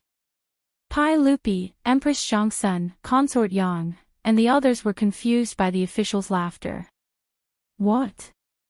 What's so special about the lanterns in Zio's residence? Yes, Your Majesty. Zio's lanterns are quite special, Fang Xianling explained from the side, but he couldn't help but laugh. Even though he was on good terms with Li Wangyu, he couldn't help but laugh when he thought of Lai Hot's extremely simple lanterns. Even Zhangsan Wuji cupped his hands toward Lupi. Your Majesty, Zio's lanterns for the Lantern Festival this year are really, quite unique. These words naturally caused all the officials in the hall to laugh. Lupi and Empress Zhangsan looked at each other and felt that the crowd's laughter was very strange. He simply said, "In that case, let's go take a look. We are also very curious about what kind of lantern Zio will make." He and Empress Zhangsan led a few concubines out of the hall. Chapter 637. Although it was the Spring Lantern Festival, they had to be careful of candles in the palace. Therefore, all the lanterns were placed in the imperial city. Between the Taiji Palace and the imperial city, there was a wide street. This was also for the safety of the Taiji Palace. Therefore, the side of the imperial city that was close to the Taiji Palace had a road that was 100 meters wide. At this moment, all kinds of lanterns were brought over by the officials and nobles. They lined up in a long line and filled the road between the Anfu Gate and Yanxi Gate.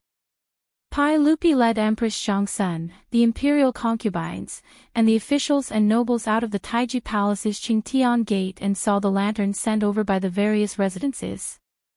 At this moment, the lanterns had already been lit up by the servants of the various residences. The oil lamps on the lanterns emitted all kinds of bright lights in the night sky. Lupi wasn't in a hurry. He pointed at the lanterns with Empress Zhangsan and concubine Yang and commented on which residence's lanterns were more exquisite and ingenious. There were devil's lanterns, screen lanterns, pagoda lanterns, carriage lanterns, jade lanterns, beaded lanterns, sheepskin lanterns, and so on. For the Spring Lantern Festival, all the residences had put in a lot of effort. The craftsmen who made the lanterns ingeniously used beast horns, feathers, and silk to make the lanterns into the shapes of lotus flowers, peonies, chrysanthemums, and so on. The lanterns were colorful and varied in shape, containing different auspicious meanings. Good. This year's lanterns are indeed exquisite. Compared to the previous years, they are more exciting. Lupi nodded and praised. Zhangsan Wuji at the side immediately said, "Your Majesty, this is naturally because our Tang dynasty is prosperous and the people are safe. Therefore, there are many skilled craftsmen. Now that our Tang dynasty has the aura of prosperity, it is all because of Your Majesty's contribution." What you said does make some sense. Lupi accepted Zhangsan Wuji's flattery without blushing. It was obvious that today was the Spring Lantern Festival, and his mood was very good. Li Wangyu secretly gave Zhangsan Wuji a thumbs up. As expected of the imperial brother-in-law. His bootlicking skills were amazing. His words to Lupi were just like how Uncle Yu was supporting Uncle Guo on stage. Everyone enjoyed the lanterns along the way, chatting and laughing, and it was very lively. When they reached a lantern, Lupi couldn't help but stop and frown. Empress Zhangsan and Consort Yang couldn't help but be dumbfounded. Whose manor had sent these lanterns? Why were they so special? Needless to say, the lantern placed in front of Pai Lupi was naturally the marquee that Li Wangyu had ordered people to bring in. The only difference was that the servants had already lit up the oil lamps in the other house's lanterns, but the lanterns in his house were still dark and had yet to be lit. This was naturally what Li Wangyu had instructed Niu Wu and the others to not be in a hurry to light the oil lamps. He wanted to personally light the oil lamps in front of Pai Lupi to give everyone a surprise. Pai Lupi didn't know what he was thinking. He frowned and looked at the extremely simple lantern for a while, and then thought of the laughter of the officials in the main hall. He couldn't help but laugh. Ha! If I didn't guess wrongly, this lantern must have been brought into the palace by you, Zio, right? It's indeed very special. Come, tell me, what's the deal with this lantern of yours? Li Wangyu chuckled and stepped forward. He bowed and said, Hee, uncle has good eyesight. You can see it with one look. That's right, this is the lantern that I specially made for you. This lantern took a lot of effort from me. There's only one in the whole world. Uncle, take a look. Isn't my lantern the winner today? Pai Lupi, Empress Chang'an, and concubine Yang looked at each other. They thought, could it be that this kid's lantern has some secret? He wasn't in a hurry to speak. He walked around the lantern and looked it up and down several times. However, he couldn't see anything special about it. No matter how he looked at it, it was just an extremely simple and ordinary lantern. Other than the fact that it was slightly bigger, he couldn't see anything strange about it. The officials were originally making fun of Li Wangyu's lantern, but when they heard him say the same thing in front of Pai Lupi, they couldn't help but feel doubtful. Could it be that this ordinary lantern really had some secret that they couldn't see through? However, no matter how the officials gathered around and studied it, it was just an ordinary lantern that couldn't be any more ordinary. Zhangsun Wuji suddenly clapped his hands.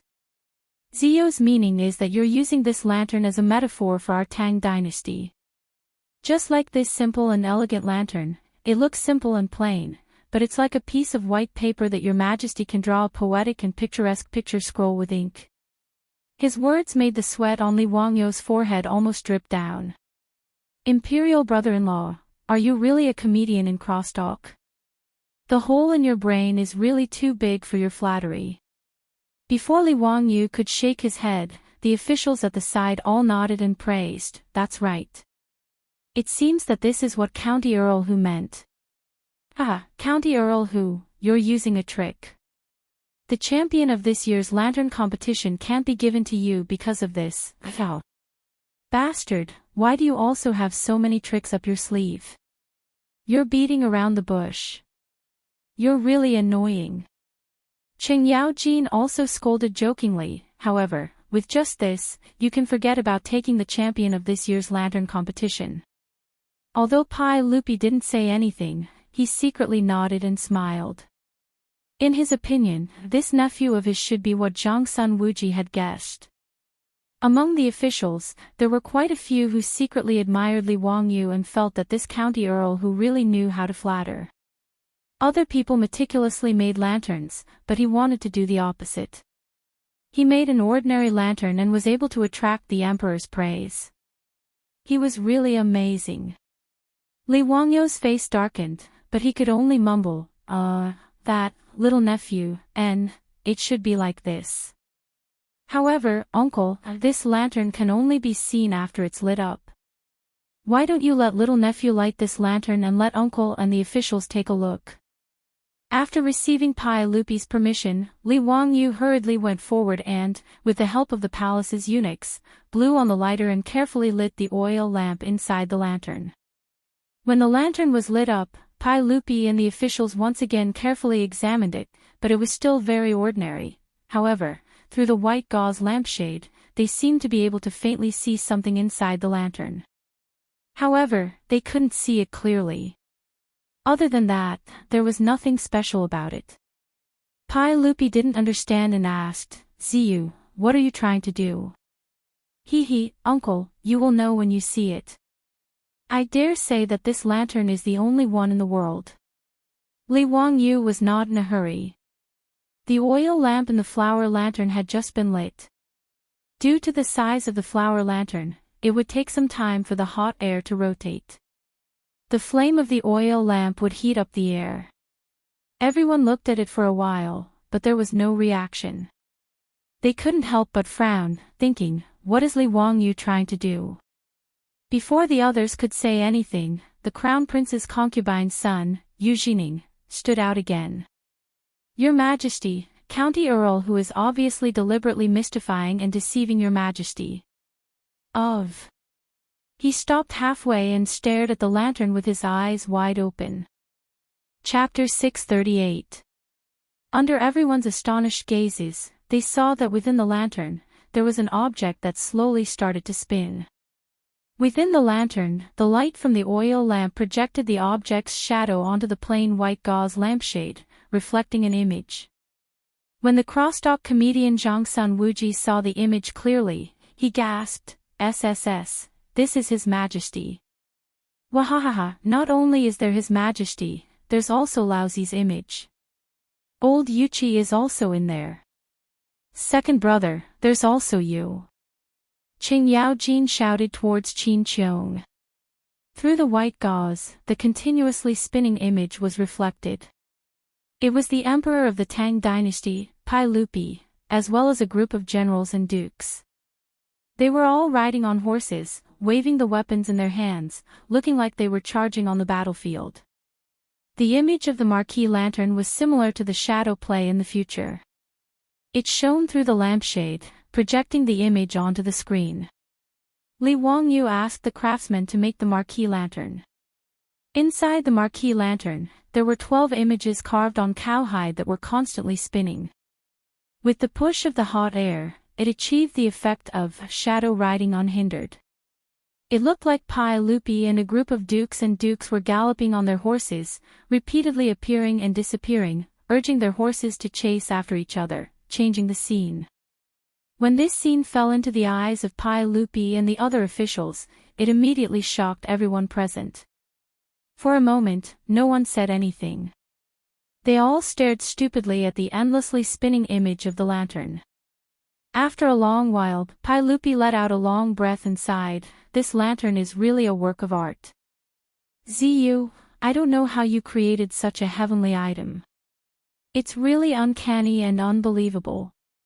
The crown prince's left concubine's son, Yu Jining, who wanted to complain just now had his old face flushed red, as if he was suddenly slapped by someone. He didn't dare to say anything else and quietly retreated, afraid of causing more trouble. Pai Lupi glanced at him from the corner of his eyes and was too lazy to bother with this person. The crowd of officials and nobles surrounded the lanterns that Li Wangyu presented, each of them praising it endlessly. Wahahaha, didn't I just say that Li Ziyo is the winner of today's lantern festival? What do you think? Don't you think I, old Qing, have a discerning eye? Qing Yaojin suddenly opened his mouth and laughed loudly. He had a look of, I knew this would happen.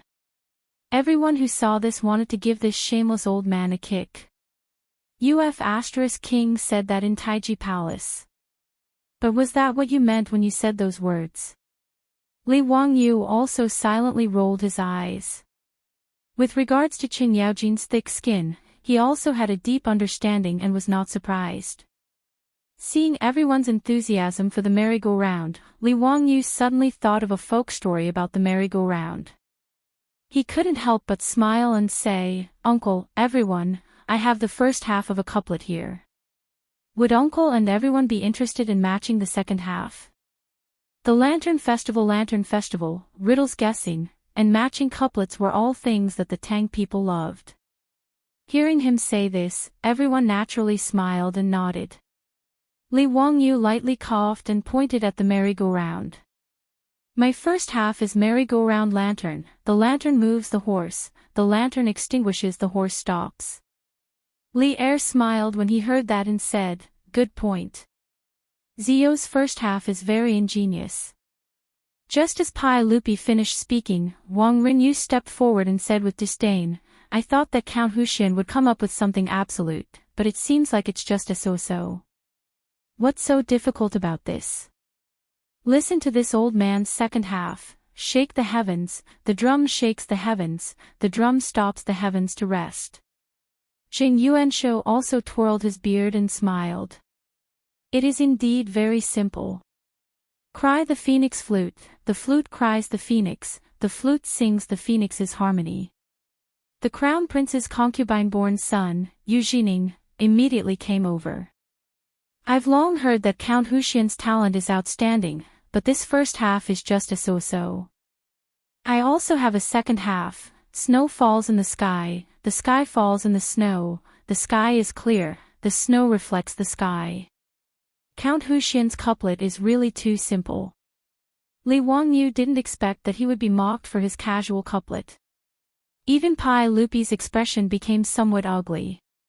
He had just been exaggerating the ingenuity of Li Wangyu's first half, and these three people had jumped out to slap him in the face. It was really annoying. This first half was not difficult. The reason Li Wangyu thought of this first half was because he thought of Wang Ongxi's folktale. Later generations said that Wang Ongxi went to the capital to take the imperial exam and coincidentally met a certain official looking for a husband for his daughter. The first half of the couplet was pasted on the merry-go-round lantern. Wang Ongxi did not immediately think of a way to match the second half. When they arrived at the examination hall, the head examiner wanted to test Wang Ongxi. He pointed at the flying tiger banner in front of the hall and said, "Flying tiger banner, banner flying tiger, banner rolling tiger hiding body." Wang Ongxi's mind was very lucky.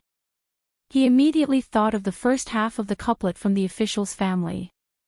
Without thinking, he matched it with merry-go-round lantern, lantern galloping horse, lantern extinguishing horse, lantern stopping horse. His fluency shocked the head examiner. Afterwards, Wang Ongxi used the head examiner's couplet to match the official's family's couplet and married the official's family's young miss. Of course, this was only a folktale and could not be taken seriously. Of course, Wang Ongxi would not be unable to match such a simple couplet. Li Wangyu had said the first half of the couplet to match the situation and to amuse Pai Lupi and the officials. He did not think that he would be mocked by Wang Renyu and the others. How could he endure this? His eyes turned and he said with a smile, it seems that Duke Wang, Duke Sheng are also knowledgeable people. That is very good. I do have a few couplets here, but I have never thought of a second half. I think that for Duke Wang, Duke Sheng, and this Yuswa Shu's son, it should be very simple. Would Duke Wang, Duke Sheng, and Yuswa Shu's son be willing to teach me a thing or two? Wang Renyu stroked his beard and smiled proudly. Couplets are just a small path, just words for a game. However, since today is the Chang'an festival, I will not be stingy with teaching Count Hu. Yes, couplets are just words for a game. What is so difficult about it? Count Hu, just say it, I can teach you. Jing Yuanshou was not polite. Hearing this, Li Wangyu couldn't help but smile even brighter. That is good. Duke Wang, Duke Sheng, please teach me. My first couplet is Smoke Lock's Willow Pond. Just as he finished speaking, Yu Jining jumped out again. What is so difficult about this? I'll give you a pair of lanterns.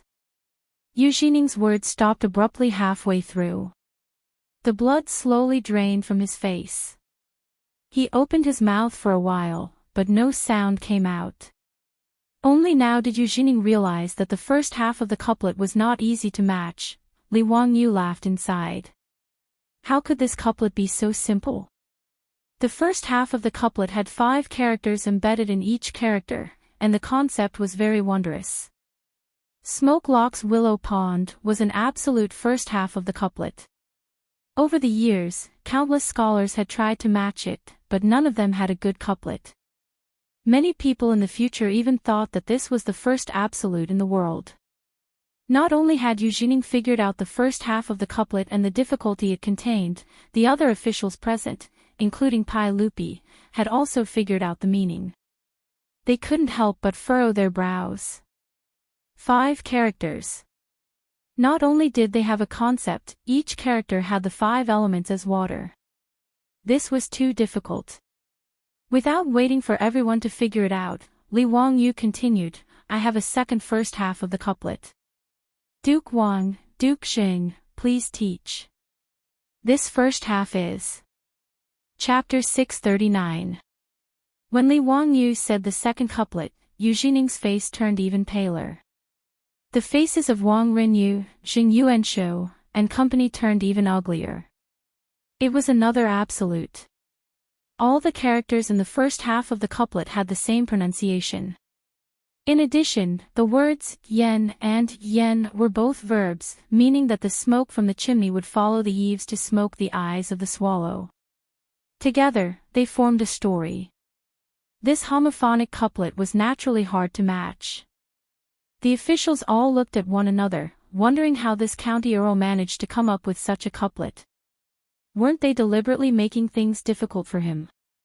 Even Yu Shinan, Kong Yingda, and the other Confucian scholars had no idea what to do. Li Wangyu did not wait for the crowd to react, but opened his mouth again and said, My third couplet, the first line is lonely cold windows, empty widows. Everyone was speechless again. Why were the couplets County Count Huxian came up with so many difficult couplets? These 7 words were all part of a side division. Furthermore, they had such an artistic conception. How was one supposed to deal with them? The more Li Wangyu spoke, the more spirited he became. In his previous life, his grandfather had forced him to learn ancient texts. He felt that these ancient texts were definitely very interesting, and thus he had memorized many of them. I have another couplet here, long, long, long. Please enlighten me, Duke Wang and Duke Xing. This was a multi-tone couplet. One word, with different pronunciations, combined to form a couplet. Wang Rinyu, Xing Yuanshou, and the others' faces were already pale, and their eyes were glazed over. What the hell were these couplets? Why would there be such an inexplicable couplet? The officials were also dumbfounded. Since when were they so absolute that they could do wholesale? Their gazes towards Wang Rinyu and the others were filled with sympathy and mockery. Li Wangyu, the county count of Huxian, was well known throughout the court. Why did they still provoke and ridicule him? Wasn't that the same as asking for a slap in the face? After Li Wangyu said these couplets, everyone thought about it carefully and felt that it was impossible to match them. It was too difficult. Regarding this, Li Wangyu naturally snickered in his heart. Wasn't this nonsense? Although it wasn't that no one could match it, there were still people who came up with an appropriate second verse in the later generations. However, the reason why these couplets were known as the absolute couplets throughout the ages was because they were extremely difficult to comprehend. He did not believe that Wang Rinyu, Xing Yuanshou, Yu Jining, and the other officials would be able to come up with a second verse in such a short time. In fact, they might even be dominated by the terror of these first lines for the rest of their lives. Now, not only were Wang Rinyu and Xing Yuanshou, the 2 heads of aristocratic families, pale, but even the hundreds of officials from aristocratic families were the same. How could the one who was humiliated by Li Wangyu be Wang Rinyu? The faces of these aristocratic families were also slapped swollen by Li Wangyu's couplets. For a moment, no one said anything. Fang Xianling and the other big shots were happy to watch the show, but the aristocratic family officials did not know what to say. In the end, it was Pai Lupi who helped Wang Rinyu and Xing Yuanshou out of this predicament. He laughed and said, Ziyu is truly worthy of being called a genius. We cannot match a single one of these couplets. You have made us very embarrassed, ha. Pai Lupi's self-mocking words immediately relaxed the atmosphere. The officials also laughed and said, haha, it's not just your majesty. We are also ashamed. We cannot match a single one of these couplets. TSK, this old man's eyes have been opened today. This old man always thought that this couplet was just a game, but I never thought that it would make Hu Xianbo so embarrassed. I am ashamed. Fortunately, the spring examinations do not test couplets. Otherwise, if Hu Xianbo was the examiner who set the questions, wouldn't none of the examinees be able to get in? The officials laughed at themselves and brushed this matter aside. No one mentioned the couplets again, giving Wang Renyu and Jing Yuanshou a way out. Li Er looked at the merry-go-round lantern that was still spinning and asked, "Zio, does your lantern have a name?" Li Wangyu shrugged and said, "Uncle, did you forget? Didn't I say it in the couplet just now? Lantern, lantern, lantern, lantern, horse, lantern, lantern, horse stop. This lantern is called a lantern, also called a lantern. As long as the candle in the lantern is not extinguished, the pattern will continue to spin. Lantern. And, it is very appropriate." Pai Lupi looked at Empress Zhongsun and Consort Yang. "We think that today's lantern should be Zio's lantern. What do you think?" "Yes, Erlang is right. Zio's lantern is even more exquisite. What's even more peculiar is that it can make the pattern in the lantern spin without any human effort. I have never seen such a lantern. The lantern is the best of the lanterns today. It is well deserved." Empress Zhongsun nodded. The officials did not have any objections. Such a unique lantern naturally left everyone speechless. After admiring the various lanterns that the officials had sent into the palace, Pai Lupi ordered people to move the lanterns to Vermilion Bird Avenue in Chang'an for the people to enjoy. Today was the Shangyuan festival, so Pai Lupi did not keep the officials any longer. Everyone bowed to Pai Lupi and Empress Zhongsun and left the Taiji Palace, returning to their own manners. At this time, the city of Chang'an was already brightly lit. All kinds of lanterns and streamers had appeared on the streets, and everywhere was decorated with lanterns and streamers. The streets were full of pedestrians. Men and women in Chang'an, under the beautiful light, were looking for the face that moved them. The young ladies brought their maids and maidservants to play around with blushing faces. The polite young men kept a distance from the beauties and brushed past them in search of their 500 years of marriage. That night, spring came early. Many shoes and socks were squeezed off on the street, and many tender skin were touched by those hands.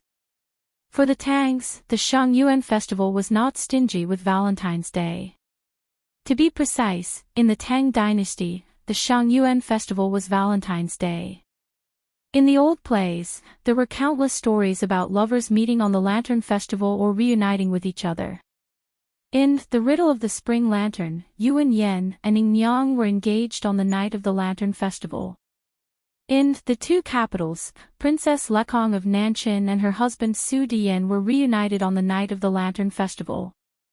Ouyang Xiu's poem, Last Year on the Lantern Festival, the lanterns in the flower market were as bright as day. The moon was above the willow branches. This year on the Lantern Festival, the moon and lanterns were the same. I didn't see the person last year, and tears filled my sleeves. It also described the regret and sadness of the woman who didn't see the person she liked on the day of the Lantern Festival. In the city of Chang'an, men and women exchanged glances and tried to test each other's feelings. People, who were controlled by hormones, were collectively caught up in this large-scale outdoor blind date. As the saying went, looking for her thousands of times in the crowd, suddenly looking back, she was still there, in the waning light of the lantern. Wasn't this the style of the Lantern Festival? Li Wangyu rode on horseback, surrounded and protected by Niu Wu and his troops, slowly passing through the crowd. Looking at the scene in front of him, he couldn't help but be intoxicated. Finally, the group returned to the house in Kaihua Square.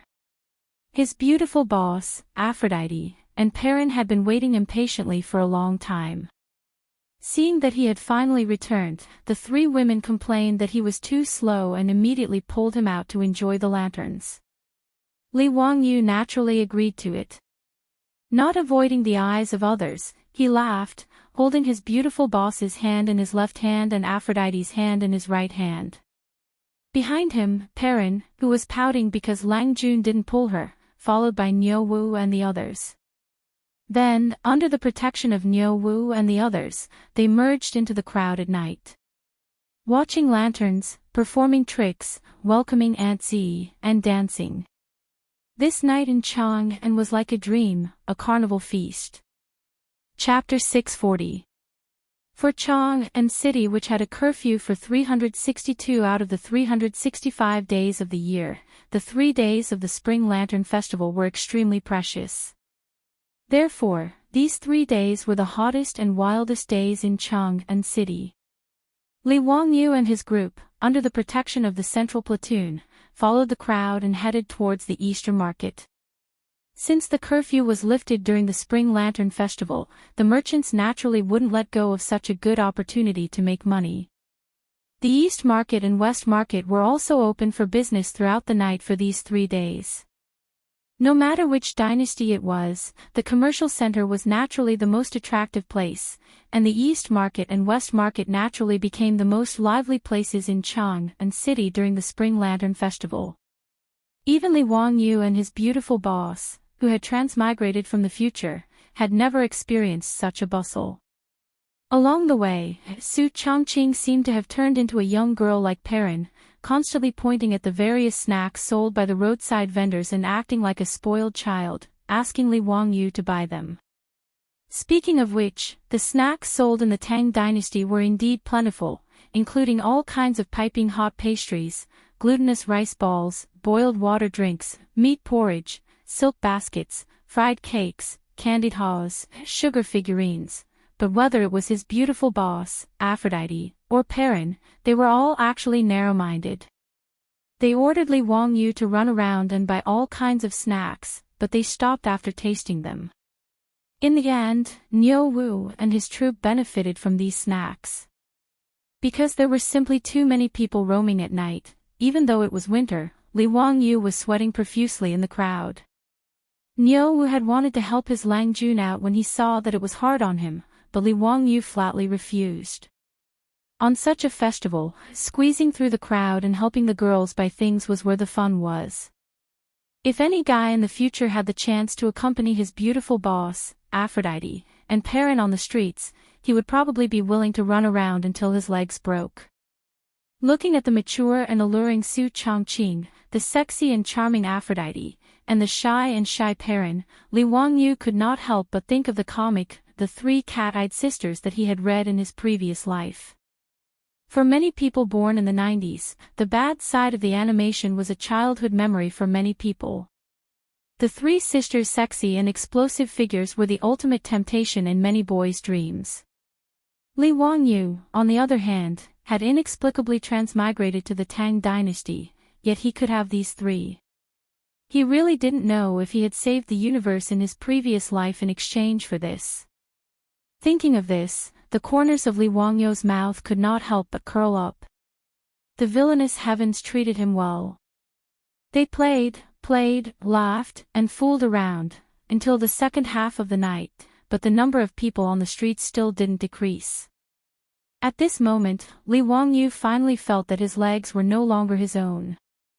Looking at the 3 girls who were still in high spirits, Li Wangyu could not help but sigh in admiration. Sure enough, when it came to shopping, men would never be able to beat women. He pointed to a restaurant not far away and said in a pleading tone, "Ladies, let's take a break. We really can't walk anymore. There's a restaurant over there. Let's go have a midnight snack, drink some wine, and take a rest." His beautiful boss naturally smiled and nodded in agreement, and the group headed to the restaurant. Since it was the Lantern Festival, these restaurants in the city were naturally open all night. However, when Li Wangyu and the others arrived at the entrance of this restaurant, they found that there were many people dressed like scholars gathered in front of the restaurant. There were also many young ladies with their maids, but they did not go in. They just wandered around the entrance of the restaurant, as if looking at the lanterns hanging in front of the door. Li Wangyu found it very strange. What were these people doing? What were they doing loitering around the entrance of the restaurant instead of going in to eat and drink? There were a lot of lanterns in front of the restaurant, hundreds of them, but they were all very ordinary. What was there to look at? He was too lazy to think about it. He led the group of people to the entrance of the restaurant. Just as he was about to enter, he was stopped by the waiter, the doctor. "Sir, I'm really sorry. Today, you can't enter the restaurant at will. You have to meet the conditions." Li Wangyu was stunned when he heard this. There were conditions for eating and drinking. The doctor pointed to the hundreds of lanterns hanging in front of the restaurant. "Sir, today is the Lantern Festival. My boss said that only those who can guess the riddles of the lanterns can enter. All the expenses will be treated by the restaurant's boss. There are many people in your residence. If you want to enter the restaurant, everyone has to guess the riddles." After being reminded by him, Li Wangyu and the others noticed that each lantern hanging outside the restaurant had a red piece of paper tied to it. It seemed that the riddles of the lanterns were written on it. No wonder there were so many people gathered in front of the restaurant, but they did not go in. The owner of this restaurant was quite interesting. Today, he was treating the guests for free, and the only requirement was to guess the riddles. This was interesting. Li Wangyu laughed. Since that's the case, let's just guess the riddles. What's so difficult about that?" His voice was a little loud, but it caused the few scholars beside him to be dissatisfied. Xiao Lang, Kun, don't talk big. These riddles today are very difficult. Can't you see that we're all racking our brains here? There are so many people in your residence. It's better to change to another restaurant. Today, apart from Li Wangyu, his beautiful boss, Aphrodite, Perrin, the two brothers Niu Yong and Niu Wu, as well as 4 other bodyguards in the residence, there were a total of 10 people. According to the requirements of the restaurant, they had to guess 10 riddles before they could enter. Clearly, these riddles were not simple. Otherwise, there wouldn't be so many people gathered in front of the restaurant. Li Wangyu didn't get angry at the Confucian scholars' questions and only chuckled. Was guessing the riddles very difficult? Perhaps it was not easy for the Tangs. After all, there were no books like the complete collection of lantern riddles for sale in the Tang dynasty, and no one had specifically summarized how to guess the riddles. But for Li Wangyu, who had been reading a thick book of a complete collection of lantern riddles since childhood, it was not that difficult. Li Wangyu held his beautiful boss's hand and strolled under the lantern, looking around. Pillow chat after 5 o'clock a.m., type 1 word. Li Wangyu thought for a moment, then pointed at the lantern and smiled at Su Chongqing. "Quickly take it down. I've guessed it." His beautiful boss naturally smiled and nodded. She reached out to take the paper hanging under the lantern, but suddenly an arm stretched out from the side and snatched the lantern riddles away before she could. Li Wangyu could not help but fly into a rage. He turned his head and glared, wanting to see who was so arrogant, but he could not help but be stunned. "Uncle, aunts, what are you doing here?" The one who snatched the riddle was none other than the smiling Empress Chang'an. Beside her stood Pai Lupi and Yang Fei. The 3 of them were dressed in casual clothes and were obviously traveling incognito. Li Wangyu looked behind Pai Lupi and saw dozens of palace guards in casual clothes hiding in the crowd to protect him. He had seen a few of them several times and was very familiar with them. His beautiful boss hurriedly pulled Aphrodite and Perrin to greet Pai Lupi and the others. Pai Lupi smiled and waved his hand. "No need to be so polite. Today is a festive day, and your 2 aunts and I are also here to join in the fun." Empress Chang'an smiled and waved the lantern riddles in her hand. "Chongqing, you don't have a problem with this, do you?" The beautiful boss naturally knew that Empress Chang'an was joking with her. She covered her mouth and chuckled. "Of course I don't have a problem, but you'll have to ask Wang Yu for the answer." "I don't know." Empress Chang'an turned to look at Li Wangyu, waiting for him to give the answer. Li Wangyu rubbed his nose with an embarrassed smile. What else could he say? Naturally, he smiled and replied, ants, Zhen Bian, can be understood as the side of the character Zhen, which is derived from Zhen. Wu Yang is Mao, which is derived from Mao. Chatting past Wu Yang can be understood as the character chatting has passed Wu Mao, leaving behind air. Therefore, the riddle is the character de. Empress Chang'an nodded in satisfaction and took the riddle to the doctor with a smile. Sure enough, she exchanged it for a small wooden tablet, which was the proof to enter the restaurant today. Pai Lupi was not in a hurry. He strolled around with his hands behind his back, looking for the riddle, wanting to solve it himself. Li Wangyu naturally did not disturb him and looked for the riddle himself. Now that there were even more people who wanted to enter the restaurant, he had to make more guesses. Chapter 641. For Li Wangyu, these riddles were actually not difficult. Most of the riddles in the Tang dynasty were guessing riddles. In fact, there was a pattern to follow. At least compared to the puzzling brain teasers of the later generations, the riddles were much simpler for those who had studied them. The later generations even summed up the method of guessing the riddles into 20 rules, such as the correct deduction method, the reverse deduction method, the increase of characters, the damage of characters, and so on. Li Wangyu walked to the next lantern and looked up. The riddle hanging under the lantern was Flying Swallow in the Sky, fighting a character of the Qin dynasty. He thought for a moment and immediately tore off the riddle. However, he was not in a hurry to find the doctor to verify it. Instead, he continued to wander among the lanterns and guess the riddles. For every riddle that he guessed the answer to, he gently tore the riddle from the lantern and held it in his hand. He was ready to go to the doctor in the restaurant later to check the answer. However, his actions were very strange in the eyes of the bystanders. The Confucian scholars who had spoken before became more and more dissatisfied when they saw Li Wangyu taking off the riddles as if he was playing around. Someone could not help but say, "Mr. Xiao Lang, if you don't guess the riddle, don't take off the riddles like this. How can we guess the riddles when you are so mischievous?" That's right. If everyone was like you, tearing off the riddles regardless of whether they guessed it correctly or not, how can others guess it? Mr. Xiao Lang is so mischievous. Aren't you letting down the kindness of the owner of this restaurant? Faced with the accusations of several Confucian scholars, Li Wangyu could not help but be stunned. He guessed his own riddles. What did it have to do with these people? Was their sense of justice so overflowing to this extent? Why don't you go and save the earth? When he looked around and saw many beautiful young women around him, who were covering their mouths and chuckling, pointing at them, he immediately understood. It seemed that these guys were obsessed. It was like a male peacock in heat spreading his tail in front of a female peacock. He needed to show his feathers to seek pleasure. Unfortunately, he had become a prop for these male peacocks to show off their feathers. Li Wangyu couldn't help but laugh, and he laughed very happily. "Everyone, how do you know that I am fooling around? Why can't I already guess the answer to these riddles?"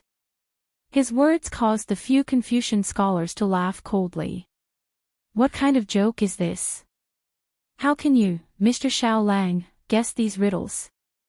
As far as I know, these lantern riddles were all written by the owner of this restaurant. He spent a lot of money to invite the great scholars of the present age to write them for the sake of enjoying the Lantern Festival today. If you don't abide by the rules like this, wouldn't you be letting down the master's good intentions?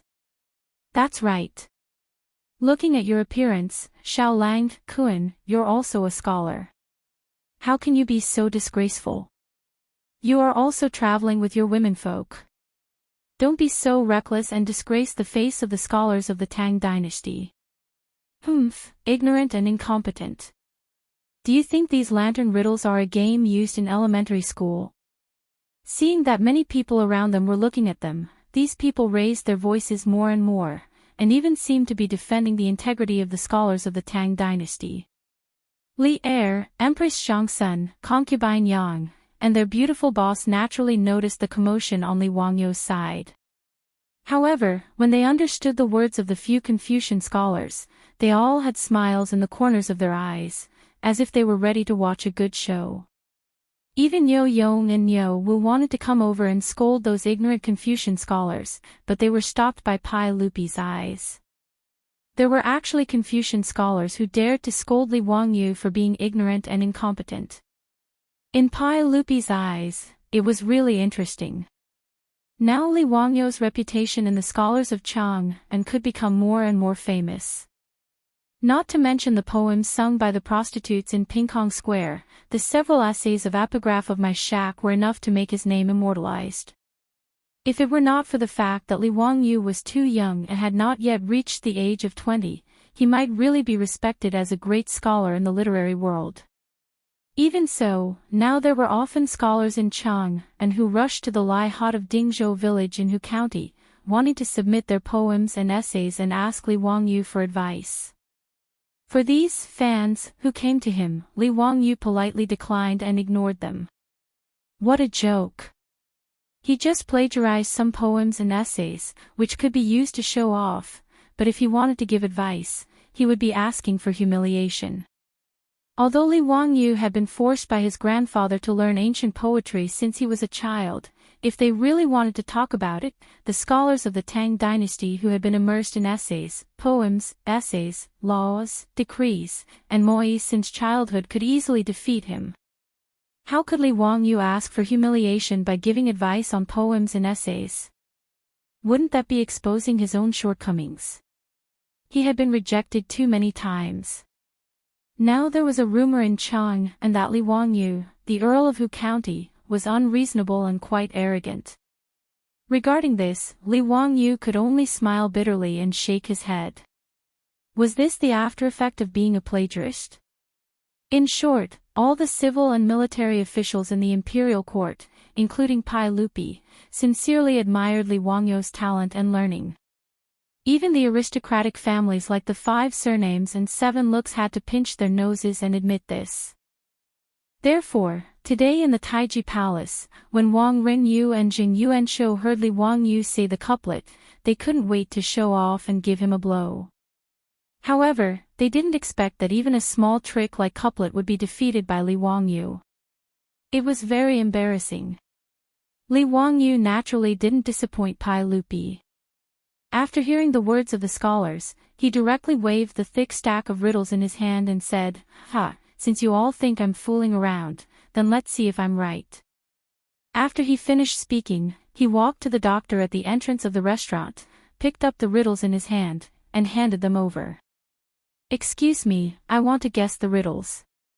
This riddle is to wake up naturally at 5:00 and type one word. It's very simple. The combination of xing and yu is the word wake, so the answer is naturally xing. Is it correct?" The doctor took the riddles and checked them in the book in his hand before nodding with a smile. "That's right. Congratulations, Lang Jun, you've guessed correctly." Seeing that Li Wangyu had guessed correctly, the faces of the scholars couldn't help but turn ugly. One of them coldly snorted. "Humph, maybe he just happened to guess correctly. I don't believe that he has guessed the answers to so many riddles." "That's right. It's just a blind cat running into a dead mouse. It's just one riddle. It's not like we didn't guess it. Just now, we also guessed 2 riddles. It's not that rare." There were 4 or 5 scholars in this group, and they only guessed 2 riddles. Naturally, it wasn't enough, so they kept guessing outside the restaurant.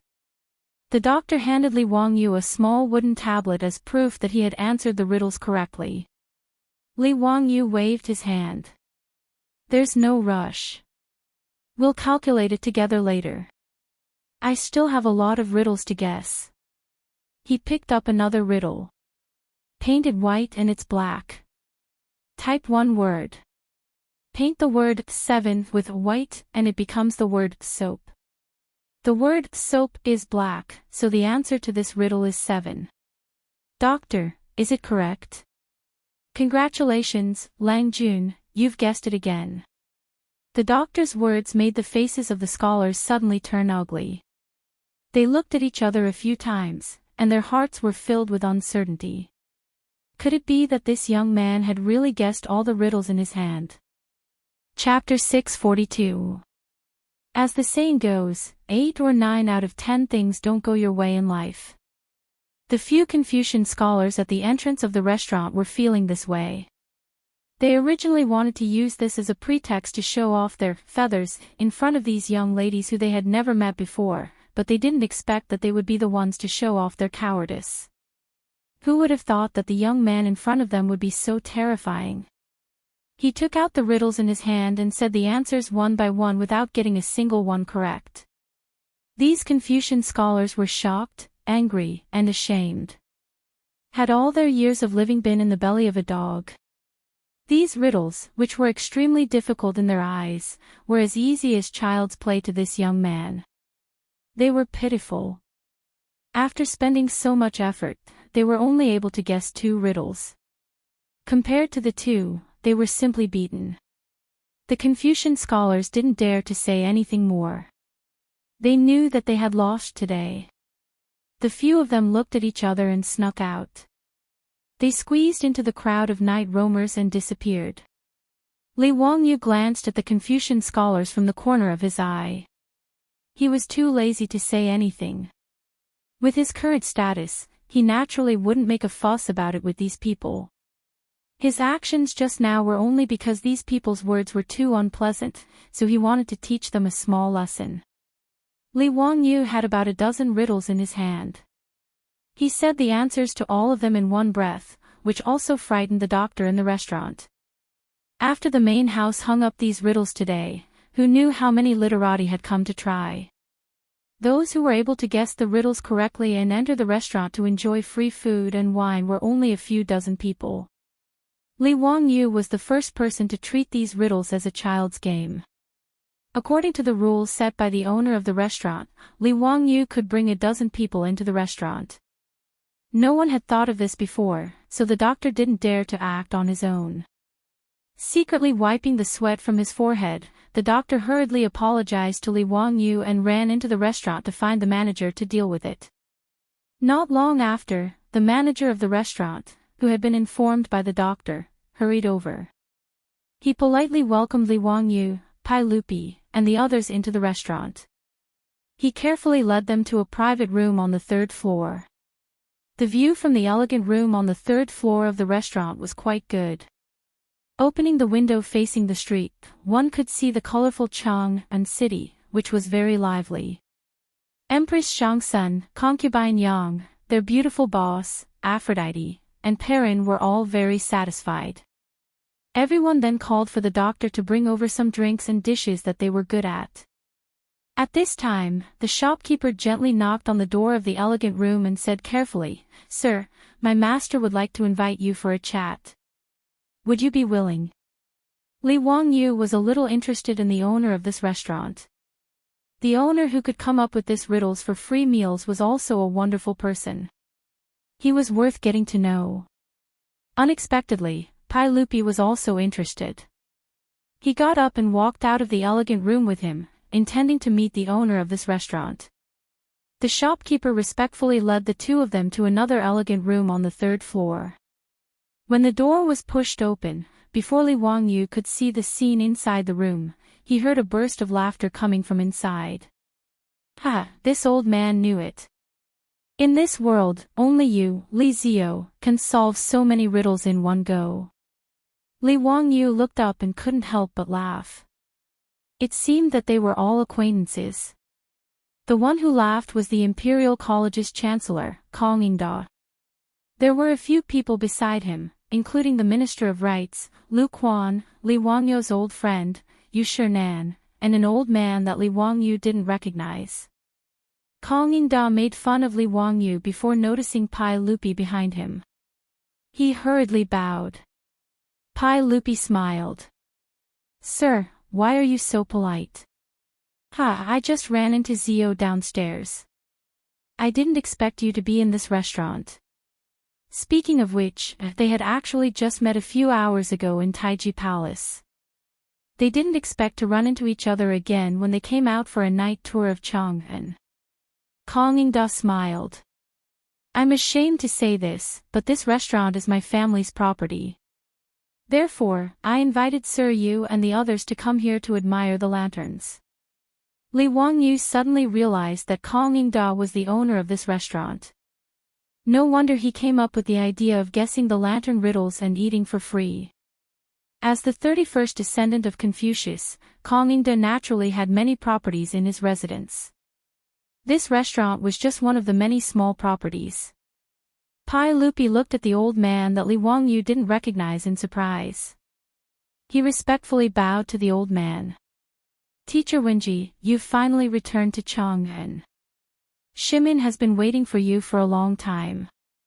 If we didn't run into Teacher Wenji today, I'm afraid that you wouldn't want to see Shimin, right? Is teacher still blaming Shimin? Pai Lupi's words shocked Li Wangyu. He couldn't figure out who this skinny old man was. How could he make Pai Lupi speak to him like a disciple? Your Majesty is too serious. Old me is already old. I'm weak and sickly. I don't deserve such treatment from your Majesty. I came back to Chang'an to visit an old friend. As for the matter of becoming an official, your Majesty, please don't mention it again. I'm 82 this year. I'm really useless. The old man shook his head and smiled. Pai Lupi saw that the old man refused so firmly. He could only smile bitterly and shake his head. He planned to slowly persuade the old man. In short, since the old man had returned to Chang'an, he naturally didn't plan to let him go. Yu Shinan smiled and said, Brother Wenji, you're not in good health. You haven't been in Chang'an for a long time. I'm afraid you don't know this young man. His surname is Li and his name is Wangyu. His courtesy name is Zio. His Majesty has granted him the title of County Count of the founding of the country. Li Zio was a miraculous doctor. Even the Crown Prince's intestinal abscess was cured by him, and old Taoist Sunday Master Zhao's lung disease was also cured by Zio. Your small ailments are nothing. Yu Shinan turned his head and smiled at Li Wangyu. He introduced, Zio, come and meet Master Li. Master Li's name is Gang and his courtesy name is Wenji. He's a great Confucian scholar. Li Wangyu's eyes involuntarily lit up when he heard that. So, this old man was Li Gang. No wonder Pai Lupi had such an attitude. Li Gang was a famous minister of the Sui and Tang dynasties. During the reign of Emperor Wen of Sui, he served as the Crown Prince's chamberlain and taught Crown Prince Yang Yong. After the Sui and Tang dynasties were established, Li Gang was appointed by Li Yuan as the Crown Prince's grand guardian and taught Crown Prince Li Jianqing. After the Xuanwu Gate incident and Li Jianqing's death, Li Gang resigned and returned to his hometown. In history, Li Gang returned in the 4th year of Chang'an and was appointed by Pai Lupi as Crown Prince Li Qingqian's grand tutor. However, Li Gang was old and sickly. He passed away in the 5th year of Chang'an. As a great Confucian scholar who taught 3 crown princes, Li Gang was unparalleled. Even retired Emperor Li Yuan, out of respect for Li Gang, never called him by his name. Pai Lupi, in front of this old man, could only greet him as a disciple and call him Shimin. Li Wangyu hurriedly bowed to Li Gang. So it's Teacher Wenji. Zio has long heard of teacher's great name but has never seen teacher's face. Today, I finally get to see teacher. Li Gang twirled his beard and laughed. County Count Huxian is too polite. This old man has long heard of your great name. This old man loved your 3 kingdoms so much that I couldn't put it down. As for the poems you wrote, this old man was even more amazed. With such a young man in my Tang dynasty, there is no need to worry about prosperity. Teacher Wenji is too kind. Teacher should just call me Zio. Li Gang's expression suddenly became serious and a trace of anger appeared on his face. County Count Huxian, today you have embarrassed this old man. Tell me, How are you going to explain this to this old man? The old man's sudden change in expression stunned Li Wangyu. What was going on? Today was the first time he had seen this old man. How did he say that he had embarrassed him? Could it be that the few Confucian scholars downstairs were close to Li Gang? Chapter 643. Li Wangyu didn't know how to respond to Li Gang's words. Even Pai Lupi was confused. He didn't understand how his nephew had offended Li Gang. Even Yu Shinan, Kong Yingda, and Lu Quan were confused. They didn't understand why their old friend had suddenly turned hostile. Just as they were about to mediate, they saw Li Gang suddenly laugh like a naughty child. The mischievous expression on his face was like that of a child who had successfully pulled off a prank. Haha, Xiao, don't panic. This old man was just joking with you. Today's lantern riddles in Brother Chung Yuan's restaurant were all this old man's proudest works. I didn't expect that Xiao would treat it as a game. It's really annoying. Xiao, tell me, how should you compensate this old man for his loss? Li Gang laughed very happily. There was no trace of embarrassment on his face. Li Wangyu didn't know whether to laugh or cry at this old man's words. Sure enough, old children were always like this. He didn't expect that such a great scholar like Li Gang would be so humorous. Pai Lupi also reacted. He shook his head and smiled wryly. Teacher Wenji still loves to joke. I thought this scoundrel had really done something to annoy Teacher Wenji. Li Gang clapped his hands and laughed. Xiao, hurry up and tell me how you're going to compensate this old man. Otherwise, this old man will have Brother Chongyuan drive you out. Li Wangyu silently rolled his eyes. This old man was already 82 years old, but he still loved to joke around. He was really drunk. However, looking at Li Gang who was laughing happily like a child, Li Wangyu's eyes turned and a mischievous idea popped into his head. Heh, since Teacher Wenji says so, then it's my fault. Since that's the case, how about I compensate teacher with a few lantern riddles? Li Wangyu laughed very mischievously. Li Gang shook his head repeatedly. No, this old man has nothing to do and likes to study lantern riddles. There really isn't anything new. This compensation won't do. That's not true. Teacher Wenji must have never heard of my lantern riddles and may not be able to guess them. Li Wangyu's smile became even more brilliant. Li Gang's interest was piqued. Oh. Ziyu, why are you so sure? This old man isn't afraid to tell you that this old man has been studying lantern riddles for more than 10 years. When I have nothing better to do, I like to study them as a game. You'd better think carefully. If I can answer your riddle, it won't count. Of course. If Teacher Wenji doesn't believe me, why don't we make a bet? I will give you 10 riddles. If you can guess 3 of them correctly, then you win. I wonder if Mr. has seen the portrait in Duke Yu's mansion. If I lose, I will draw a painting for you as an apology. What do you think? Hearing this, Li Gang's old eyes lit up. He had a good relationship with Yu Shinan. During Yu Shinan's birthday banquet, Li Wangyu had given him a sketch of Yu Shinan as a congratulatory gift. Naturally, he had seen it and liked it very much. Now that he heard that Li Wangyu actually wanted to bet with him, how could the old man not agree? Ziyu, you're really willing to go all out. It seems that if this old man loses, you must have some ulterior motive. Let's hear it. What will happen if this old man loses? Li Gang was also shrewd with age. He saw through Li Wangyu's plan with a single glance. Li Wangyu smiled. If Teacher Wenji loses, I will take the liberty of asking you to teach the Crown Prince. I wonder if Teacher and His Majesty will allow this. Pai Lupi heard this and immediately nodded. Li Wangyu's words were simply spoken to the bottom of his heart. How could he have any reason to disagree? He looked at Li Wangyu with eyes full of encouragement and praise. Although Li Qingqian and Li Tai had both acknowledged Li Wangyu as their master, this didn't conflict with Li Gang being one of the crown prince's 3 tutors. Pai Lupi had previously planned to do this.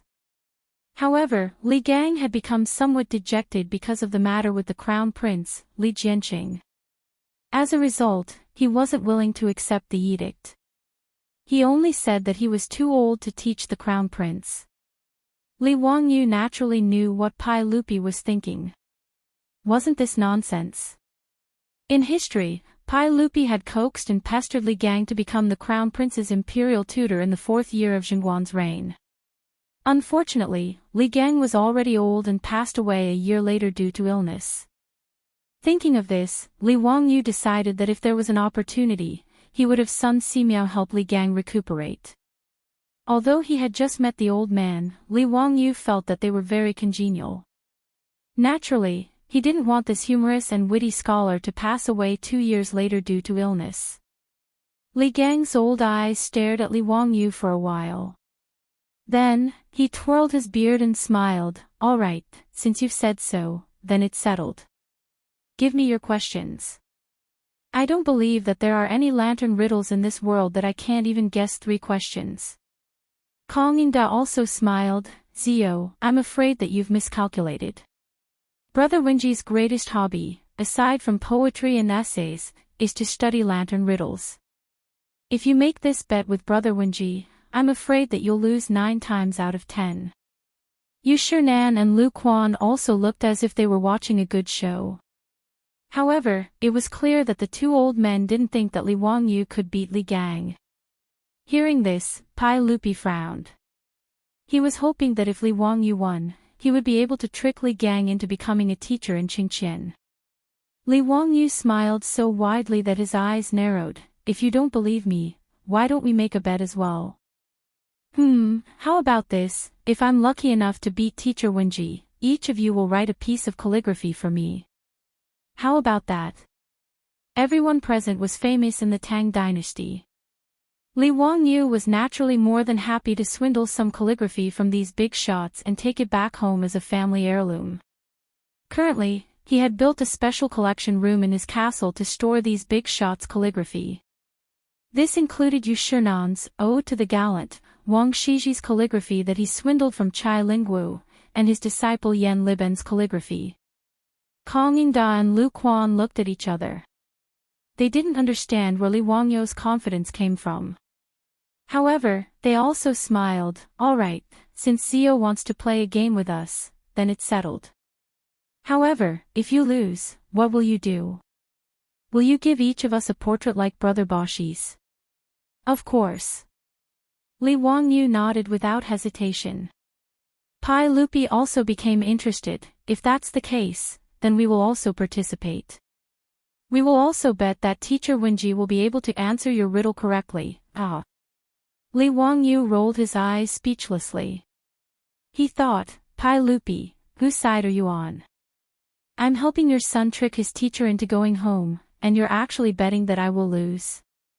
This is truly infuriating." However, on second thought, Pai Lupi's flying white calligraphy was also famous in the future. Coupled with his imperial status, it would also be a good collector's item. If that was the case, then it wouldn't be a loss. Then it's settled. I will ask 10 riddles. If Teacher Wenji can answer 3 correctly, then it will be my loss.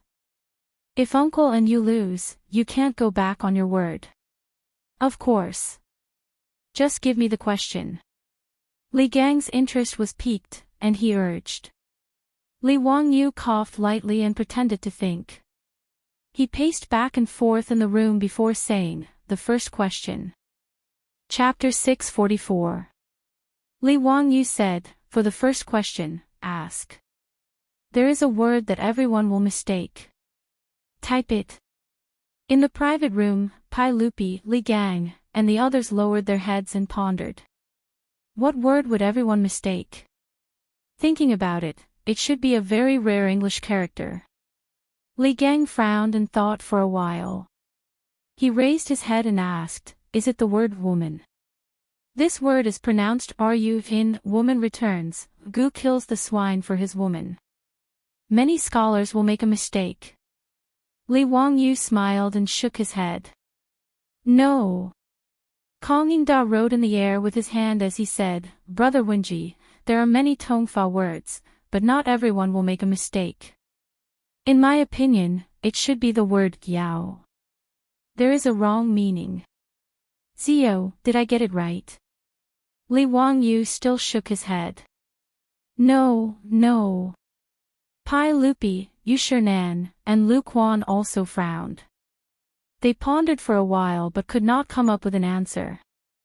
Zio, this is not right, that is not right. What word is it? Tell us. If we don't agree with the answer, it will not count. Li Gang stopped guessing and asked Li Wangyu for the answer. Li Wangyu said, Hee, Teacher Wenji, the answer is wrong. Look, isn't everyone making a mistake? His words instantly dumbfounded everyone. What? Was it this mistake? Mistake. Zio, why is it this mistake? Sure enough, everyone makes a mistake. Zio, you are really unexpected. I didn't think of such a simple answer. Li Gang slapped his head. So it was a word trap. It's my fault, my fault. I didn't think Zio would play such a trick. We lose this question. Zio, come up with another question. Li Wangyu laughed inwardly. What he thought of was the brain teaser of the future. The Tang people had never seen such a way of answering a question that required them to leave their original way of thinking and think from a different angle. A brain teaser naturally meant that the brain had to turn around to answer the question. However, this turn was not easy. In fact, this was where the fun of brain teasers lay. Every time he heard the answer, he would be enlightened, and then he would be annoyed that he couldn't think of such a simple answer. Since he dared to propose a bet with Li Gang and the others, he was naturally certain that they would not be able to guess the answer. Li Wangyu said, Okay, this is the second question. Ask, in a year, which month has 28 days? In the elegant room, everyone was very cautious. Li Gang pondered for a while before replying, February. There are only 28 days in February. Kong Yingda stopped him, Wait, Brother Wenji, that's not right. I know, this brat is digging a hole for us again. There are 29 days in February of a leap year, so the answer should be that there are 28 days in February of a normal year. Pai Lupi and the others immediately clapped their hands and cheered, Confucius is indeed wise. Otherwise, we would have been tricked by this kid again. Li Wangyu was not the least bit disheartened. He only shook his head and said, No, you are wrong again. Kong Yingda was anxious, how can you be wrong? There are 29 days in February of a leap year, and 28 days in a normal year. What's wrong with that? Li Wangyu shrugged, Confucius, there are 28 days in every month. Ah! This is really true. There are 28 days in every month. We were tricked by Zio again. So it's this 28 days. This answer is so simple. Why didn't we think of it just now? Li Gang also wrung his hands and sighed, but some confidence returned to his face. Zio, I lost this question. You can continue with the questions. I already know what to do, so I definitely won't be tricked by you again. Pai Lupi and the others also nodded repeatedly. They felt that Li Wangyu's questions were not difficult. It was just a momentary surprise. Li Wangyu chuckled in his heart. This brain-twisting trick was not that simple. He coughed lightly and said, The third question is, what can Teacher Wenji do? What can I do? What can all of you do? One person can do it, but two people cannot do it together. What is this? In the private room, everyone began to think hard. They felt like they were about to catch on to something, but after some thought, they felt that something was wrong. I know, Yu Shernan suddenly said, going to the toilet is indecent. Naturally, it can't be done together. The others' eyes lit up. They felt that although this answer was indecent, it was the truth.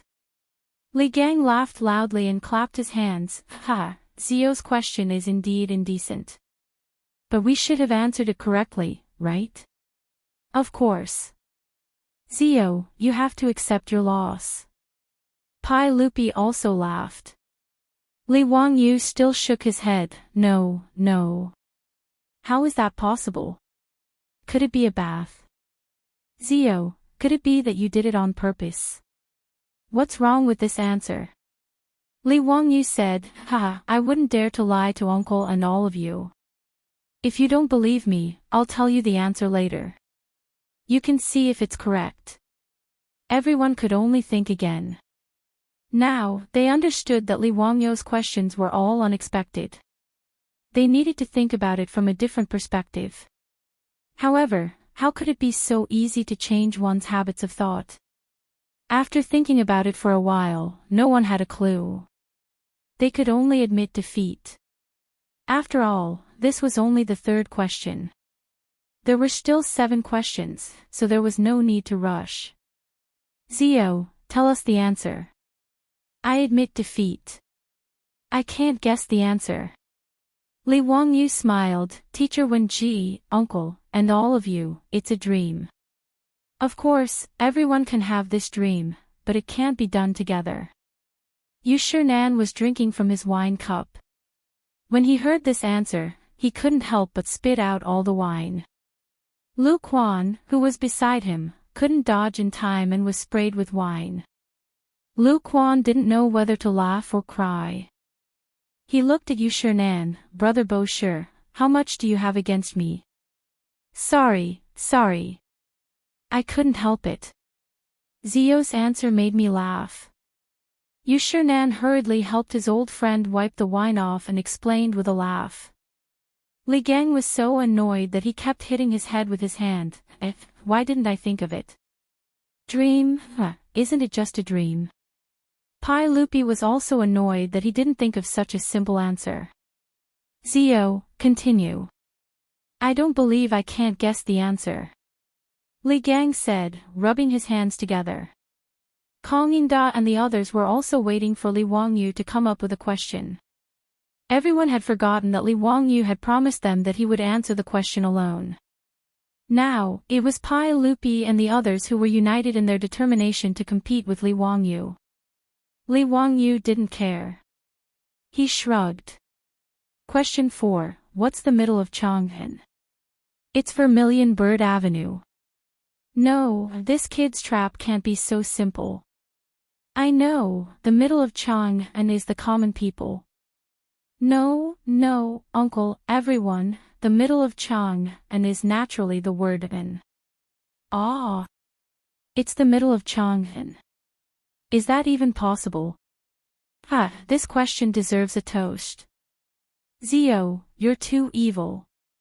In the private room, everyone laughed again.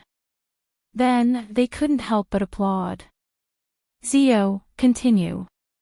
I don't believe I can't get a single question wrong.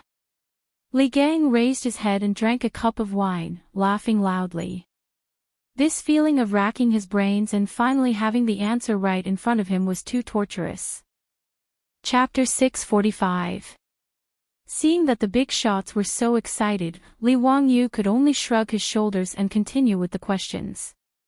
Uncle, everyone, the 5th question is, iron and copper will rust if placed outside. What about gold? Everyone had become very cautious. Lu Quan asked, will this gold also rust? It shouldn't, right? When have I ever heard of gold rusting? Pai Lupi laughed. I know about this. There are many gold objects in the palace that need to be polished by craftsmen. I once asked out of curiosity and learned that gold will rust as well. Therefore, it needs to be polished frequently. Yu Shinan clapped his hands and applauded. That's true. I also know that gold will rust. Li Gang was about to answer when he lowered his head and thought for a while. He felt that Li Wangyu's questions wouldn't be so simple. But no matter how he thought about it, he still couldn't figure it out. He could only answer, Zio, gold will rust. This question can't be wrong. Li Wangyu shook his head again. No, no. How can it be wrong? Tell us, won't gold rust? Li Wangyu laughed mischievously. Uncle, everyone, I didn't ask you if gold will rust. The correct answer is that iron and copper will rust if placed outside, but gold will be stolen. Ah. What? Zio, didn't you ask if gold will rust? Sigh, we fell for Zio's trick again. This iron will rust is clearly a trick to mislead us into thinking if gold will rust. Huh, isn't that right? If gold is placed outside, it will be stolen. Everyone was annoyed that they had fallen for Li Zio's trick again. How annoying. Every time they heard the answer, they felt that it was very simple. But they didn't think of it at all. Everyone felt that these questions were very simple, but when it came to the next question, they still couldn't answer it correctly. Zio, continue. I don't believe that I'll get it wrong today. At this time, Pai Lupi, Li Gang, Yu Shernan, and the others didn't care about winning or losing. The most important thing was that they had to answer a question correctly to save their face. Otherwise, if he couldn't even answer a single question out of the 10, it would be too embarrassing. Question 6. What won't get wet after falling into water? Question 7. There is an item that you can use your left hand to hold, but not your right hand. What is it? Question 8. What is it that gets bigger and bigger when you cut it with scissors? Question 9. Ask. Question 10. There were a total of 10 riddles, but none of the people present could answer a single one. Li Gang, Pai Lupi, and the others looked at each other in dismay. The emperor of the Tang dynasty and several top scholars of the Tang dynasty were really hit hard by Li Wangyu's strange questions. Kong Yingda's face was flushed red. He suddenly stood up and went to the table in the private room.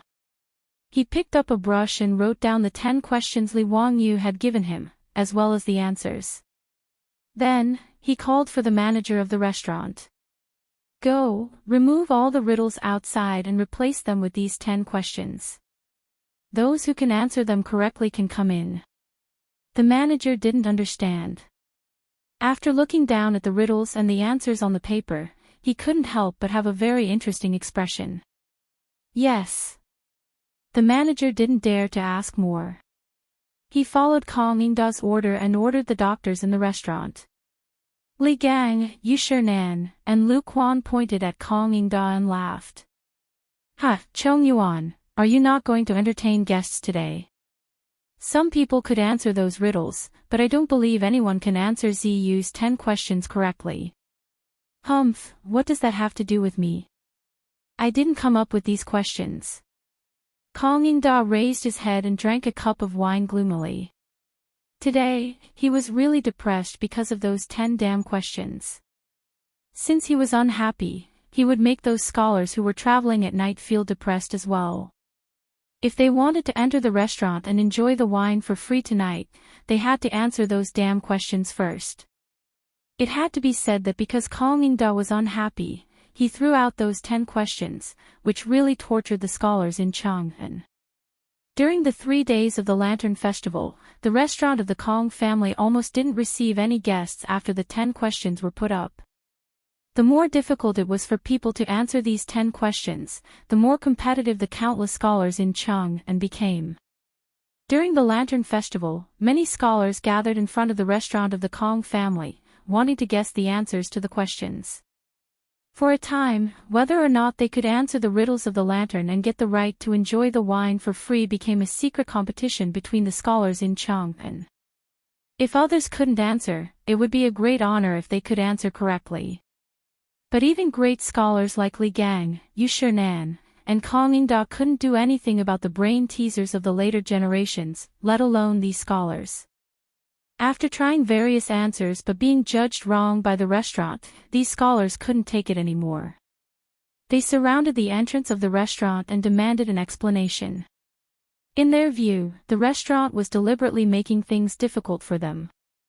In this regard, the manager of the restaurant asked Chang'an for instructions and came out to appease the crowd. He said that after the Lantern Festival, the answers to the 10 riddles would be posted. If the crowd was still dissatisfied by then, the restaurant would take responsibility. Seeing the manager of the restaurant so determined, the anger in the hearts of the scholars was temporarily suppressed. The 10 questions of the Lantern Festival in the third year of the Tang Dynasty's Chang'an era became a nightmare for the scholars in Chang'an. Even the officials of the imperial court were interested in the 10 riddles of the Kong family restaurant. However, the officials cared about their reputation and were afraid of being embarrassed if they answered wrong. They secretly sent their servants to the restaurant with the answers they came up with, but they all returned empty-handed. After the Lantern Festival, when the 10 questions were posted, everyone was dumbfounded. The answers were actually like this. So simple. What was even more wicked was that when the answers were posted, Chang'an specifically said that the 10 riddles were all written by Li Xiao, the county count of Huxian. This news immediately caused an uproar among the scholars in Chang'an. The scholars who were tormented by the riddles, in addition to admiration, couldn't help but gnash their teeth in hatred of Li Wangyu. How did this Count of Huxian, who was famous throughout Chang'an, come up with such a ridiculous question? There were even some busybodies who simply called Li Wangyu the Baize County Count. Baize was an ancient divine beast. It was said that it knew astronomy, geography, and trifles. Through it, it could see the future. Giving Li Wangyu such a nickname was not only to praise Li Wangyu's knowledge, but also to express their resentment. They also secretly cursed him for not being human and compared him to a divine beast. This elegant nickname was in line with the crowd's thoughts. It didn't take long for Li Wangyu to be called the Baize County Count in private in Chang'an. When Li Wangyu learned of this, he didn't know whether to laugh or cry. However, he wasn't angry. Baize was Baize. In any case, it was still a divine beast. Moreover, Baize had a high status and was a symbol of auspiciousness. Baize County Count sounded much better than County Count of Huxian. These were all things for later. At this time, in the elegant room of the Kong family restaurant, Li Wangyu looked at Pai Lupi and the other big shots very proudly. "Uncle, everyone, I've won now. If you're willing to bet, you must accept your loss. Please leave behind some calligraphy for me." He pointed at the several tables. Naturally, there were good brushes and ink in the elegant room. However, Li Gang shook his head. "No, no." Chapter 646. Li Wangyu asked in astonishment, "Teacher Wenji, what's wrong with that? Don't tell me you intend to renege on your debt." Li Gang twirled his beard and smiled. "Of course we won't renege on our debt, but we can't just write it casually. There has to be a method." Yu Shinan immediately understood Li Gang's meaning. He clapped his hands and smiled. "That's right, Brother Wenji is right. Since CEO wants us to write for you, we can't write for you for free. It just so happens that today is the Spring Lantern Festival. Why don't you write a poem using the Spring Lantern Festival as the theme? If you write a poem, we'll write some calligraphy for you. How about it?" Even Pai Lupi applauded Yu Shernan's suggestion. "Teacher Yu's suggestion is very good. Ha, CEO, if you want our calligraphy, then give us a poem in exchange." Kong Yingda and Lu Quan also clapped their hands and applauded, shouting that if Li Wangyu didn't write a poem, they wouldn't write one either. Li Wangyu rolled his eyes. How could these scholars be so crafty? They obviously lost a bet, but they still wanted to get some interest back. Fortunately, he had some goods in his bag, so it didn't matter. He could just continue copying poems. Not to mention 5, even 50 would be fine. He picked up a cup of fine wine and walked to the window. He looked down at the thousands of lights below and pretended to be in deep thought. After a while, he began to recite. Last year on the Lantern Festival, the lights of the flower market were bright as day. The moon was high above the willow branches. People made an appointment at dusk. This year on the Lantern Festival, the moon and lights were the same. Not seeing the people of last year, tears wet the sleeves of spring. Li Gang's eyes lit up when he heard this poem that Li Wangyu copied from Ouyang Xiu's Spring Lantern Festival. Even though he was over 80 years old, his reaction was still quite fast. Before the others could react, he had already walked to the table and picked up a brush. Ha, good poem. The moon was high above the willow branches. People made an appointment at dusk. This poem belongs to this old man. This old man will write this one. Yu Shinan and the others, who had just completed the first step, glared at Li Wangyu. Zio, if the next song isn't as good as this one, don't even think about getting away with it. Pai Lupi was even more domineering. He directly demanded, Zio, I'll write the next song. Think carefully. Li Wangyu almost fainted. Was there a need to fight for this? Li Gang waved his brush and splashed the ink. Not long after, a poem of Birth Check Child, New Year's Eve, appeared on the paper. The old man wrote down his promotion and stamped it with his own seal. Only then did he blow dry the ink and hand it over to Li Wangyu. Thank you, Mr. Wenji. Li Wangyu happily put it away. The first calligraphy piece was in his hands. Pai Lupi did not hesitate. He stood beside the table and stared at Li Wangyu, waiting for him to continue composing. Being stared at by Pai Lupi like this, Li Wangyu could only rack his brains to find the most popular Chang'an festival poem to deal with Pai Lupi.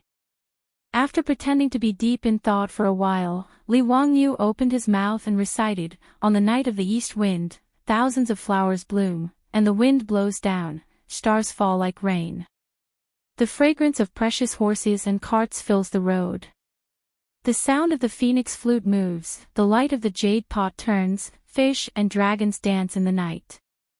Moths, snow and willows, and golden strands, laughter and hidden fragrance pass away. Looking for her thousands of times in the crowd, suddenly turning back, she's still there, in the waning light. Xan Chiji's Green Jade Case, New Year's Eve was naturally one of the most widely read Chang'an festival poems in the future. Pai Lupi recited it once and nodded his head in approval. He was very satisfied with his nephew's poem. He immediately used his famous Fei by script to write down Green Jade Case, New Year's Eve, on the paper. Today's Chang'an festival was really worth it. With these two masterpieces, we should drink to our heart's content. Come, Zio, let this old man toast you. In this old man's opinion, when it comes to poetry, no one in the world can compare to you. Yu Shinan was very excited. He actually personally poured a cup of wine for Li Wangyu. Li Wangyu hurriedly thanked him and repeatedly said that he didn't dare. Kong Yingda also stroked his beard and laughed heartily. Today is really delightful. Who knows how many young ladies in the world will fall for Zio's two poems. What a good, looking for her thousands of times in the crowd, suddenly turning back, she's still there, in the waning light. Wonderful, truly wonderful. Come, Your Majesty, everyone, let's drink. Li Wangyu was puzzled. What's wrong? From what Kong Yingda and Yu Shinan said, he didn't need to write more poems. This actually wasn't strange. In the eyes of Yu Shinan and the others, poems weren't vegetables in the fields. How could they be wholesale? Just now, when they said that they wanted him to write 5 Chang'an festival poems, only then would they each write one. That was just a joke. Now that Li Wangyu had written 2 masterpieces in a row, what else could they ask for? On the other hand, Li Wangyu couldn't help but feel excited after drinking a few cups of wine. Originally, in the future, when he was forced by his grandfather to memorize so many poems, he didn't feel much. But now that his soul had traveled to the Tang dynasty and personally witnessed the flourishing flowers of the Chang'an festival, he had a deeper understanding of these masterpieces. Under the stimulation of alcohol, Li Wangyu couldn't help but want to recite the extremely beautiful poems in his mind. Fortunately, Li Wangyu didn't get too carried away and forcibly restrained his urge to recite poems. Low-key, a person must be low-key. It was enough that he had monopolized Xan Qiji and Ouyang Xiu's masterpieces. He should leave some leeway for his descendants. Otherwise, in the future Chang'an festival, what would Su Shi, Li Shengyin, Li Qingzhao, Lu Yu, Wang Shouren and the others write? Seeing that Yu Shinan and the others no longer brought up the matter of composing poems, Li Wangyu stopped while he was ahead. After pulling Yu Shinan, Kong Yingda, and Lu Quan to leave him calligraphy, Li Wangyu finally stopped. At this time, Pai Lupi solemnly bowed to Li Gang again. Teacher Wenji, you must also accept your loss. Crown Prince Qingqian will be in your care. Li Gang also helplessly shook his head. This old man is already 82 years old this year.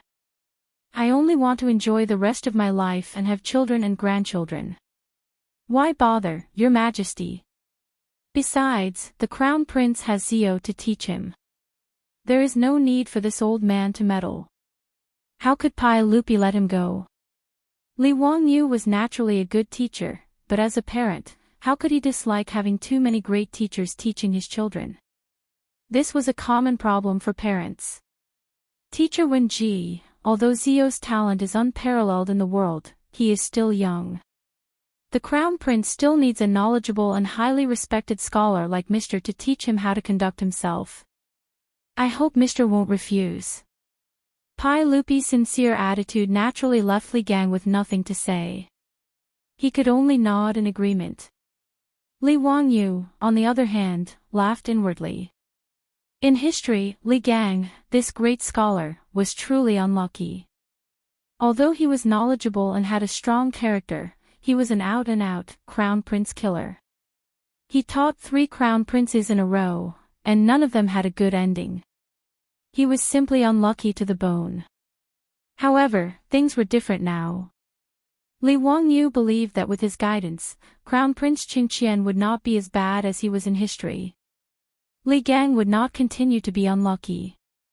After Li Gang nodded in agreement, the elegant room became lively again.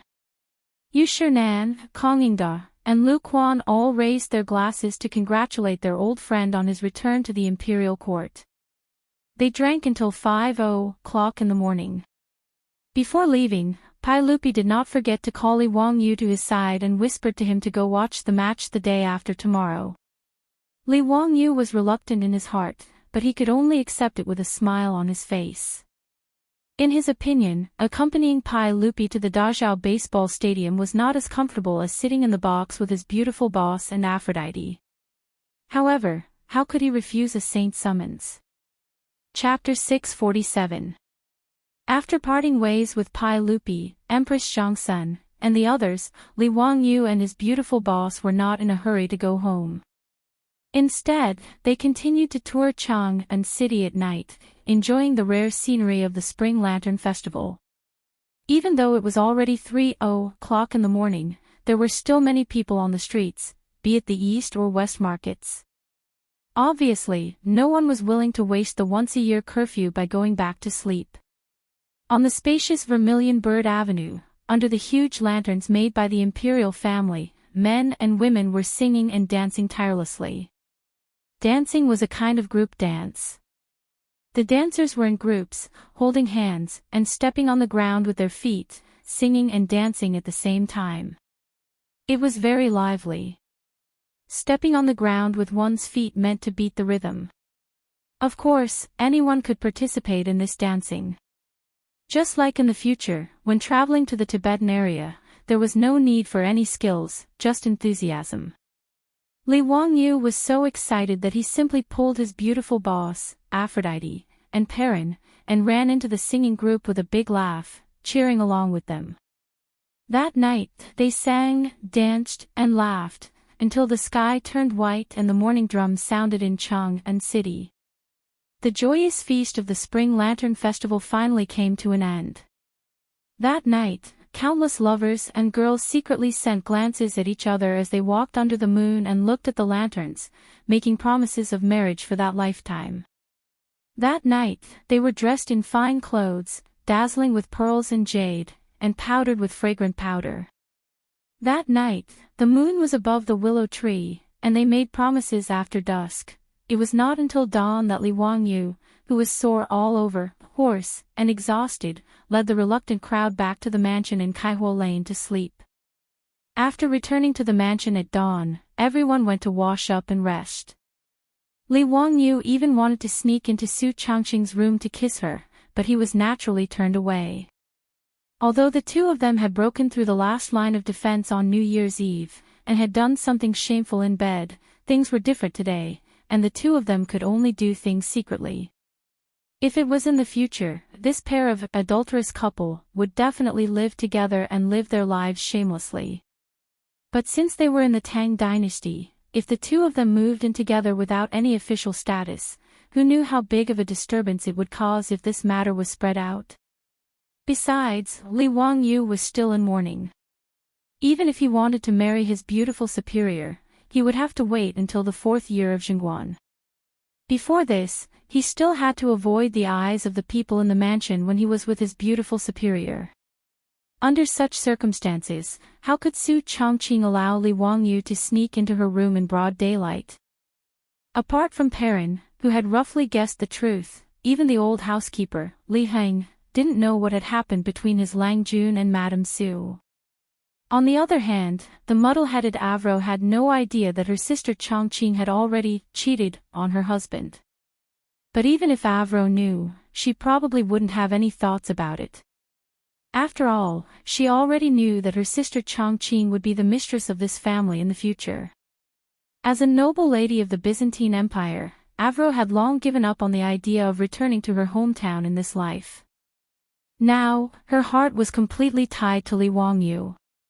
In the afternoon, Li Wangyu, who was sleeping soundly, was carefully woken up by the old housekeeper, Li Heng. Lang Jun, the young Duke of Duke Lu's mansion, is here. Li Wangyu struggled to open his eyes. After a long while, he shook his groggy head and asked in confusion, "Why are they not resting in the mansion? What are they doing here?" The young duke didn't say. Last night, it was needless to say that this group of silk pants must have stayed up all night to seek pleasure. Originally, the silk pants had invited Li Wangyu to travel with them, but Li Wangyu had rejected them. "Are you kidding me? Why are you not accompanying your beautiful superiors on Valentine's Day and having fun with a bunch of men?" Now that he was no longer a single loser, he naturally didn't want to spend such a beautiful day with these playboys. Presumably, this group of playboys must have spent the night in the Peace Square or the Hu wine shop. Scum! Li Wangyu got up angrily and took the hot towel handed over by the maidservants in the mansion to wipe his face. After clearing his head, he got up and changed his clothes with the help of the maidservants. He hurriedly walked to the main hall and greeted the group of debauches. "Brothers, what are you doing here in my mansion instead of resting in your mansion?" "Haha, Zio, you weren't kind last night. You didn't even call your brothers. Do you know that today, Chang'an City is restless because of you?" Fong Yai clapped his hands and laughed as soon as he saw Li Wangyu. Naturally, Li Wangyu was baffled by his nonsensical words. What was this and what was this? Last night, he had gone out with his beauties and met Pai Lupi and the others by chance. They drank and had fun in the Kong Mansion's restaurant and then went out to sing until they returned home in the morning. What did he mean by stirring up trouble in restless Chang'an City? Where did this come from? "Brother Yai, why don't I understand what you're talking about?" Ching Chumo patted Li Wangyu's shoulder heavily. "Zio, you're still pretending. Did you make a poem last night?" "Aw. So what if I did?" Li Wangyu asked curiously. It wasn't like he hadn't copied poems before. After transmigrating to the Tang dynasty, he had copied at least dozens of poems. Why was he making such a fuss? What he didn't expect was that when the playboys heard him admit that he did make a poem last night, their eyes lit up and they swarmed up to surround him. "Zio, we've treated you well, haven't we? Hee, those poems, give us some of them. We're not greedy. We'll give each of us one." Li Wangyu was even more confused. Why did they ask him for a poem out of nowhere? "Brothers, if you have something to say it slowly. What are you trying to do? You've really confused me." Li Wangyu finally understood the situation after the debauches gave a lively explanation. He felt even more speechless. It turned out that the 2 poems about the Lantern Festival that he wrote last night had begun to spread in Chang'an city at a very fast speed. Unlike the poems and articles that Li Wangyu copied before, these 2 poems about the Lantern Festival were like spiritual bombs for women. Especially the young ladies in Chang'an city who were yearning for love. After hearing these 2 poems, they almost went crazy. After all, the poems that Li Wangyu copied before were beautiful, but they didn't necessarily resonate with women. Whether it was Ode to Chivalry or Leaving the Fortress or other poems, they were loved by the literati. As for the noblewomen, young ladies, and those prostitutes in Chang'an city, although they liked them, they didn't necessarily love them to the core. As for the 2 Chang'an festival poems that Li Wangyu plagiarized last night, they described the scene of 2 lovers whispering sweet nothings under the moonlight and the shadow of willow trees. It was hazy, quiet, graceful, and gentle. It simply took one's life. To use an inappropriate analogy, Li Wangyu was originally just an A-list celebrity in the eyes of the young ladies in Chang'an city. But after the 2 poems of the Lantern Festival last night spread, Li Zio, the Count of Huxian, suddenly rose from the A-list to the level of a superstar. In short, Li Wangyu became popular. Chapter 648. The 2 poems that Li Wangyu plagiarized, The Green Jade Case New Year's Eve and The Birth of a Child New Year's Eve, both had a graceful beauty. Although the emotions contained in them were different, whether it was the poignant beauty and melancholy of The Birth of a Child New Year's Eve, or the desolation and loneliness of The Green Jade Case New Year's Eve, or the unexpected joy of The Green Jade Case New Year's Eve, they all made the young ladies in Chang'an city cry silently, their tears falling onto their clothes. It could be said that in Chang'an city, there had never been a poem that spread faster than the 2 poems that Li Wangyu plagiarized during the Lantern Festival. After the 2 poems were written last night, the manager of the restaurant, who was carefully waiting on them in the elegant room, wrote them down. He immediately copied them out and asked the restaurant's doctor to send them to the brothel in Ping Kong Lane. Of course, the manager did not have any other ideas. He just wanted to please Li Wangyu. In the Tang dynasty, it was very difficult for the poems written by literati to be passed down. It was naturally the easiest way to make a name for oneself by letting the courtesans in the brothel sing it. In the brothel in Ping Kong Lane, there were scholars who sent their poems every day, regardless of whether they were the most beautiful courtesans or courtesans. They hoped that the courtesans would like their poems and make a name for themselves by singing them. As for these brothels, they naturally did not accept anyone who came. If it was not a truly wonderful poem, they would not bother to sing it. In the Confucius family restaurant, there were many literati who would recite poems. The elegant room had paper, ink, and brush stones prepared for these literati. If the restaurant felt that the poems they wrote were good, they would also be sent to the brothel in Ping Kong Lane to make a name for their customers. Although the manager of the Confucius family restaurant was a merchant, he could still distinguish between good and bad poems. Moreover, the 2 poems by County Count who were obviously not ordinary to be able to make his master and a group of scholars so excited. Therefore, after he copied the poems, he immediately asked the doctor to send them to Ping Kong Lane. When the courtesans in Ping Kong Lane heard that the poems were new poems by County Count who for the Lantern Festival, they naturally did not dare to neglect them. After reading it, the group of young ladies immediately trembled with excitement, unable to control themselves. While Li Wangyu was still drinking with Pai Lupi, Li Gang, and Yu Shinan in the restaurant, Peace House was in an uproar. Almost all of the prostitutes, without prior agreement, began to recite these two poems over and over again with their graceful, ethereal, or lively voices. During the Chang'an festival, Peace Square was also packed with people. Naturally, there were plenty of ordinary people who didn't want to admire the lanterns and only wanted to admire the beauties. The debauches had also gone to Peace Square early in the morning and found a large group of gorgeously dressed young ladies to accompany them. They were very happy. When they heard the young lady in the building recite Li Wangyu's two new poems, other than sighing at Li Wangyu's talent, they didn't have much of a reaction. Naturally, this was very normal. Just like the Korean dramas of the future, the steely straight men might not think much of it, but they could make the young ladies cry. This was the difference between men and women's feelings. Therefore, the debauches were depressed. The group of young ladies in the painting building, when they heard the two poems being recited over and over again, were all sobbing uncontrollably. Their tears spilled over their clothes, making people feel pity for them. What made the debauches even more dumbfounded was that this group of young ladies actually shyly stuffed a pile of sachets, handkerchiefs, and even the courtesans in the painting building. And these things were naturally not for them, but for them to pass to county count who, the debauches were provoked by this scene and hated that bastard Li Wangyu so much that the roots of their teeth itched. He didn't even show his face, but he was able to seduce the young ladies in Peace House. He was really despicable. What made the debauches even more stunned was that when they returned home, they found that the two poems of the Lantern Festival had already spread throughout Chang'an city.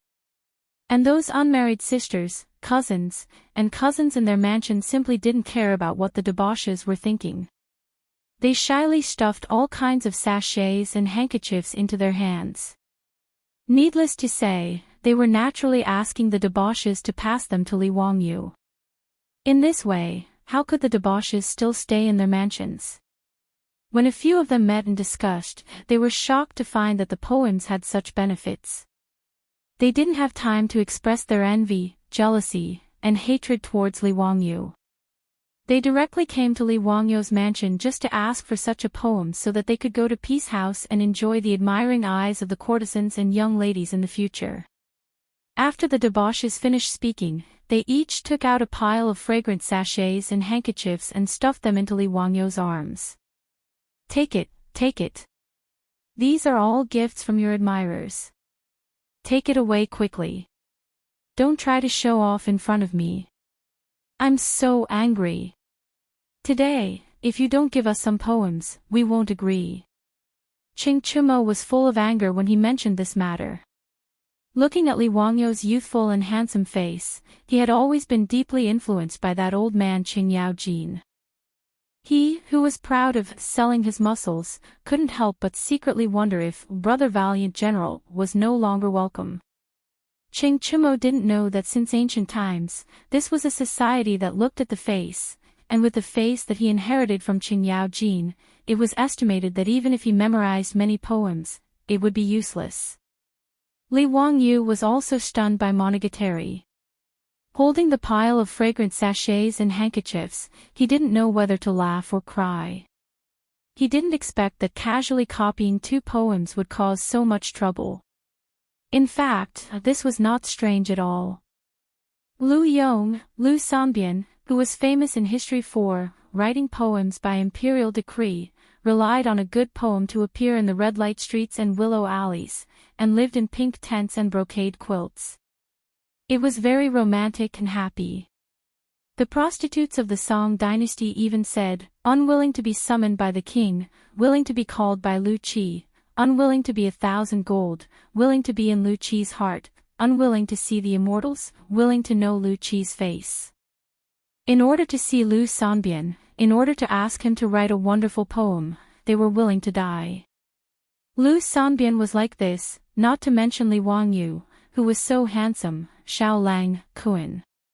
Which girl didn't love him? It had to be said that Li Wangyu's soul transmigrated to the Tang dynasty. The biggest advantage was that this body was really handsome. In the future, Li Wangyu was just a middle-aged man. But now, even if he took this body to the future, he could be hyped up to be a popular little fresh meat without any acting or singing skills. Even Li Wangyu secretly thought that his success in winning the heart of his beautiful boss might not have nothing to do with his good looks now. In short, he was handsome, and he was a member of the imperial court. Plus, he wrote good poems that women loved to the bone. How could Li Wangyu not be loved by the young ladies in Chang'an city?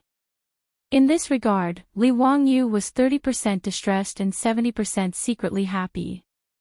While he was secretly laughing, he heard the cold voice of his beautiful boss behind him. "Wangyu, what are you holding?" "No, nothing, haha, you see, Brother Chumo and the others are too polite. Just come, but bring so many gifts. It's really too polite." Li Wangyu casually put the pile of sachets and handkerchiefs on the table beside him and said perfunctorily. Unfortunately, his words were really not convincing. He couldn't even fool the little girl Perrin, let alone his beautiful boss.